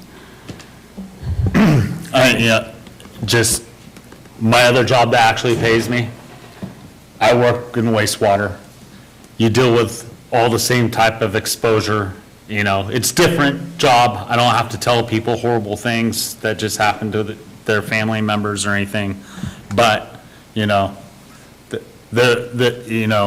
is a significant exposure to different things that, and I hear what Kevin had to say when it comes to exposure as opposed to other jobs. Can I just say one thing? Yeah. So the comparison with workload, I've talked to Inyo County, and there is a comparison. His salary is significantly lower, but his workload is significantly lower. He does about a third of what we do. So there's a difference right there. So the reason I picked the librarian is because that stuck out to me last August. The librarian makes $10 an hour less than me for doing what a librarian does. And I have nothing against the librarian. I think the library is a necessary thing. But we're also a necessary mandated thing. And this is California, and the cost of living is very high. And, anyway, that's what I have to say. Thank you. Thank you. Okay.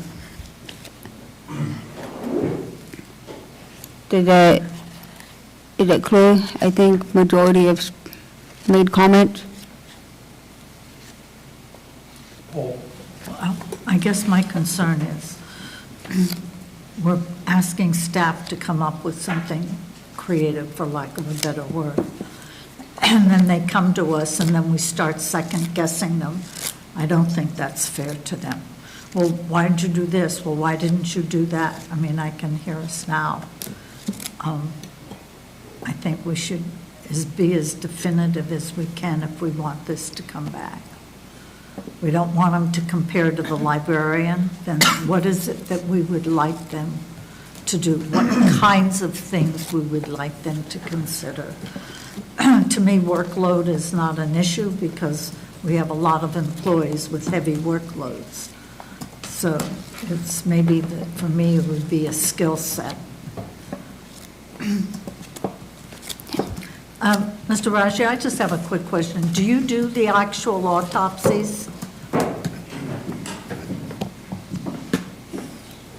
No, I don't do the autopsies, but I'm a licensed embalmer. I, for lack of a better term, sew them up afterwards. I'm there for a lot of the autopsies. I sign the death certificate. And, one other thing I want to interject here is if they've already had 8 or 9 months to do it and they came up with one comp, 58 phone calls, and actually not 58 phone calls. There's a bunch of medical examiners, so it's less than 58 phone calls. Find out what the whole state does, I got on Google this morning, but, So is your position comparable to a medical examiner from your perspective? No, medical examiner's a doctor. Oh, okay, I Okay. wasn't. Yeah, clear no, from what not you at all, not at all. But there are a lot of, the only 2 standalone elected coroners are myself and Inyo, that is correct. but our workload is higher, so on and so forth. Okay, thank you. You know, and anyway. Okay. With that, we'll move on to the next item, if there's nothing else. Madam Chair? Yeah, sorry, Gary. Madam Chair? Yep. I have to leave. I have to leave, so. Oh, okay. Okay? Yes, thank you. Thank you. Best of luck to the game, Gary. Yeah, good luck. Thank you, Ben. Thanks, Jack. Go Calaveras.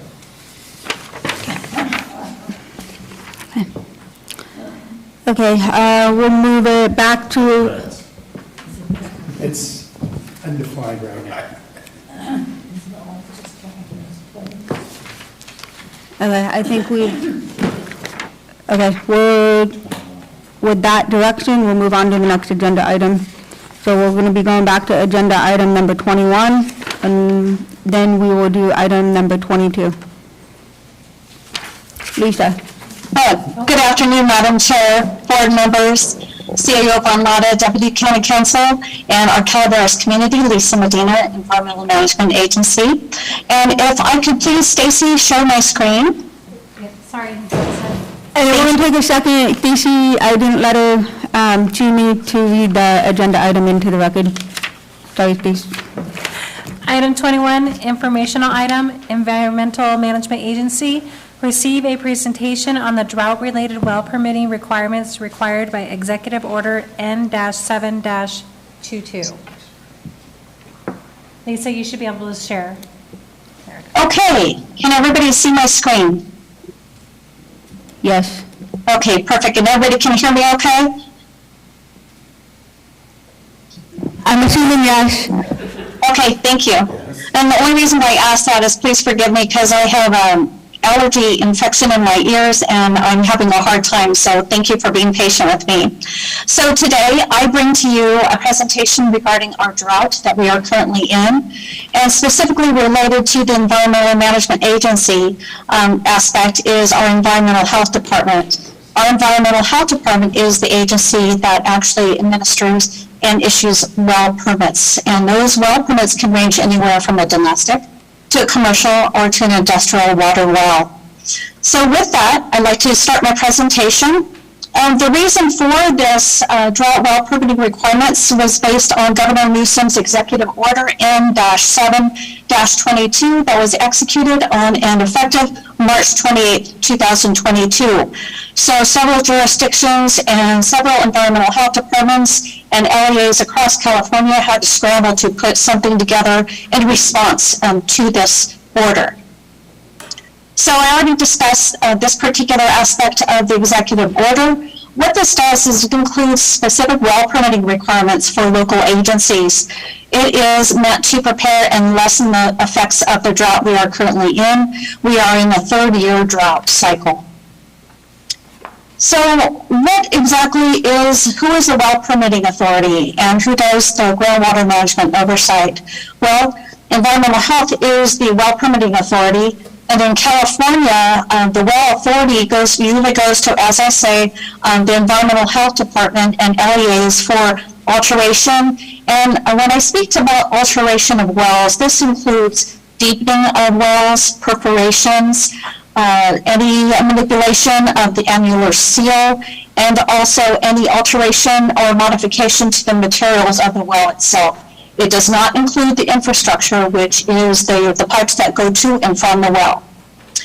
So with that, the county and water agencies, we have a specific authority to adopt local well ordinances, which we currently do have. Our well permits are administered through the Environmental Health Department.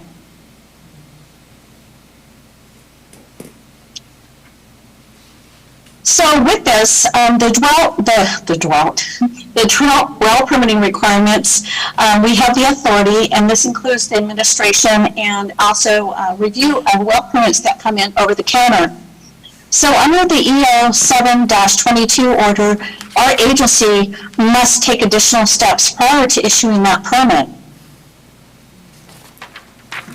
So the first step is always permit evaluation. Environmental health must do these things before issuing a well permit.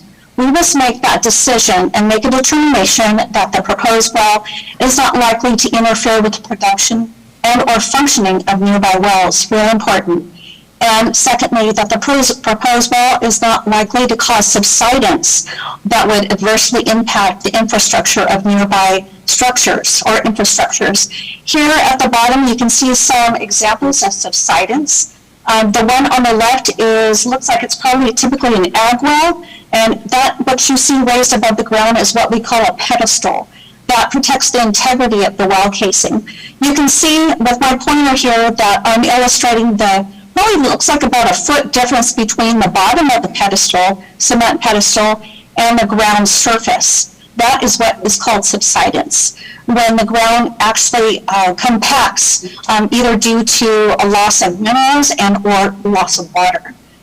The second example is by a water canal where it has been adversely affected by the subsidence. And of course, the last one, I wanted to put some humans in there so you can see a comparison. But this is subsidence. So with the executive order, there are certain wells that are exempt from this review. They are the wells that provide less than 2 acre-feet per year, which is approximately 652 gallons. And when I speak about 1 foot per acre, think of this in a better way to put this in an analogous way is to think about a football field, okay? A football field with about 1 foot of water is comparable to 1 acre per foot water. What does that mean? It means that when you look out on a football field, imagine yourself looking at 1 foot of water on that football field. That's kind of an easy comparison. The 1 acre foot is a regular term that water purveyors use and people in the Water District, Department of Water Resources use to measure water volume and its use. Another well that is also exempt from the executive order are wells that provide public water to our public. Some examples of that are a community water system. A community water system has a well that could give water to, say, for example, a mobile home park. There are non-community wells, which include the transient wells, and these are examples of parks, campgrounds, those types of well services. And of course, last but not least, the non-transient wells, and those usually service schools and or parks. So going back on a little bit of history and how this all started, the importance of water conservation and what is the new big word is water sustainability.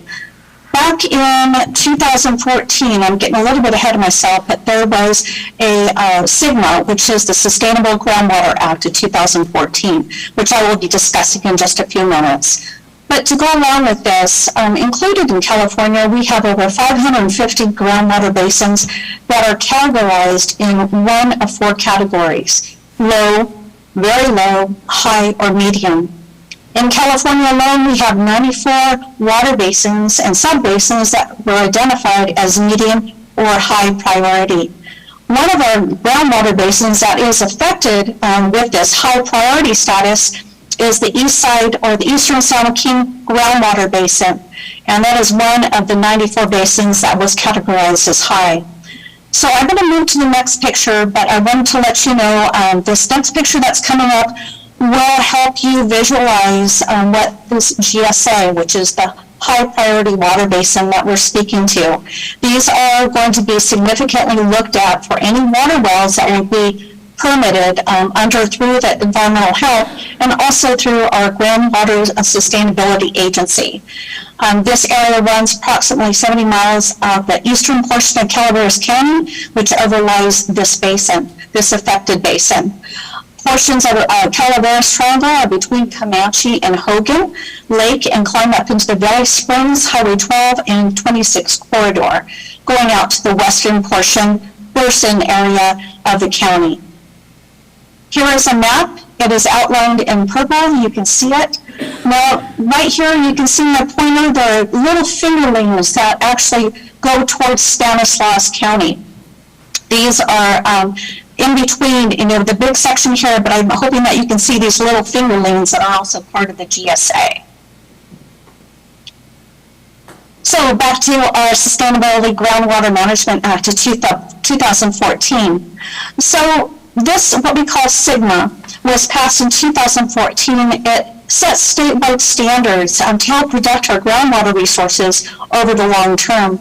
And when we state long term, we're thinking in years. You know, right now we're looking at 20 years sustainability. So with SIGMA requires our local agencies to form groundwater sustainability agencies, or GSAs, for high and medium priority water basins, which we have here in Calaveras County.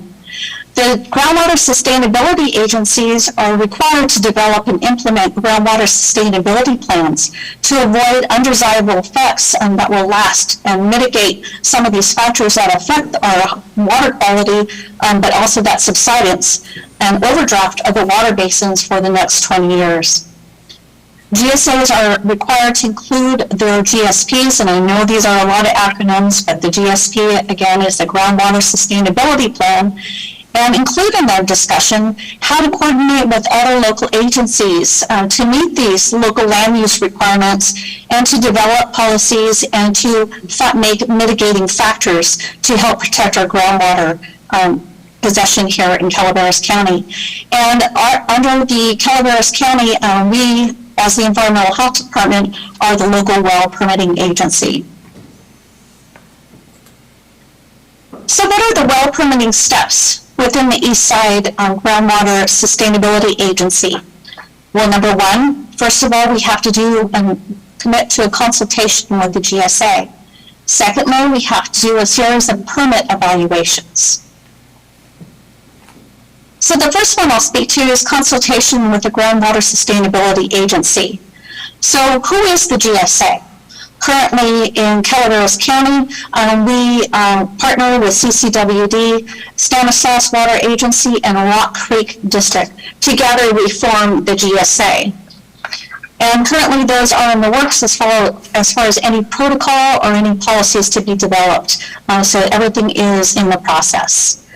So as a well permitting agency, Environmental Health must consult with the GSA in order to receive written verification that a couple of things, that the proposed well location is consistent with the Groundwater Sustainability Plan, and number two, that it will not decrease the likelihood of achieving sustainability goals that were established under the SIGMA Act.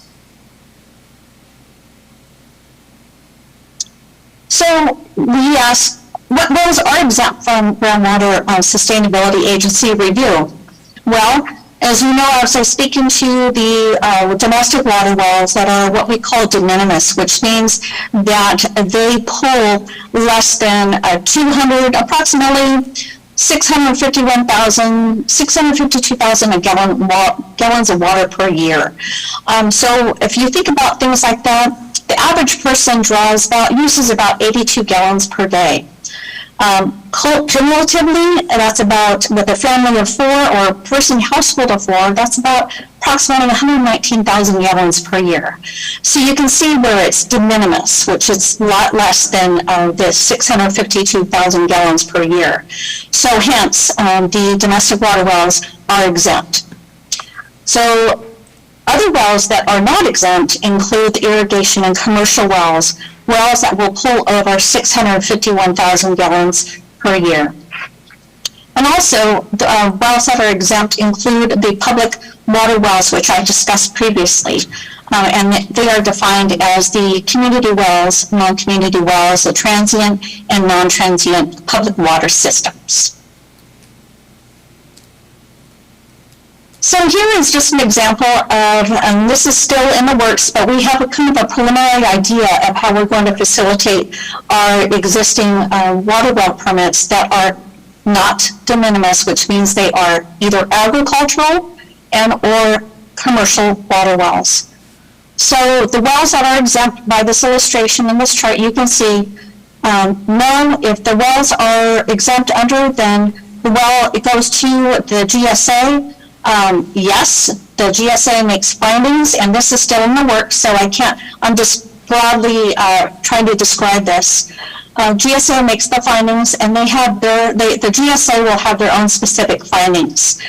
If they cannot make a determination that this well will not meet the criteria set forth in the executive order, which means that it's not either going to be feasible or it will have a detrimental effect to our groundwater and surface water and our groundwater tables and aquifers, then no, it will be denied.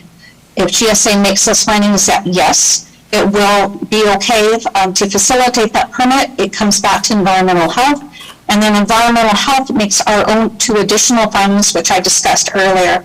Number 1, will the well cause damage to infrastructure?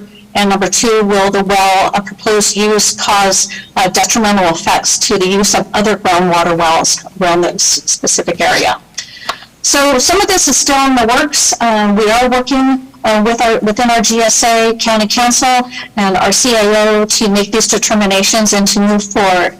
But one thing for sure is that we are going to do what is best for our community and for the health and environmental health of Calaveras County. And with that, I can take any questions. Thank you, Lisa, for that presentation, and I like the infographics. Those were good. Thank you. I love infographics. Stacy, I'm going to go ahead and unshare my, let's see here. Okay, thank you. Thank you very much. Any board questions? I see Supervisor Stopper has his mic on. Just to make it clear. Yes, this sir. executive order, as I read it, and I think you said it, is it applies to anybody within the area of the GSA. And then there are the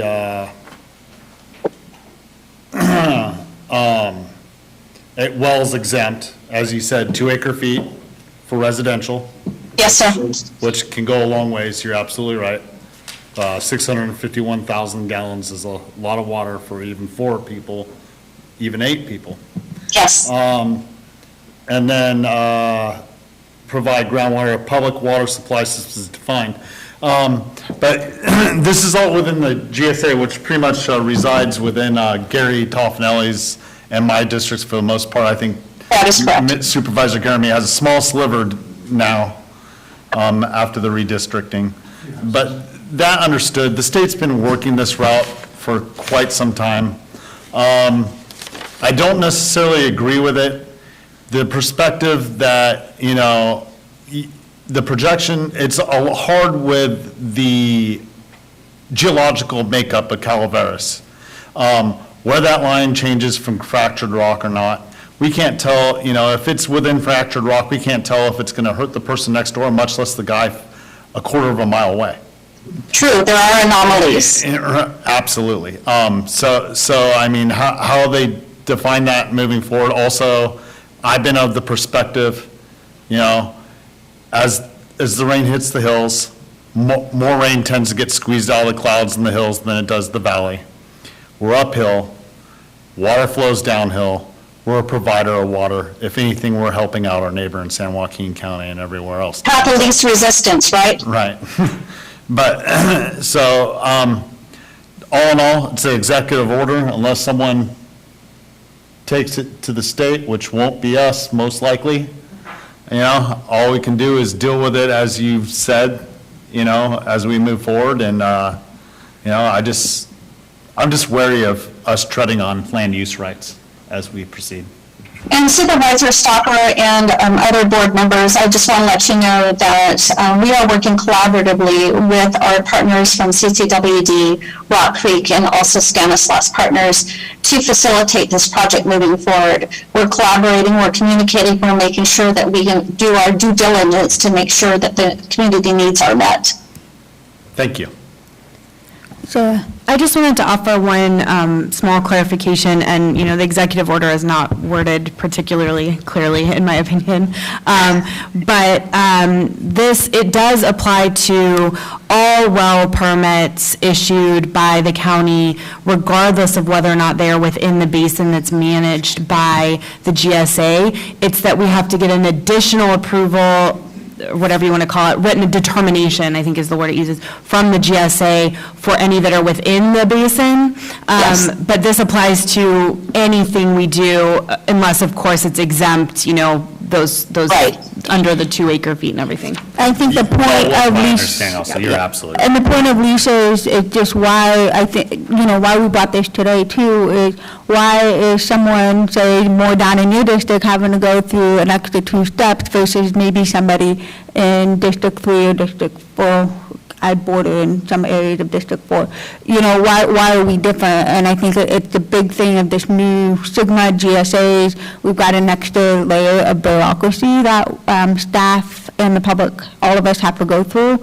And I think it's also just an indication of what might come in the future of adding another layer of this basin into the factor of how staff processes the paperwork and getting people to be able to do what they need to do. And Supervisor Tofanelli is the representative on, and so I can't speak to exact all the meetings, but I do know that Lisa, staff, CCWD, and the GSA is working really hard to figure out how to streamline it, make it easier, because it's 8 or 9 different board on the GSA. The GSA represents a high number, if not double digits, of different board bodies that collectively need to make these approvals. That's correct. As for the rest of the county, my personal perspective is if you can streamline it to the point where it's not punitive, it's still beneficial for the people across the county, is the best road to take while staying within your constraints, if you know what I mean. Yeah, and then moving further as well for, Sarah had mentioned for all other wells that are not exempt, and those include agricultural and or commercial use wells. Those are wells, as I stated before, that pull more than that de minimis, which is the 651,000 gallons. We will be contracting with professionalists, with hydrogeologists and with geologists to help us assist us in making that determination. I'm not a hydrogeologist, I'm a scientist, biologist. That's one thing I don't have under my belt is a geologist or a hydrogeology degree. But regardless, we will do our due diligence to make those findings along with the professional services that we will be contracting with. And what those include, some of the things that the contractors will be looking at include for those commercial well applications, which are the large volume wells, water wells, commercial, industrial use, include water quality degradation, subsidence, that's the bigger one, surface water and groundwater interaction, water quality, storage, interference with the production and functioning of nearby wells, and also degradation of the environment caused by the subsidence. So there's a lot of different factors that will go into the study and what they call a water impact analysis to help us assist in making that determination. One last question, Madam Chair. Does our well permitting fees cover this with all these extra? I mean, this is a executive order. I mean, it could last through the year or the drought may continue. It may, or there also may be legislative changes that affect this as yeah, well. no, I think this is the first move towards going in that direction, most definitely. But yeah. Are there any other board comments or questions?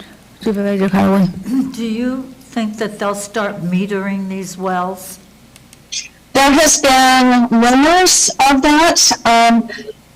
It's probably a good idea that people install their own water meters just so they can get a handle of what type of water production they require, whether it be for their backyard, whether it be for their household, whether it be for anything that would be considered residential. It was talk just not even like 5 or 6 years ago that this particular act was going to start a flurry and create a domino effect of legislation. And I heard yesterday that there was some speak on making further findings on the executive order, which means that there could be something coming around the corner over the next month that become even more stringent. So it's real important for our community to be aware of that as well, and to look at what type of water usage they have to help us conserve water and make sure that we are doing our best. Yeah, it's been a long time coming. The State Water Resources Control Board asked certain members of CCWD to start monitoring wells back in 2014 while they're at the State Water Resources Control Board's meeting. And the answer to them was, you go up and you ask one person in West Point to put a meter on their well, and we'll do the rest. And they passed at the time, but now, you know, it's been a long time coming. We've seen the writing on the wall for quite some time. Yes, we have. And, you know, with each well that's installed, you know, throughout California, what we call well completion reports are required to be uploaded to the DWR website. So this kind of gives them an idea of what wells are going in where, what their water log, or the well log, what we call a well log is, and what the well log kind of makes a determination on what we call the lithology of the soil. As Supervisor Stopper stated, we have a lot of fractured rock in our community in Calaveras County, and that can produce water depending on the porosity actually of the material and in the ground, and that's as it's related to the aquifer. But again, you know, there could be some changes coming around the corner, but we are ready to respond accordingly.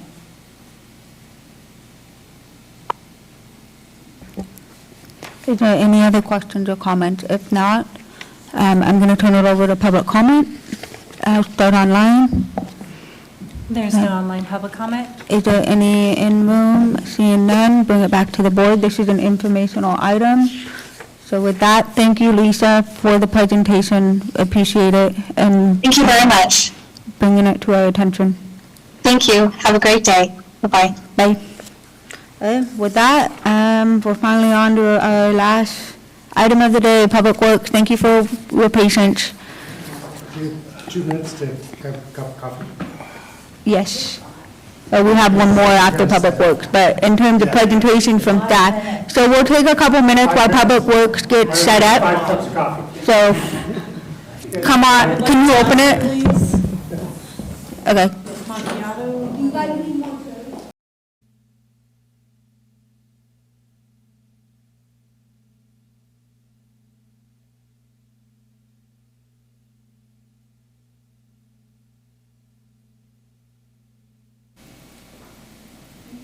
Okay, perfect. The next on the agenda is item number 22. Clerk, if you could please read the item in. Item 22, action item, Public Works, receive a report regarding the county service area property owners survey results, and 2, provide direction to Public Works staff to proceed with either preparation of an engineer's reports and development of cost estimates for parcel fee increases for qualifying county service areas, or provide other direction to Public Works staff on the administration of county service areas in Calaveras County. Mr. Packinger. Good afternoon. You may recall in February of this year, we brought to the Board of Supervisors a CSA item where we discussed various items, including the potential to raising the fees, the assessments that are collected currently, so that there's an effective road maintenance program within the CSA. Now, to move forward with such an idea, there has to be engineers' reports, presentations to the community, and input from the community, including a vote. So before we went forward with any type of engineer's report, or we start spending effort on these kinds of things, we went out with a survey to the CSAs, and today we're going to present to you the outcome of those surveys. So Jacob Lyle and Kelly Zanizer here have the information to present to you, and then afterwards we can discuss options and ways to move forward. Thank you. Make sure to turn the mic on. Good? Okay, thank you. We're going to share our screen.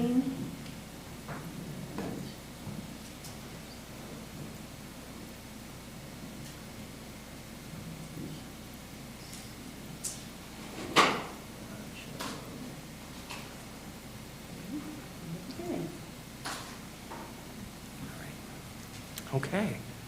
Okay, thank you supervisors for receiving our presentation today. My name is Jacob Lyle and I'm an analyst with the Department of Public Works. As Robert mentioned, in February of this year, Public Works made a presentation to this board on county service areas in Calaveras County. Today's presentation is a follow-up to that meeting. In that presentation, we discussed challenges to CSA administration, mainly derived from a disconnect between property owners' expectations of road maintenance and the reality of the funds available to conduct road maintenance. We also outlined the legal process the county would need to follow in order to increase the benefit assessments paid by property owners that fund road maintenance. That process is prepare an engineer's report, notify all property owners by mail and hold a public hearing, and then hold a mail-in ballot election. As efforts by Public Works staff to conduct these activities would commit CSA funds, the board directed the Department of Public Works to survey CSA property owners to see if they'd be willing to pay an increased benefit assessment for additional road improvements and maintenance. Today, we bring the results of those surveys. Public Works developed a simple informational survey that was then tailored for each CSA. The survey described the need for the road maintenance benefit assessment and how the funding was used to repair specific CSA roads. It also listed the current benefit assessment rates for CSA property owners and outlined the legal process required to increase the benefit assessments. The survey asked property owners to respond to 2 questions. 1, do you support the county developing an engineer's report and per parcel assessment increase plan to be voted on by CSA property owners? And if yes, how do you expect the additional revenue to be used? Respondents were then asked to rank 5 road maintenance activities, ranging from increasing the frequency of maintenance activities to raising road standards. Links to these surveys were posted on the Public Works webpage on March 2nd and were active until April 14, a total of 44 days. During that time, Public Works issued 2 press releases and sent postcard-sized mailers to all property owners, urging them to provide their input. So the overall response rate to the surveys was a little low. Just 4.9% of property owners responded across 5 CSAs. CSA 12, Golden Hills, had the highest response rate of 38.2%. CSA 1, Rancho Calaveras, had the lowest response rate of 3.19%. In general, the results of the survey are mixed. CSA 2, Bar 20, was the only CSA that responded in favor of considering higher fees. 86.67% of respondents said yes, with 19.23% of property owners responding. CSA 1, Rancho Calaveras, and CSA 12, Golden Hills, responded against fee increase, 67.54 and 52.94 responding no, respectively. And CSA 4, Diamond 20, was equally split yes, no, with just under 10% of property owners responding. Question 2 of the survey was in regard to how to prioritize additional revenue for road maintenance activities. Priorities for CSAs who did not vote in favor of considering the increase are not presented in this report, but will be retained by Public Works for future planning. And this information can be made available to the board upon request. CSA 2, Bar 20 property owners who responded in favor of the fee increases indicated the following ranked priorities for road maintenance. And on my slides, the text was rather light, so I'll just read these. 1 is develop projects to pave road segments over time when the paving program is scheduled, and eventually all CSA 2 roads will be paved. 2 is increase the frequency of grading programs. Roads would receive grading treatments more often. 3, increase the frequency of maintenance programs, ditching, brushing, culvert cleanouts. Improvement projects for existing roads, improve drainage, signage, etc. And 5, improvement projects to raise road standards, widening, sight distance on defined lanes, etc. So with limited funds available, Public Works strives to be a good steward of CSA dollars. This information was collected and provided to the Board of Supervisors to make decisions on proceeding with the next steps necessary to increase benefit assessments in county service areas. Any effort by the county commits CSA funds, and this includes efforts to increase the assessments. For example, CSA funds would be expended on Public Works staff time to develop the elements required for consideration of an assessment increase.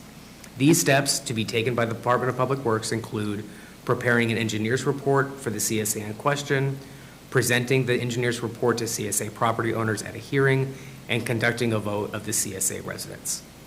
As the Board of Supervisors is the governing body of the CSAs, Public Works looks to the board to provide input on these matters. And then next slide.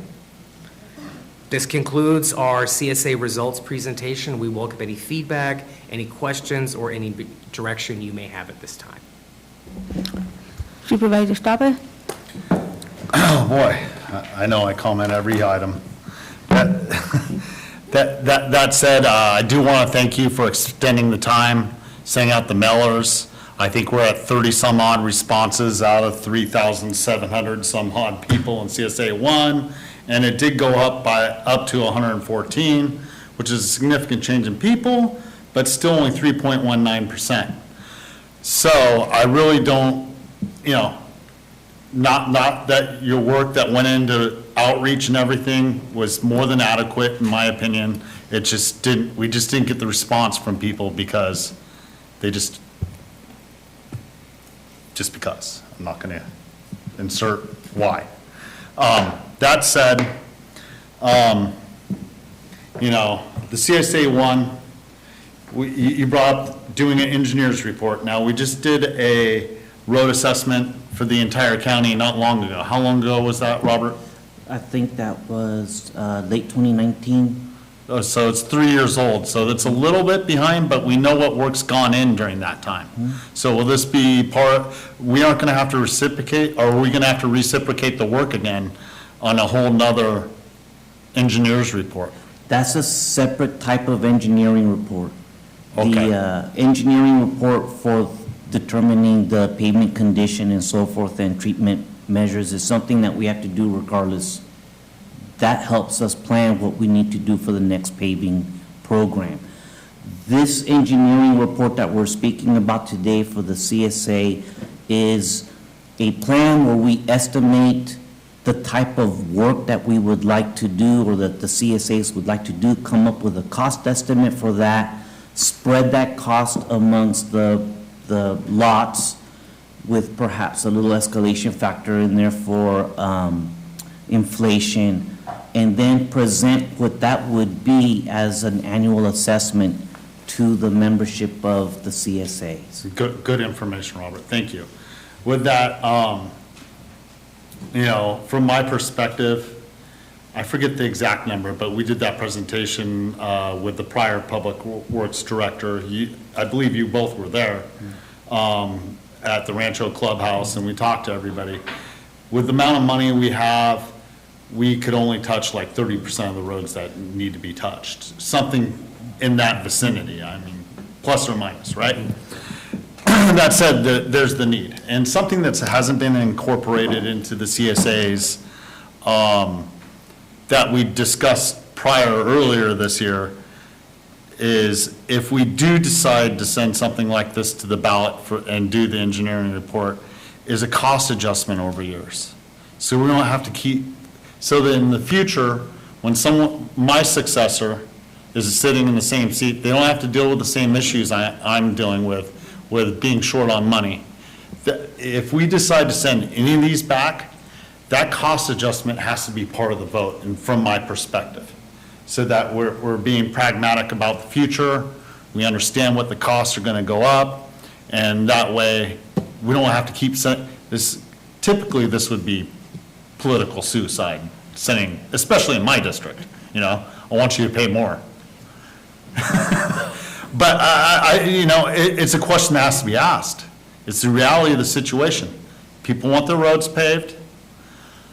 I want to pave the roads. I have to say that the job with CSA 1 done last year, I'm very happy that it got done. And I think that's the most amount of money in a long time that's been put down on CSA roads. And I've gotten a lot of good feedback, but it's not near enough. So at this point, I'll leave it at that. Thank you. Thank you. Supervisor Callaway? We've discussed this quite a bit at the Council of Governments because we just finished the municipal service review. And one of the things that we just worked on is that, in fact, Gary Tuffanelli's going to be on the group is get the CSAs together and try and do a group bid for roads to see if they could expand.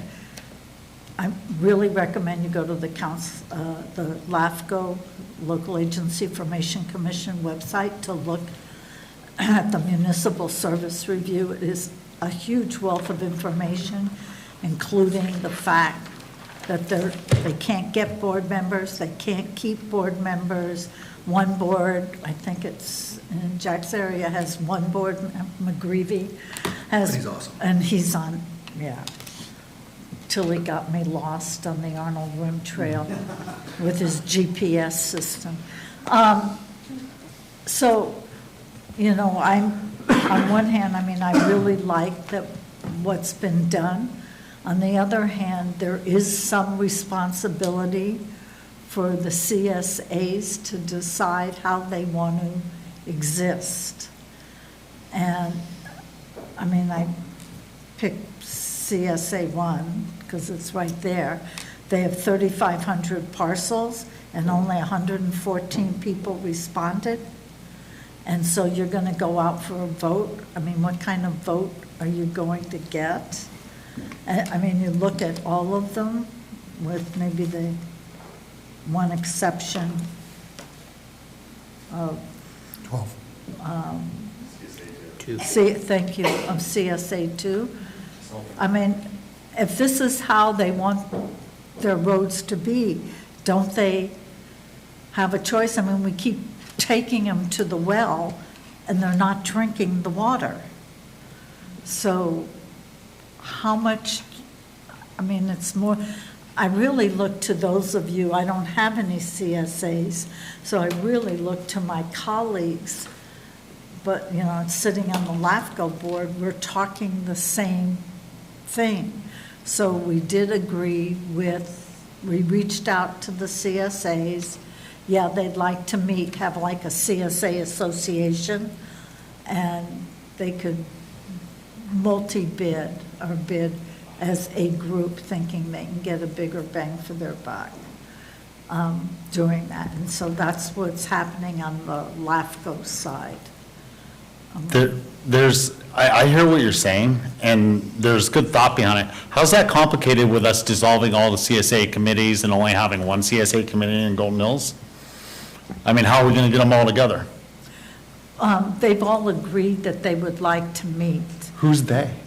The CSAs, Who's the CSAs? whoever their board member represents. We dissolved them all but Golden Hills.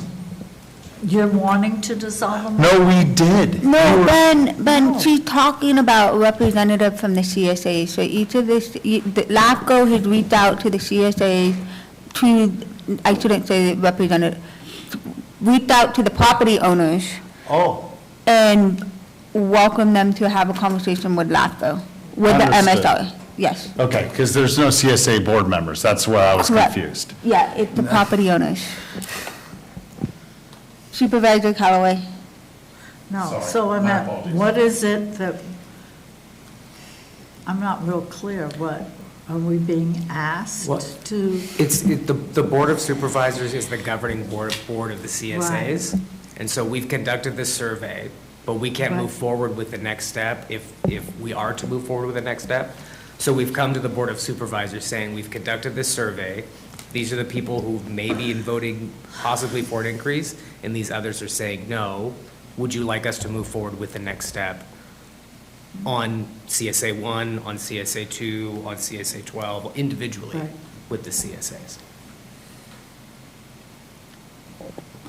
I can speak for guess I- CSA 1 from my perspective. I understand that of the 114 answers, that 67% were no. But that being 3,577 developed parcels, that is not a true pulse on the community. I see the need. I'm willing to put my neck on the line saying that they need a vote, because if they really want their roads fixed, they have to say, yes, we're willing to pay for it. You know, And like I said, I thank you for what you did in CSA 1 last year, getting the money down on the road. That's a crucial step in the right direction, because we can show them, look, here's what we did. We did use your money to facilitate that. It's not enough. So from my perspective for CSA 1, I'm willing to put my neck on the line as their representative and say, yes, it should go out to a vote for them. It's going to cost them for their part of the engineering reports, because that's going to be help facilitate it. Hopefully, it's not for dire consequences. That's where I stand on for CSA 1.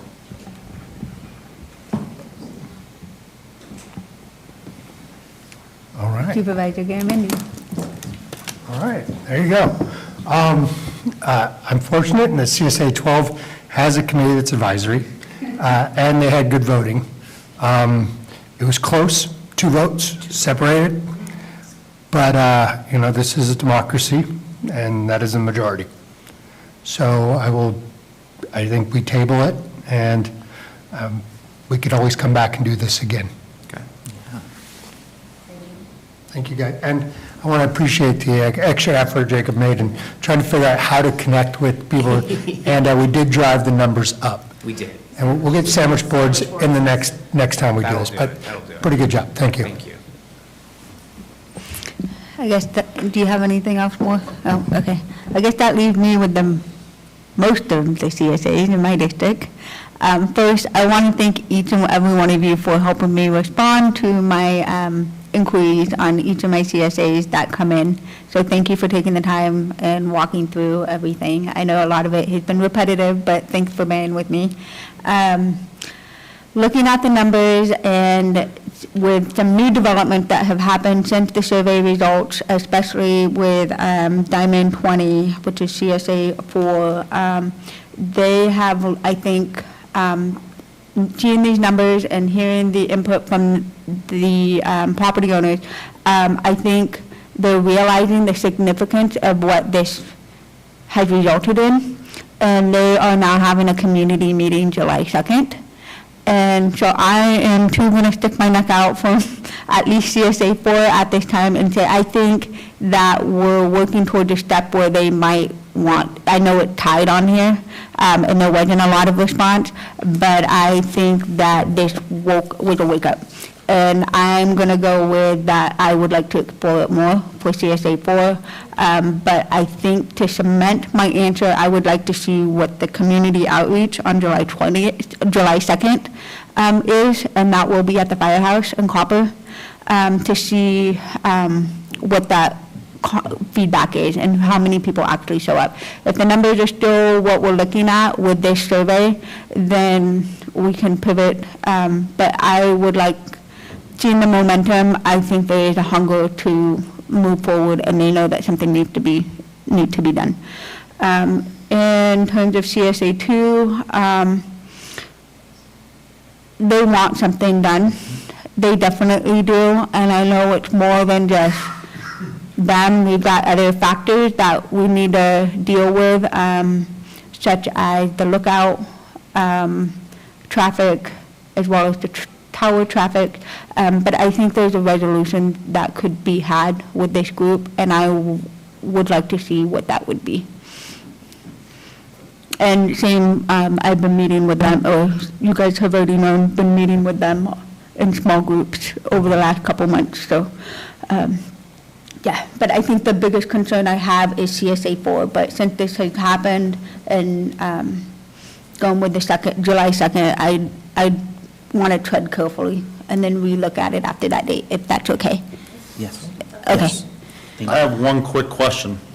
When you sent these out, this one, the postcards, it goes to the property owners. Yes. Yes. Which in a lot of cases aren't necessarily the voters. Depending if there's a rental down there. There's 2 separate ways of, so if the board were to give direction to move forward with doing the engineering report, putting the question of an increased assessment to the voters, there's actually kind of I don't know, I'd call them alternative mechanisms for how to do that. It could Okay. either be a vote of, and it's weird, I know, but it can either be a vote of property owners or a vote of the electorate residing there. So the former obviously being parcel owners, and the latter meaning it could be renters, right, who live there and are eligible voters but aren't necessarily property owners. It would be a combination of the two then, and the second. On the second one, yes, it would be whomever is registered to vote there regardless of whether those individuals own the property or not. Good information, council, thank you. Yes, residing So, at the but we property have a within the choice. CSA.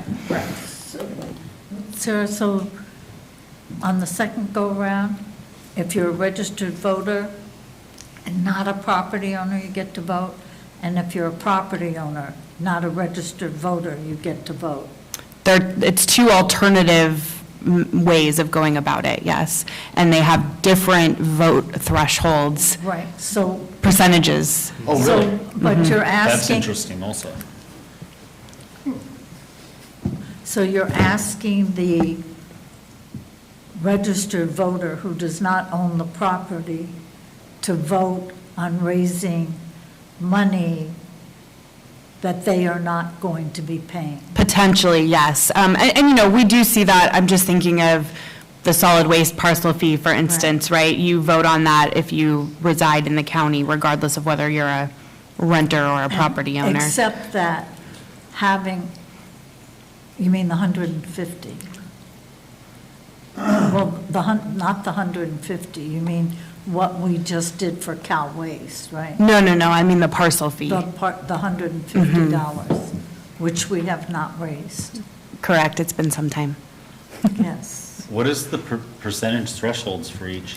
If I'm not mistaken, it's a simple majority if we do a vote of property owners, and it is a 2/3 of the electorate if we go with voters residing. Wow, okay, that's a big difference. So, if we were going for the 50%, then we'd be looking to say, because this is one of the factors, it raises the value on your property. And if it is a renter, you can pass the cost on. So that they can choose to save their tires on their vehicles. Understood.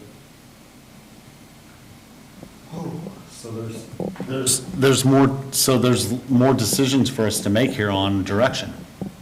Yes, I mean, I think if that's the road we go down, yes. Ms. Follendorf, you're talking about a meeting for your Diamond 20, and you would like to wait. Could we bring this back later? Maybe I can reach out to my community myself, and I can stand there and be the dartboard and see how it goes, see if I have my eyes when I leave.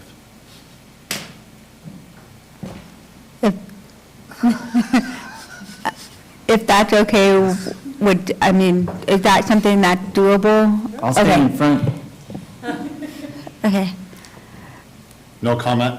So I would just say, so that we're clear at this point, we're going to hold off on CSA 1 and CSA 4, no action on 12. And then for 2, we can proceed with the engineering portion. I think based off of the data numbers, yes, I think it makes sense and the feedback that we've been getting every week. What may be good is if we have some real, maybe rough estimates so that we can have something to discuss on at the meeting. If these are the kinds of improvements that you want, this is the kind of thing you might be facing, this type of an increase amongst the 3,000 properties or so. Right. No, we discussed a little bit when we were talking about the postcard and realized we can't put all the information on the postcard, and it's crucial information, that 70% of roads that's not up to par, right? How much money and how many miles can we do out of 37, 38 miles of road in CSA 1? Somewhere around there? I can't remember the exact number, but those are crucial numbers that we actually have from that last survey when they did the county-wide one, that we could give them It's a rough estimate, but it's Right. the beginning of a I don't know dialogue. if I'll do an in-person meeting so much as I might just really throw my head on the line and do it on Facebook in an open forum like Valley Springs Community Bulletin Board, and I'll take the punching bag. Yeah, popcorn. Right, yeah. I'll do a public post, so you can all watch. Anything else, Dapper? No, Okay. I think I beat it to death. Okay. Does that give you guys enough direction? Okay, is there anything else that we have missed you need an answer for? Maybe we plan on coming back towards the end of July, sometime beginning of August, after these meetings occur, so that we can keep going. Give yourself some time to, because that is a holiday weekend. We might take longer, but then you guys processing the work, the data. Is this going to have to be a special election? See, there's a point, if we wait past August. No. It has nothing to do, no, it is different than a normal general election. And we went to the clerk's office multiple times as a group and got that verified. These are separate than, It's and a she special wants it. election separate. She doesn't want it with the general election. Okay, no problem. Understood. So then we have some time to work with? It's a mail-in only special Right. election. No, I definitely would like to take it off the gubernatorial election. That's probably a good thing. All right, understood. And if Becky is on and wants to correct that information, but I think that is what we have collectively gotten. And this is, hi. Thanks for looping me in now. I didn't want to interject. Yes, if it's land, if you do the election by the property owners, then it doesn't necessarily follow the election rules. But if you do it by registered voters, it does have to follow the election rules and hit certain dates. So we were both right. Thank you, Ms. Turner. Just say yes, Becky. Thank you, Becky, for the clarification. Okay, so you guys have your direction, and we'll wait until July-ish, once we get more information from CSA 1 and 4, and go from there. Sounds great. Okay, thank you, guys. Appreciate all the time and effort. Thank you.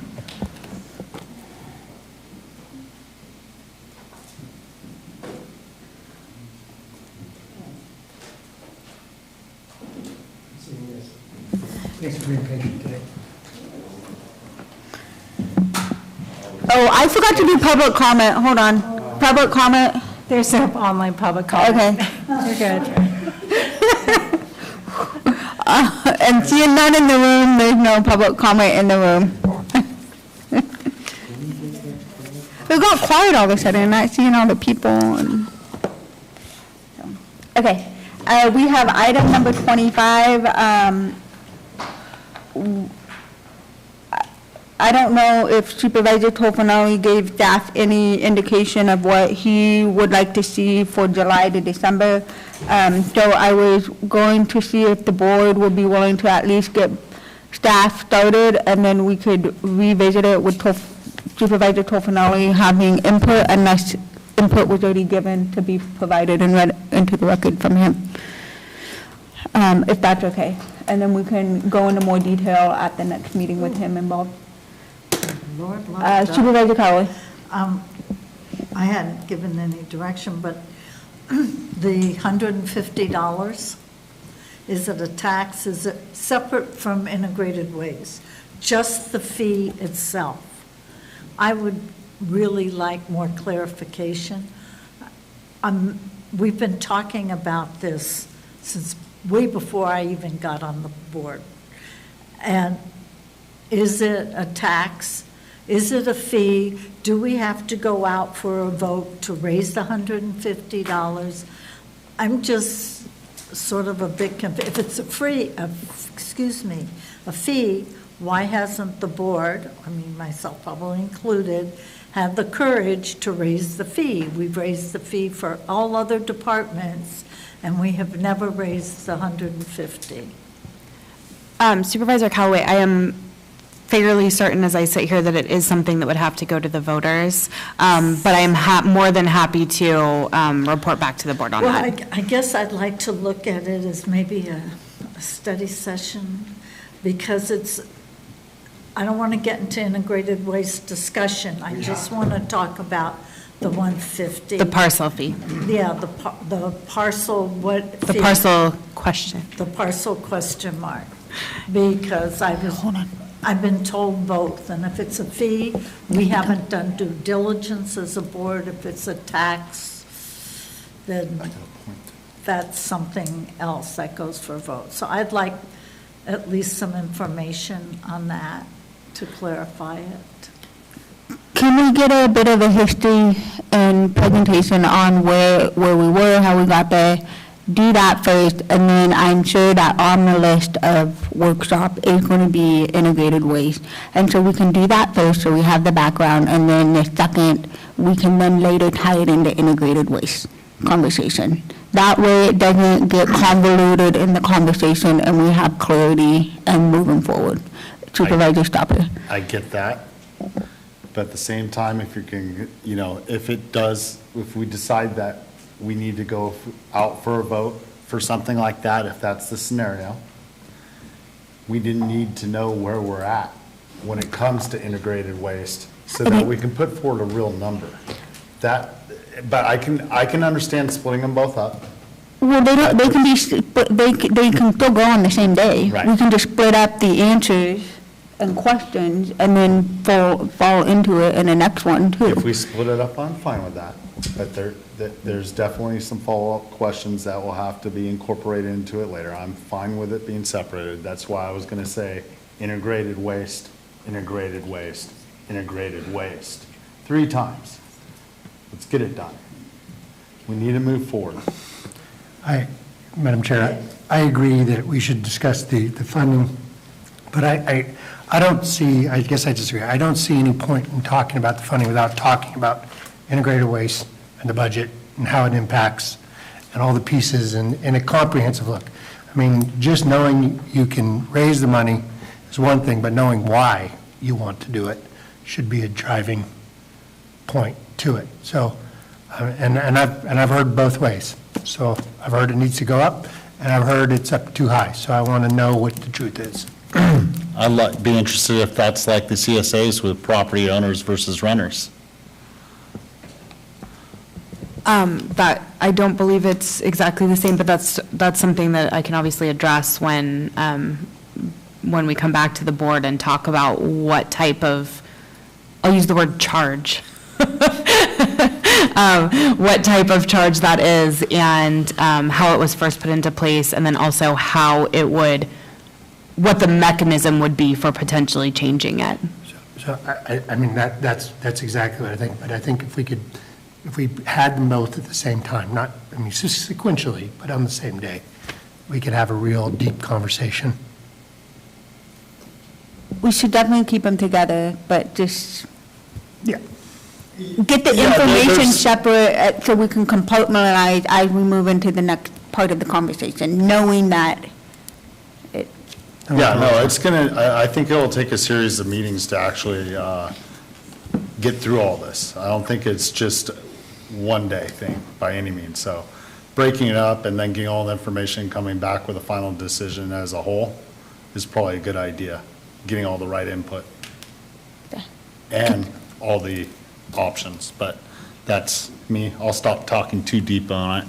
Just consider a cost adjustment, so we aren't in the same situation. But that's a good point, because I'm sure that each time we bring this up in the beginning, it's going to be more questions than answers, and we're going to have to give staff the time to get the questions, The answers.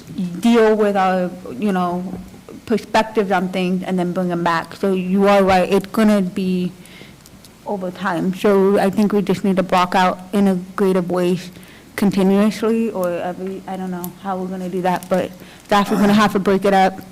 Our runway's so short right now, Ms. Fullendorf. I mean, it's too bad it's falling in our laps right now, but it's to the point where it's, we're going to have to spend the time. And it might just be something more outside workshop, too. I mean, we're going to have to do it outside of, study Concur. session workshop.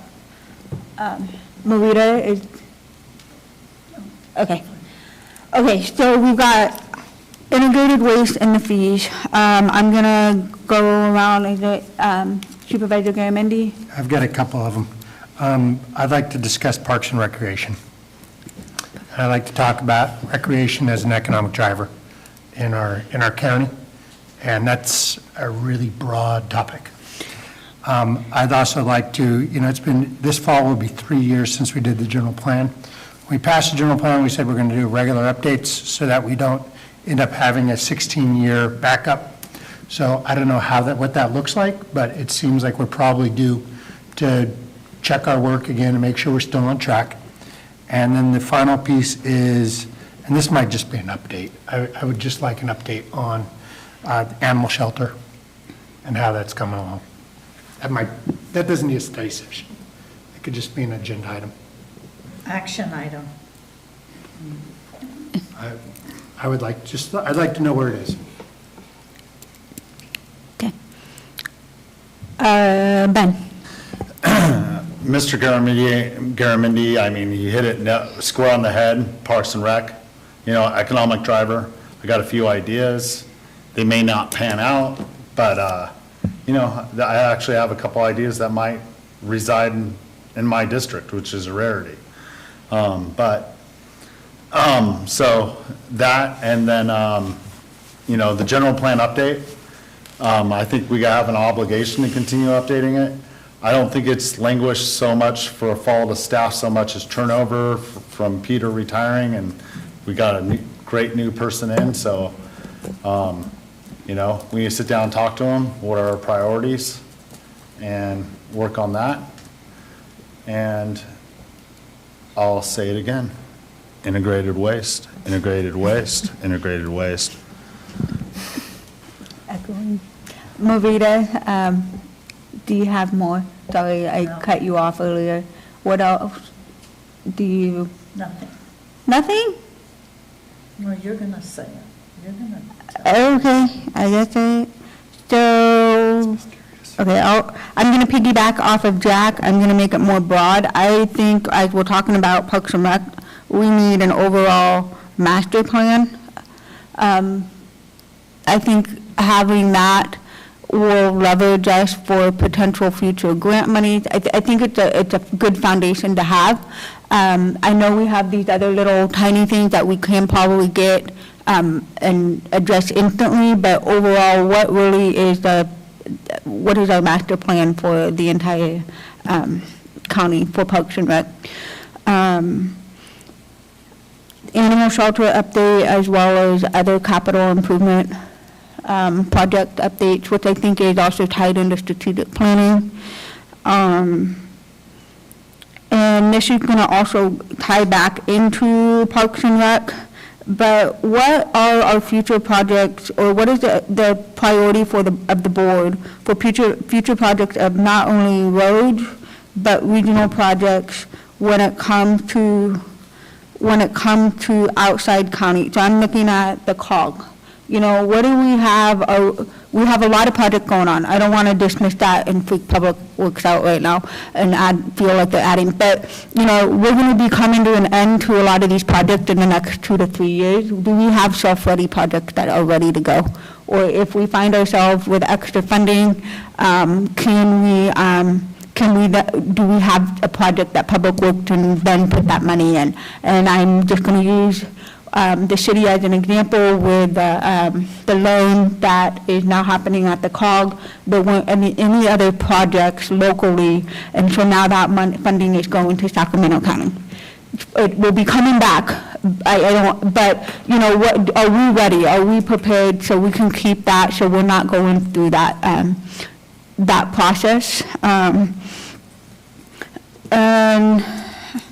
And again, going into, it's not just road paving, what are safety road projects, like non-motorized transportation, which will go back into Parks and Rec, bike trails, et cetera, bridges, things like that. So I think they can kind of all align and cross over. I would be interested to hear, and also as a representative for the COG, what is the board's priority for that? What are we going to be advocating on the county's behalf? Housing, going into what you said about general plan, part of that element is housing, but I would like to hear a broader conversation about our housing element and what are our utility districts having to say, what are the challenges they're having, because we're getting this money, but we don't know what the other side of the county is dealing with, what the other organizations. So before we set these high expectations in the general plan, and especially housing elements, what can we hear from them? Because I know there's a collaboration of utility districts meeting on their own, hoping to work with the county and partner with solving some of these issues to get development going and housing projects going. But we need to bring them to the table.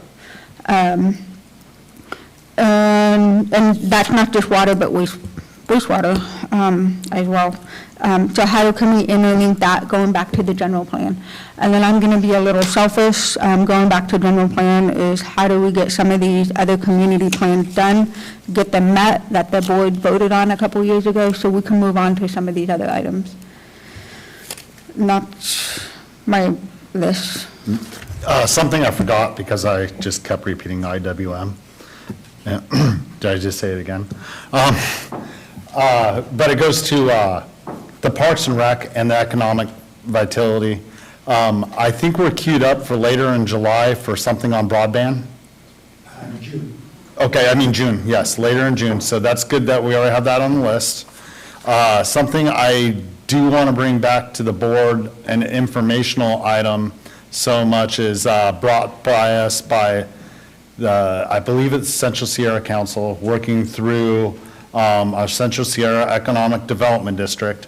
Now, we're almost done with our SEDS, but, which is a good thing. We're going through that process. But right now, it's not, two of the counties are not necessarily part of our Central Sierra Economic Development District, but the state put them on, Inyo and Mono. And so it's a regional SURF grant, which is, money coming from the federal government. The state allocated $5 million to each area. So the SURF grant is, has a series of check marks. Now, we're still going through it. The state still hasn't said all the requirements yet. But each of these regions is going to get $5 million. It's going to be split up most likely closer to population. We're going to get a large chunk of that for Calaveras County. This is going towards our economic vitality. What are we going to do with it? And so we need to have a discussion as a board on which direction as a whole we would like to go, so I can take that back to the Central Sierra Economic Development District. And I would certainly hope that we can do that update a little bit sooner than later, just so it's all aware. I can reach out to the right people. I know we got a loaded month in June, but I would love just a brief time, Chair, to bring back just an information item. They can tell you what it's about, and then we can decide when we're going to discuss that in the future on which avenue Calaveras County would like to go down. That will help not only me, our Economic Development District, but also our Economic Development Director on having clear path to go down, because then we'll be clear on how we want to proceed. I think that's something, do I need a vote on? I don't think that can be added onto this list and kind of be first up, right? I mean. You got budget coming up. Yeah, so after. I don't see a reason it wouldn't fit with June, on the June one. The 21st is when we're looking at broadband. Is that too far out, Ben? Do you need it before then? Either that or on the 7th, because the 7th's prior. I can reach out and get them to get their stuff together. They said they could do it. I mean, we can bring them on Zoom. They don't need to be in the room. and then we can have a couple of the right people, and I don't think we need more than 15, 20 minutes on something like this, just to tell you where we're going, because the state hasn't given it all to us yet. But it would be good for a quick update. When is your that meeting? possible? When is your meeting? The 7th is budget, right? Okay, never mind. The 14th. Are you looking at the 14th? Okay, the 7th is budget. Yeah. I believe Okay. so. I'm altering around. That month is a little, the board schedule for that month is a little Crazy. different than usual. It's the first Tuesday of the month. Yeah, and we're Correct. having budget. So the first meeting we would have had outside of budget would have been the 14th. Is that Okay, within your timeline? I think that's going to be fine, because I have another meeting with them on I believe around the 10th. I have to get it together, but we can let them know the results of what we found out and how we're going to move forward with applying for it, because there's a lot of complications. I'm getting a little too deep into it, but the 14th should be fine. Okay. I can't change our timeline. Good. Thank you. Jack? Nothing to add, ma'am. Okay. Is there any public comment? There's no online public comment. Okay. How many items are we up to? I think we've covered, with some some extras. Okay, so at the next meeting, June 14th, can you bring that list and we can look at it? And I want to give the opportunity for Supervisor Tofanelli to give input to what we discussed. We can all look at the list from today and then consider any of his input into it, and then vote on it. Will that work? Okay, perfect. So that was just direction, no vote. Any other? No, I already did public comment. Okay, cool.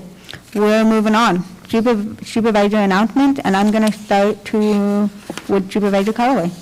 Nothing to report.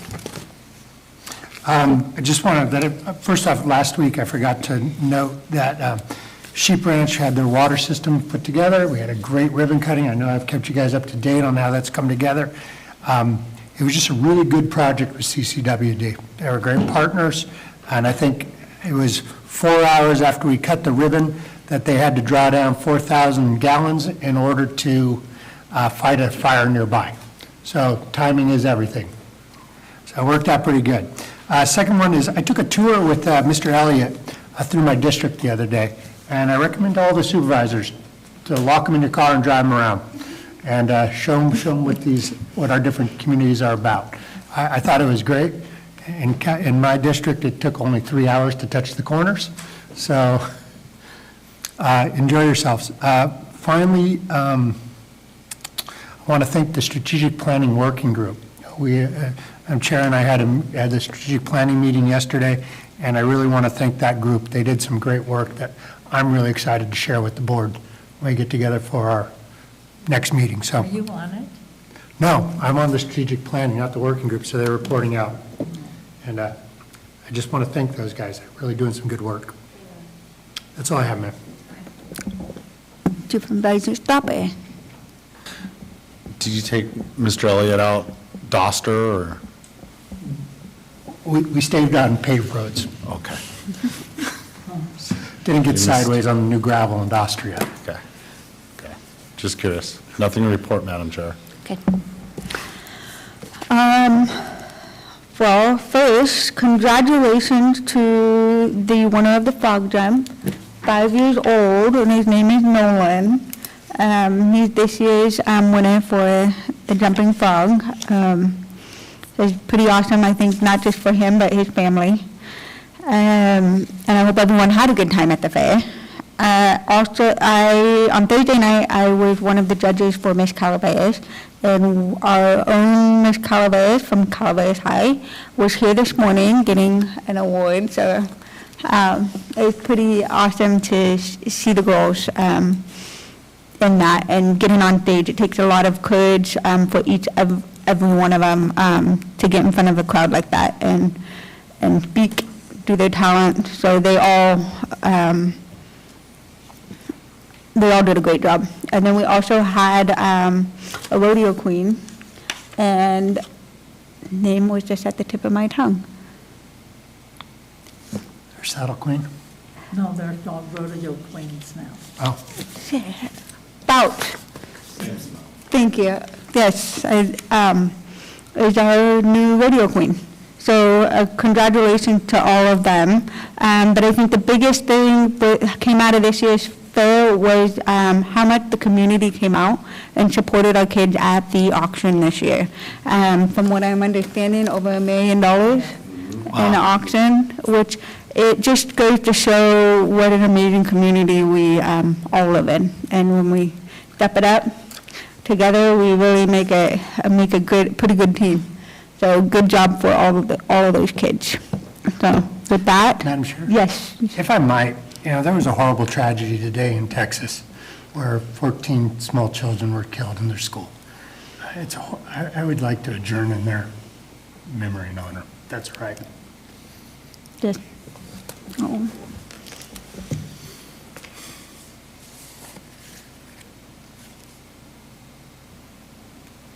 Good. Okay. And with that, we're going to convene back into closed session, and we'll report out at the next board meeting. With that, thank you everyone that came out today to participate. Have a good day.